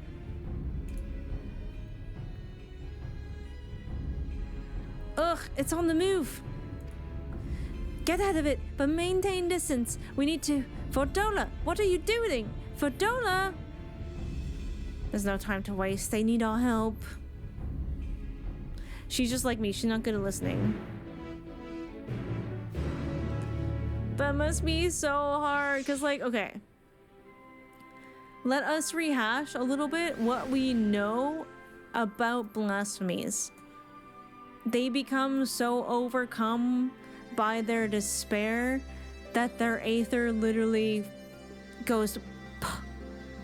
And they just, like... don't exist for anything except Dynamis, I guess. So, like, it's weird. Because with Sin Eaters, right? Sin Eaters were still... They transformed and they became something else, and it was grotesque and awful. But there was something still there. Like, we learned from the role quest and that there was something that they retained. In this, we had just kind of assumed they didn't retain anything. But that's clearly not the case. It's a duty! Brogger's beard. Once she's got her mind set, there's no stopping her. She's convinced herself that she's already responsible for this mess. She created the blasphemy single-handedly. All I ask is that you see she makes it out of this alive. She's come so far. I don't want to lose her. Arenwald! We're doing it. For Arenwald. Radiata and Aligiri are not that far from Specula Imperatoris. If we let the blasphemy slip through our fingers, it doesn't bear thinking about. And while Fordola is determined to slay it by her own hand, we cannot allow her recklessness to put the lives of others in jeopardy. The time has come for action. Are you ready? Fuck yeah. For Fordola, but also for Arenwald, who cannot lose Fordola. Oh, fuck. It's very purple. Hold the line for as long as you can. Commander Odin and the Warrior of Light will be here at any moment. Stay strong.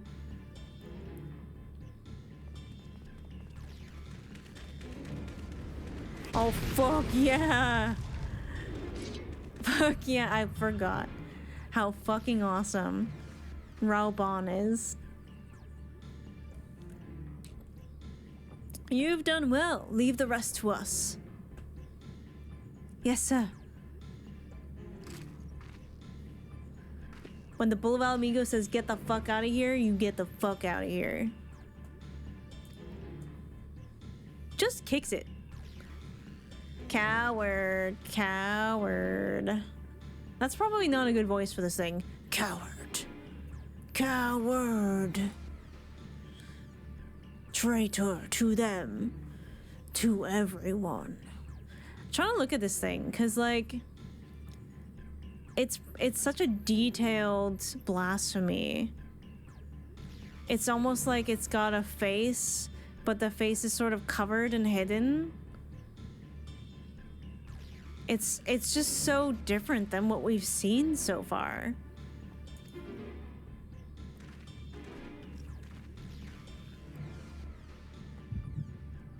Oh, we're getting echoed. This is not a good time.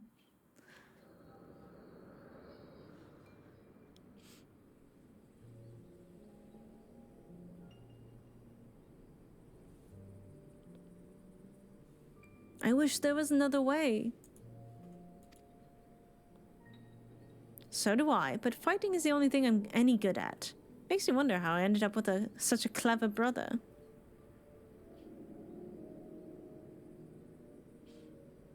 Too clever for my own good, maybe. Just the thought of going into battle, about getting hurt, about having to hurt other people. He's a bleeding heart, our Charlet. Sooner befriend a fly than chew it away, much less kill it. I could kill it if I wanted. I could.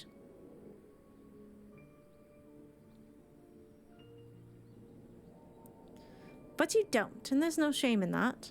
Leave the soldiering to us, Charlet. We'll show the Garleans what we're capable of. Get the power and the respect we deserve. And then things will change. You'll see, they will.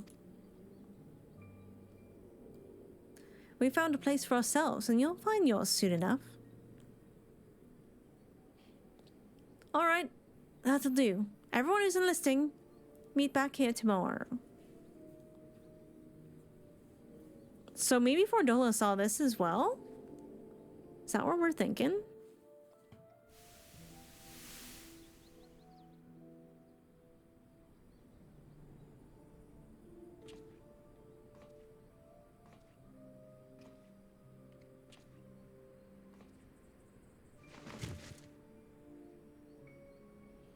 In the end, what good did I do? They gave everything they had to give, while I hid like a rat waiting for the storm to pass. Coward. Coward. Coward. Not good at screaming. Survivor's guilt. Aww.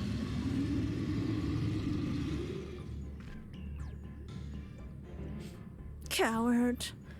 Coward. Better dead. Better forgotten. It's not your fault, Charlet. It's not. No, Fordola, no! You didn't do anything wrong. I'm the coward. The traitor. The butcher. I'll always be the butcher. Don't you dare, Fordola. Oh, that snapped her out of it. Holy fuck. You don't get to end it. You don't get to give up. I won't let you. Noga's like, no, you're not getting off that easy. You have a lifetime to make amends and atone, to become something more than you were. But if you die here, you are everything they say. Everything you believe. God damn. Is that what you want?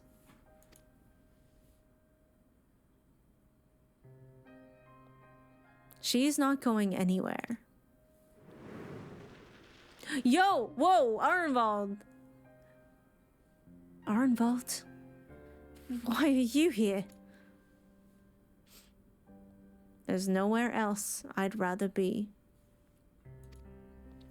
I can't fight by your side, but I can still cheer you on. I've seen your past, Charlet. How you were left behind while your friends rushed into battle. It's bloody hard, isn't it? Wanting to do something so desperately, with every fiber of your being, knowing that you should be able to. You should, but you can't.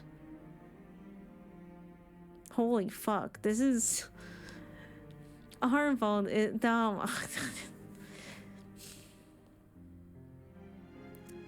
Everyone's coming in with the feels. So you find another way to support them. Your way. You did that too, didn't you? You were there for them, even if it didn't feel like it. But you were. Charlet, you were.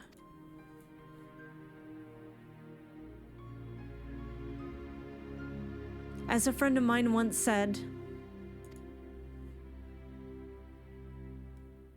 not all heroes are forged in fires of battle.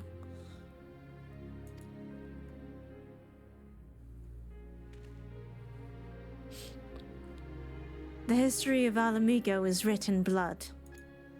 We cannot change the past. We can change the future.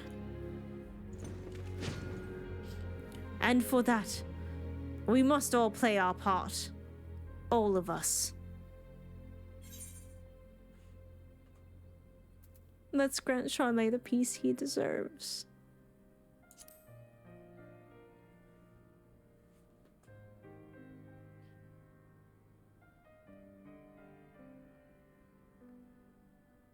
Answered. Ameline. One day we'll be together again. But not yet.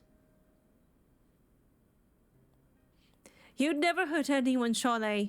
That's not who you are. You'll be remembered as the kind soul you always were. Oh. They're doing really good to hit in the fields without doing disabled inspiration porn. Fuck yeah. I'm counting on you.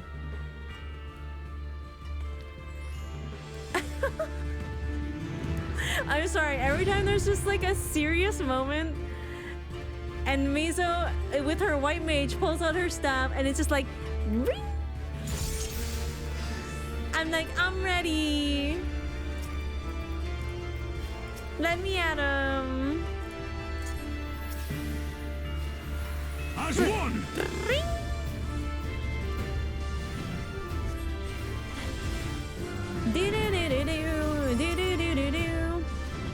Okay, I have to be able to zero out here.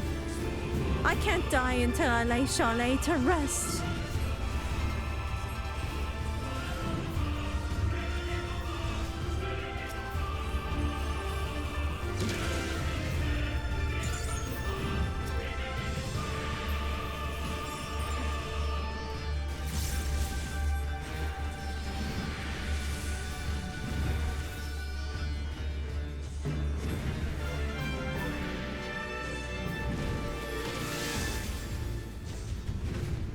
Oh, I'm getting punched. I guess I'm in the punch zone? Watch yourselves. Oh, fuck. I'm gonna get real hurt here.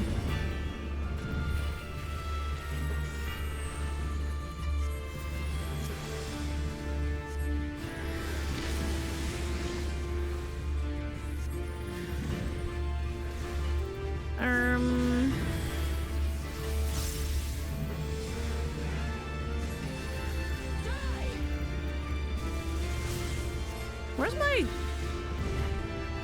Okay, we're good. What's that lightning doing to me? Cast this unit quickly. Oh, okay. I owe you for that. Breaking Lance is only a true warrior of light could? Wait.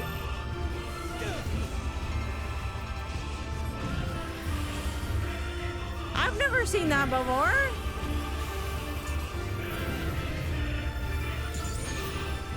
Spread out.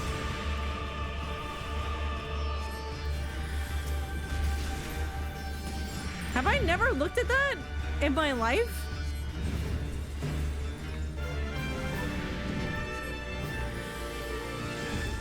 Together. We must be together. Okay.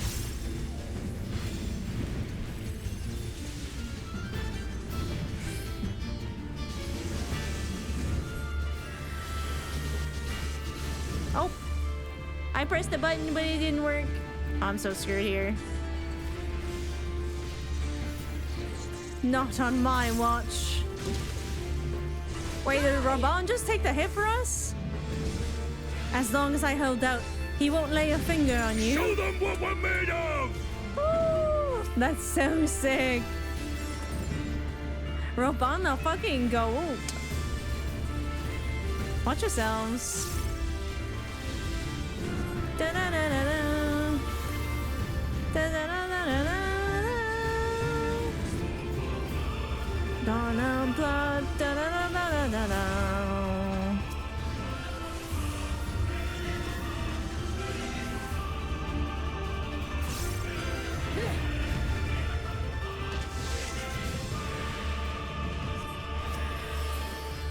I'm just gonna cast Isuna on everybody real fast.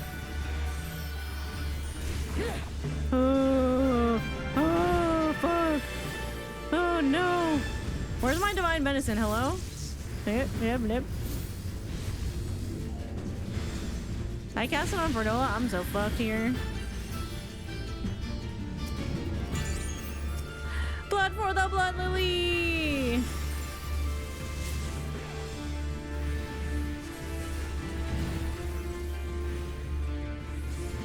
Yeah, I'm gonna go with Fordola here.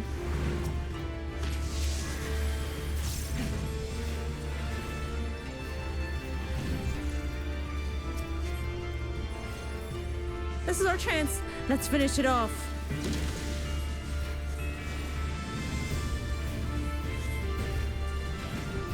It's over, Charlet. I'll end your suffering. Get behind me. Raw Tizona! Ooh!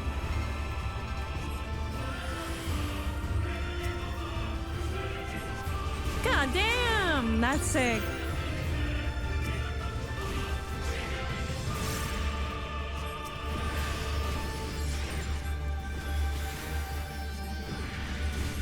I think I gotta keep Fordola up. Try this!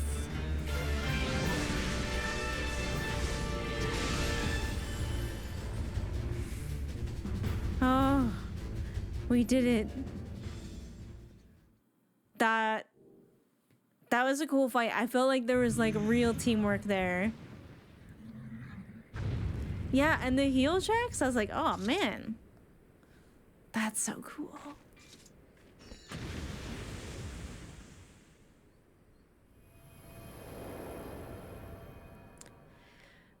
It hurts though that he's just...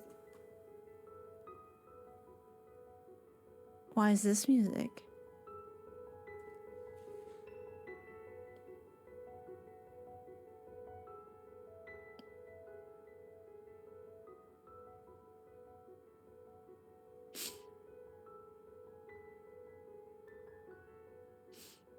Oh no! I was not ready for that gut punch.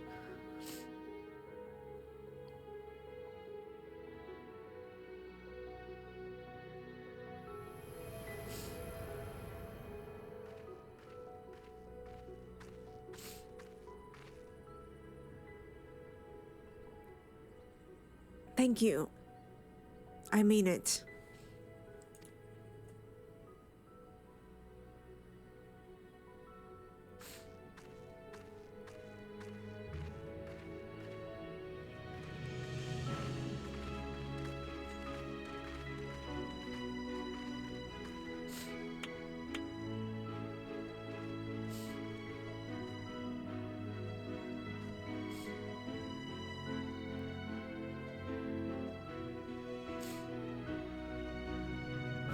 Stupid weeb game making me cry. In my chill side content.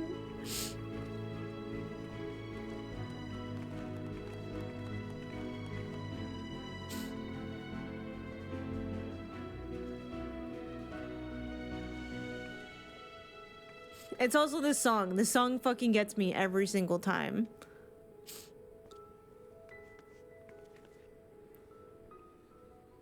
I've been looking everywhere for you.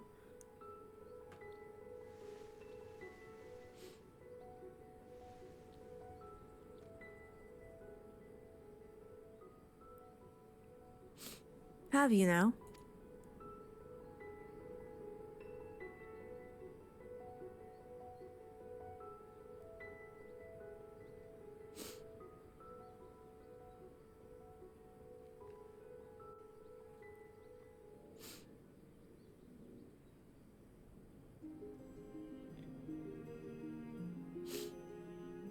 I was not ready for that.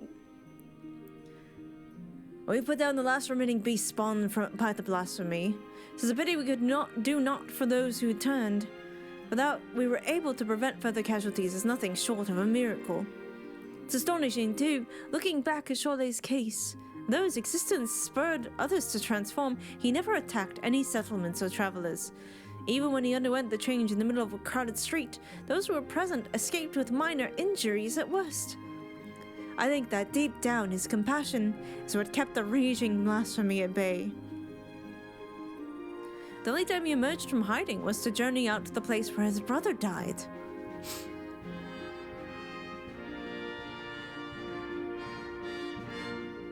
Aye, it's clear he still retained some semblance of his former self. Another victim of the Empire's terrible legacy, along with his friends and so many others. But the Chronia Lupi wasn't the creation of the Imperials alone. Many of those youth sought a place with them because they were denied one with us. That's why the memorial ceremony is so important. It's our chance to face our past together, to give them in death what we couldn't in life. To deny anyone a place in memory, even if it hurts or makes us feel ashamed. You'll be attending, won't you? I haven't been ordered to, so I suppose not. In light of your leal service to Alamigo, I intend to have the conditions by which you are bound eased. Providing I am able to obtain approval, you will be granted a degree of freedom. At the very least, we should soon have no need for that choker. There'll be no objections from me. You've done well.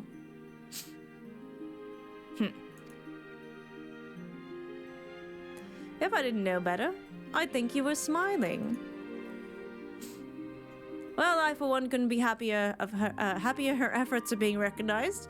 Gives me that much more motivation to continue my work with the Silver Griffins and bring the people of Alamigo closer together. Got to do my best to keep up with a certain little law thing, I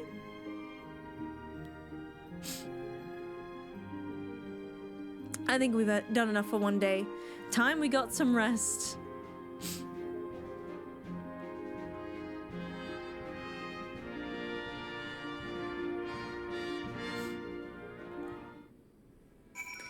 They accept her now. It's still not like, you know, it's not like perfect trust or anything, but it's, you know, it's the start. It's the start. And forgiving herself, that's the biggest part. Oh, I wasn't expecting that because, like, everything we've sort of believed about the blasphemy so far is that they just are gone. They cease to exist. But, like, that suggested they go on. I hope that's true. I'll just do some chill side content. We'll just ease back into it. It'll be fine. It'll be great. It was mostly chill.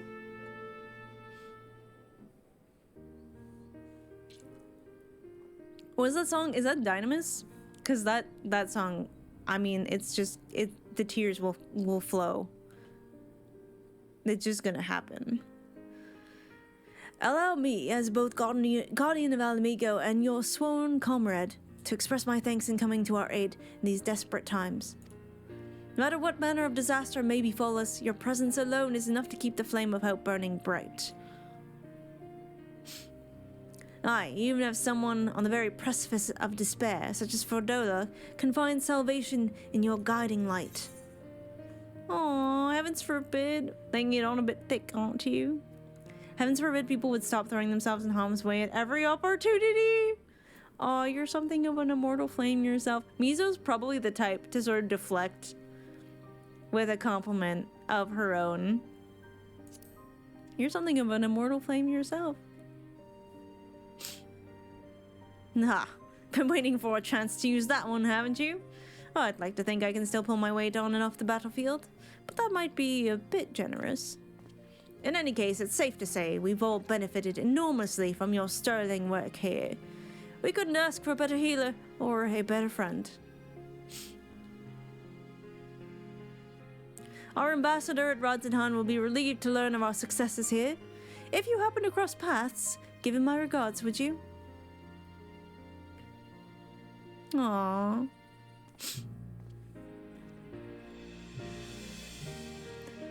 Mizo's snark is reserved for a very special few.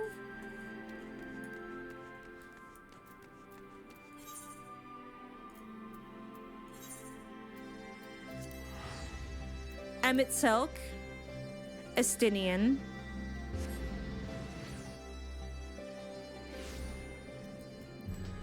Graha gets teased, not necessarily snarked.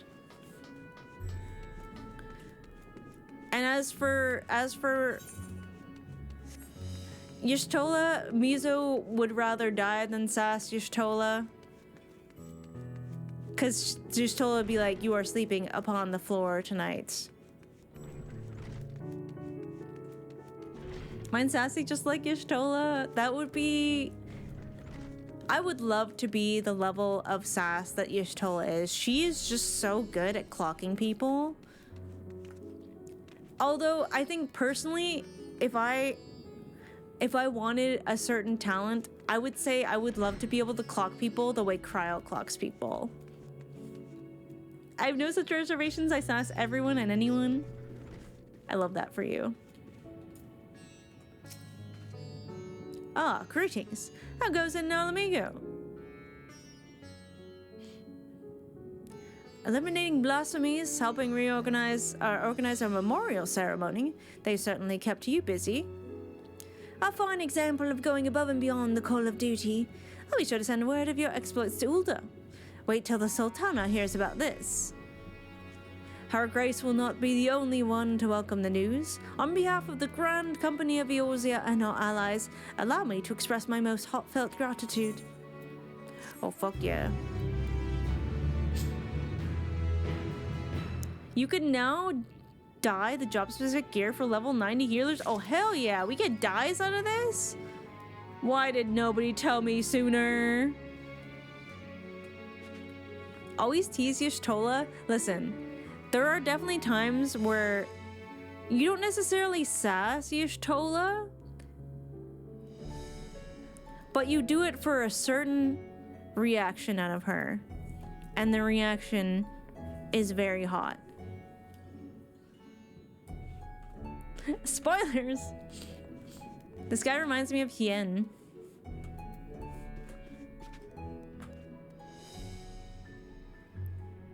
That reaction in the Crystarium, exactly. I was like, the way I've never hit a button so fast. The way I needed to call her mother so fast. There's just no other option. The only thing you can do is say yes, mother. Okay, I have a question. And this is a soup question. You can answer it.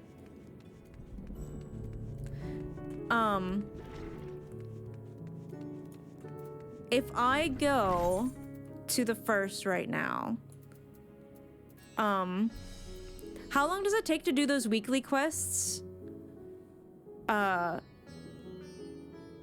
With the dwarves. Not long? I think we do that to wrap up today. Because I was like, I haven't done it. I wasn't sure if you guys wanted to see that.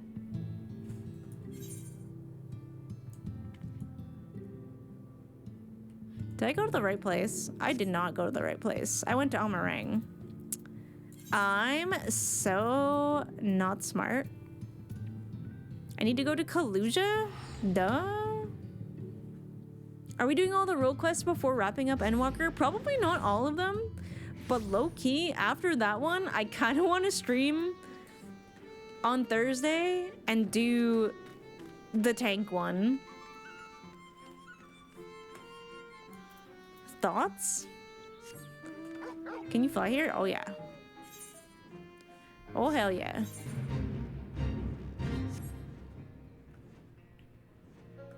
Be kind to yourself. Listen. I have been jumping at the bit to get back to it. I have missed this game so much. Please go to the far right and look over where you can't fly. The far right? Like over here? Like this stuff? Okay.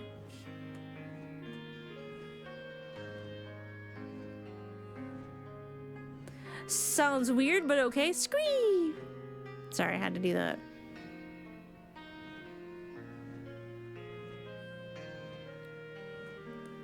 Oh, the not smart content? Okay. Well, sometimes that's just true. Scream! How far can we go up here? Oh, hello! Have I been in here before? South a bit more? Alright. Well, this is cool to look at, though.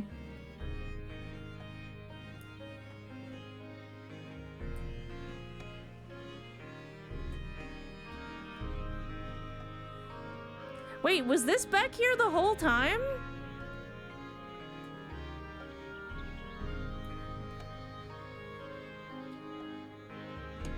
Was this back here the whole time? Is tomorrow gonna be any good? Let's find out. Magic 8 Ball.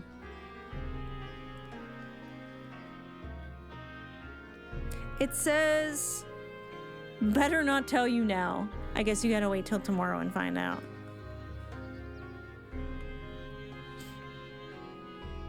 Cause this is like the shit that fucking this caused all of this shit to happen.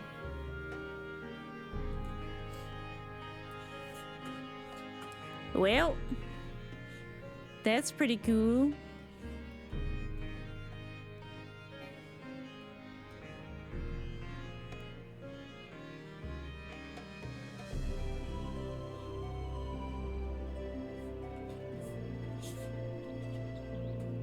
Damn. Just a little hidden surprise. Okay, is that there before you do the dungeon?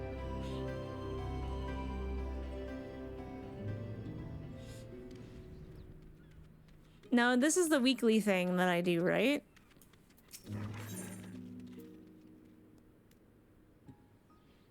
Let's go.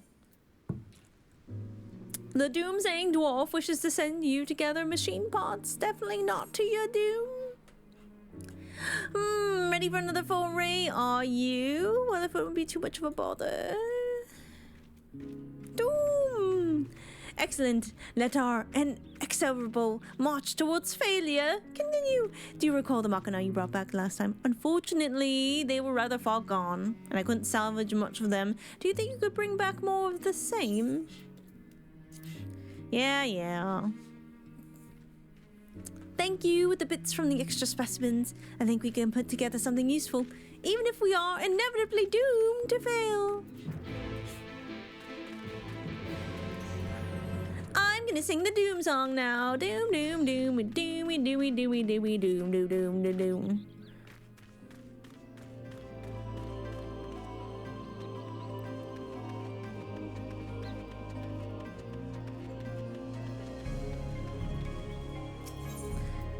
Why is there bacon in the soap? I made it myself.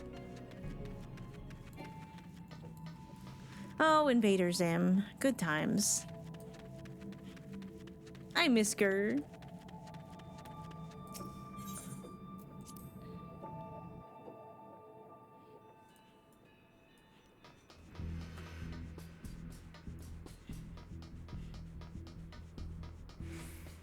Whee! Oh, that was scary.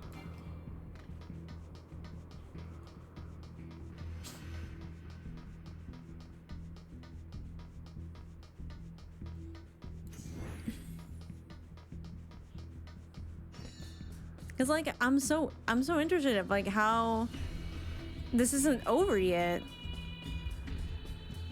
Checked out how the closest setting looks to the actual game. They did such a good job.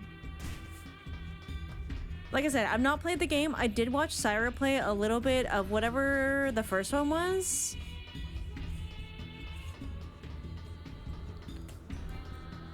That one's not Automata, right?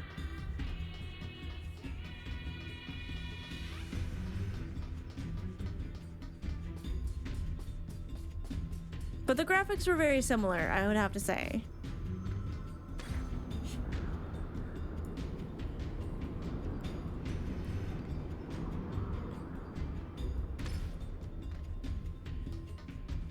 First one, Nier, but the remake is Replicant? I think it was Nier Replicant then. Whatever one has the book that talks with Doctor Strange's voice.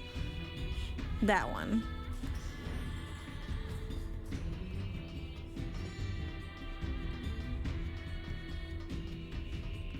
I was like, damn, I could listen to this book talk forever.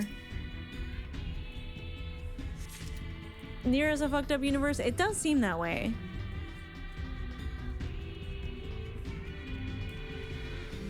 I will say the music is awesome. And I don't get a lot of shitty comments on YouTube typically. Oh wait, I can use the teleporter here. But there was one person whose comment was basically like, you couldn't possibly find the music as emotional as I have because I've actually played the game. I'm like, okay. I literally said a bunch in my video that the music made me super emotional even though I didn't play the game. Which is just a testament to its brilliance. But alright, I didn't think it was a competition, my bad.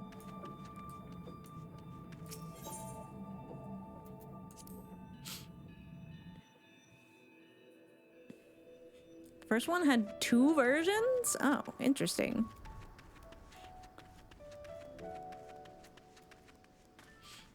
So tedious. I know. It's like, come on, man. It would be the same if someone like went into the comment section of like a big MSQ moment that maybe made a lot of people cry. If that person didn't cry and be like, why didn't you cry? It'd be like, listen. Game touched me like Shadowbringers? What if I just become a story gamer, chat? Ah, yes, precisely the same as last time. This ought to suffice for our purposes, thank you. You know, I've been feeling a little bit more optimistic in spite of myself. Keeping occupied with our work, I find my mind doesn't stray towards the doom and gloom as often as it used to. Seems it's better to take action than being idle with negative thoughts. If only it weren't so hard to take action in the first place. Well, I should be getting back to my work. Perhaps you could report to the chief in case he has other tasks that want doing. Thanks again for bringing the parts. Well, shit. Okay. I dare say we cheered him up a little.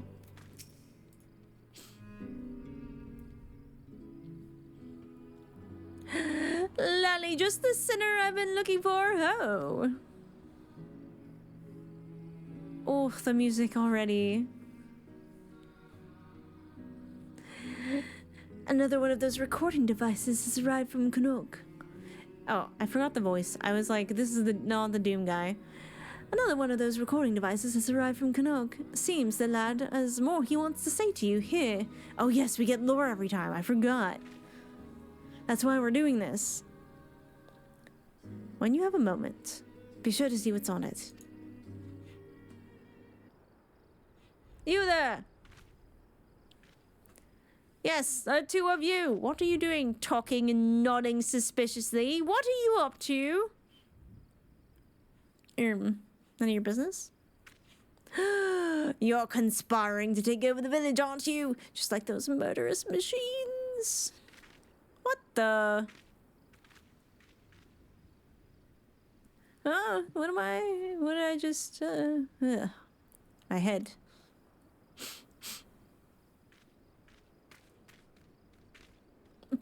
Bro just walks away after that accusation? Something's not right with Glug. And it's not quite the same sort of not right that follows too many a cost cavail. Well, whatever it is, it's nothing you need to worry about. I'll take care of it. Now then, was there something else you needed? Is there anything I can help with? Mizo's so pretty, you guys. Look at her. God damn. Well. Excuse me. Oh, what do you want? If you're here to mock us, have done with it and leave us be. No, I'm not here to mock you. On the contrary, I want to join you.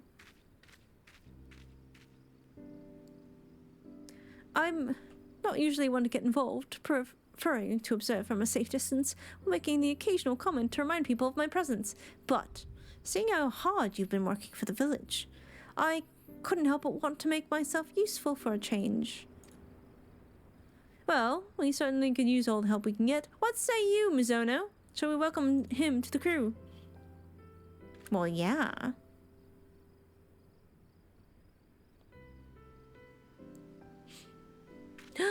Thank you. I'm certain you won't regret it.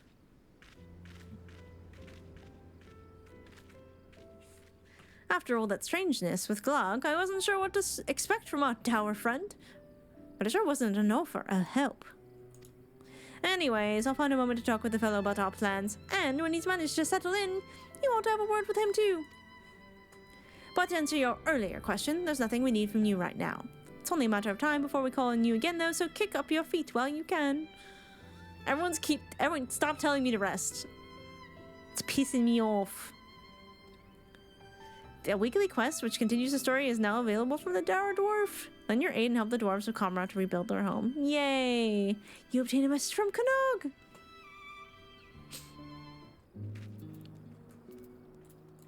Open up the lower dock. Oh, hell yeah.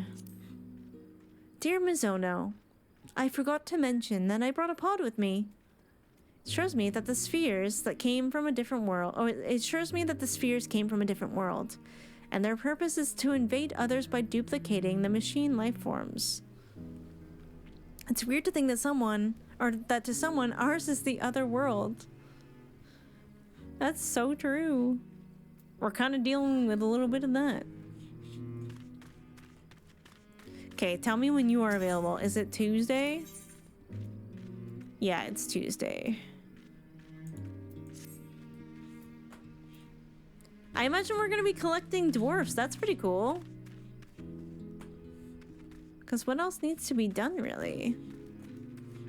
Oh, I've noticed that the balloons and stuff are gone now that we've done that quest.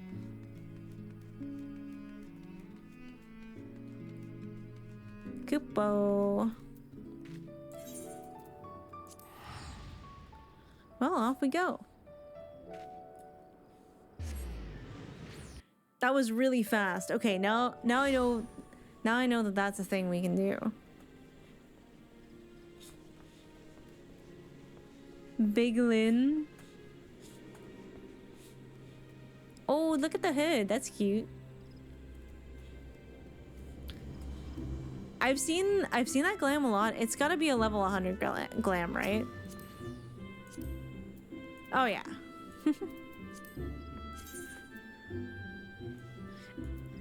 It does look really good with Mizo's staff. It just feels too... It feels like too much for her for some reason.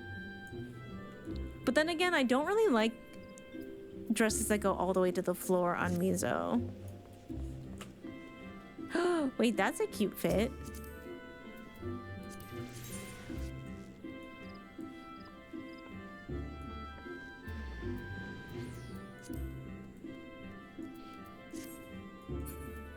Don't mind me. I'm just looking.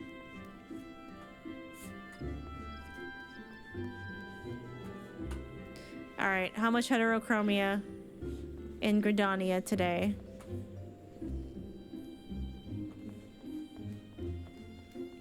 Oh! Thancredus Waters. God damn. Woo!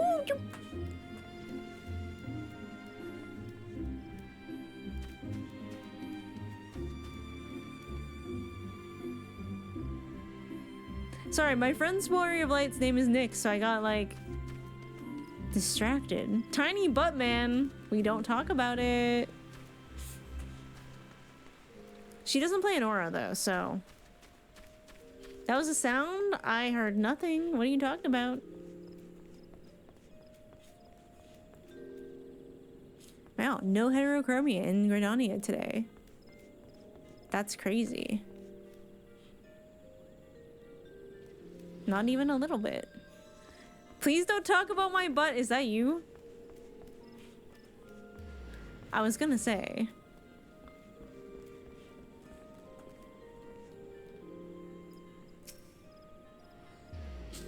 Hello. I'm very sad about Thancred.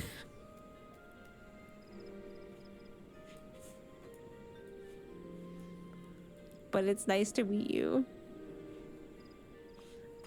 I like that you have a scrungly hair from Heaven's Ward.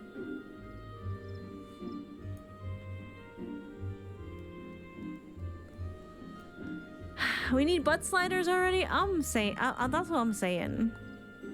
I agree. I was like, what is that?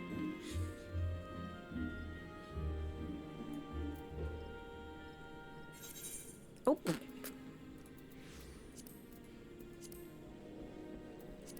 Long bean. Sorry. Occasionally, non-Lollifells have silly names. Oh my god, no! This is not helping.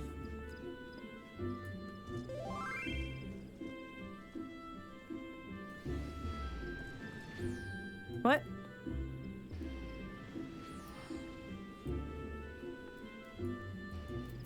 I just gotta tell, but I don't know what they are talking about. I don't think they mentioned to tell me anything.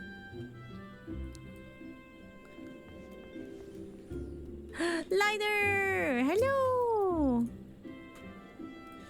They said, I can't really do much about it unless you pinpoint it. I was like...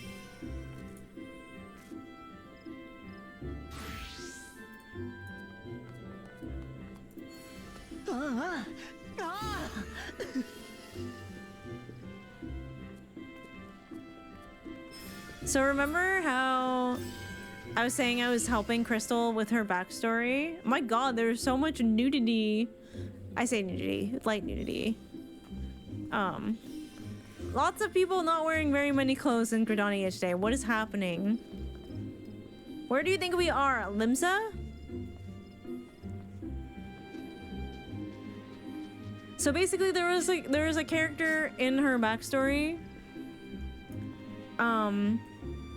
But because she's only on the base game, possibly the free trial still, she doesn't have access to the bun boys. So I had to make a bun boy for her. Hello.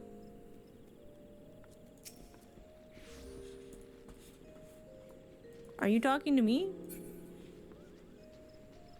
That was the guy who was sending me messages, who I think was trying to send messages to someone else. Don't you hate pants?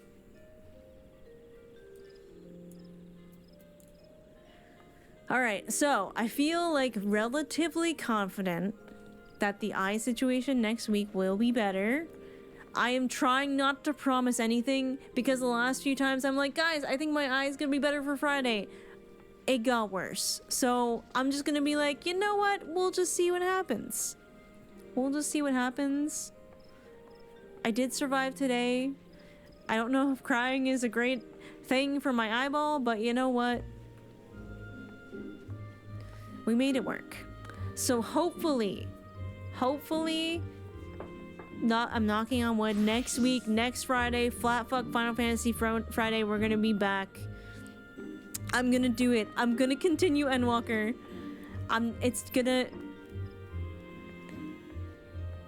I have two things to read you. One is the Mizo's musings from what happened last time, which destroyed me, by the way.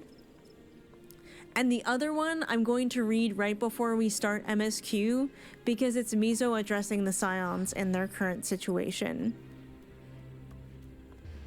Because I needed to say something. Crying is just washing your eye. I hope it works that way. I like how the emotional damage wasn't in an emote-only section. No, it wasn't. I wasn't expecting that at all. I was unprepared.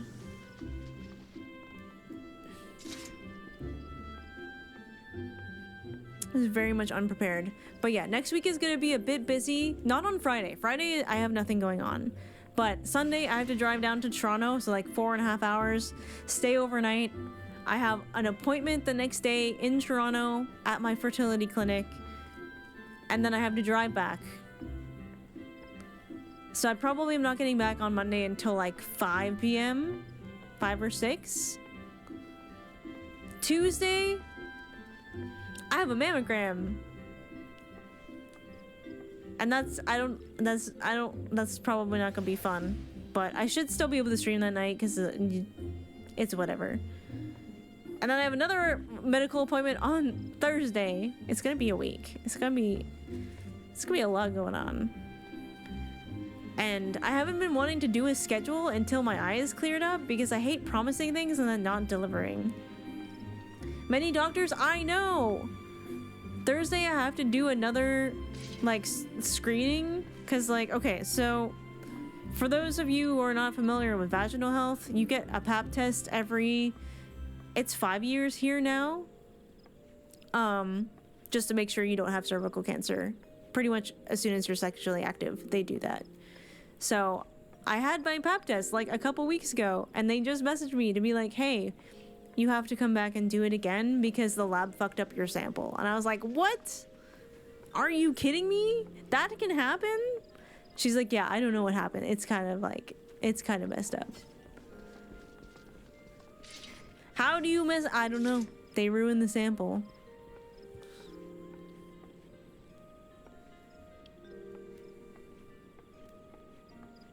I was like, man, imagine if there was a lab fuck up, like with my embryos, that cost me like tens of thousands of dollars just to make.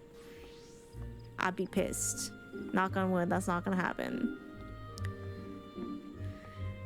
But yeah, that's pretty much the week I'm looking at. Tomorrow I also have Blood on the Clock Tower with my friends, which will be really fun. But I'm gonna have to stay up late and do that. Hi, Esper. Oh, it's a bug. Yeah. And she is not in a cuddly mood now.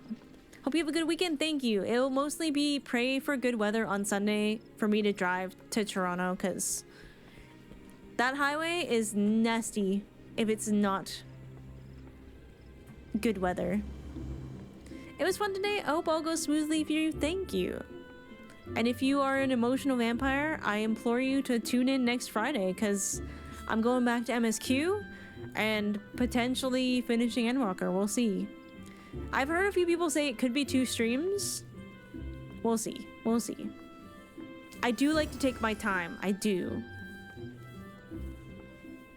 like to take my time. I will be here. It will be nice to see you. All considering my current situation.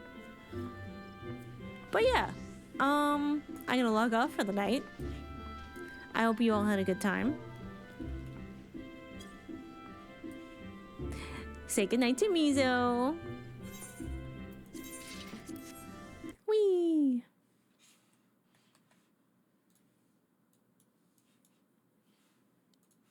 Well, hope y'all enjoyed. We'll find someone cute to raid.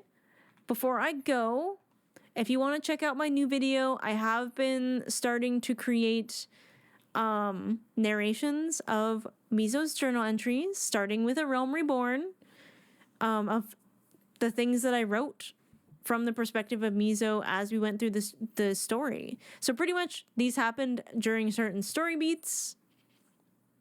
And yeah. I think I'm gonna send you guys over to Crystal. Okay, this is the person I've been talking about that I got. I've been trying to convince her to stream Final Fantasy XIV more because she played A Realm Reborn mostly off stream, but she's been wanting to try Heaven's Ward on stream.